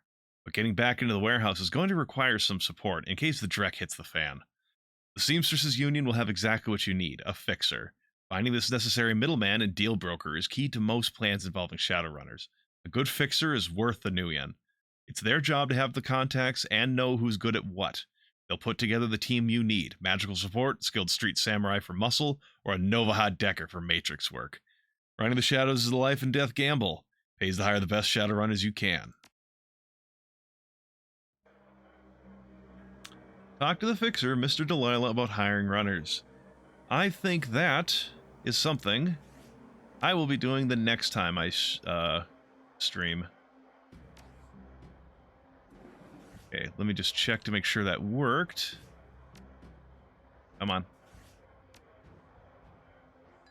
Yeah, that's today. Cool. All right.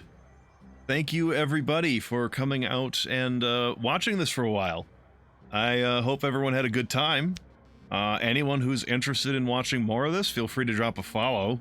I will be doing this again tomorrow night. I will be starting at 11 o'clock again at my time, which for reference is 4 hours earlier than it is now, for anyone who isn't in my time zone.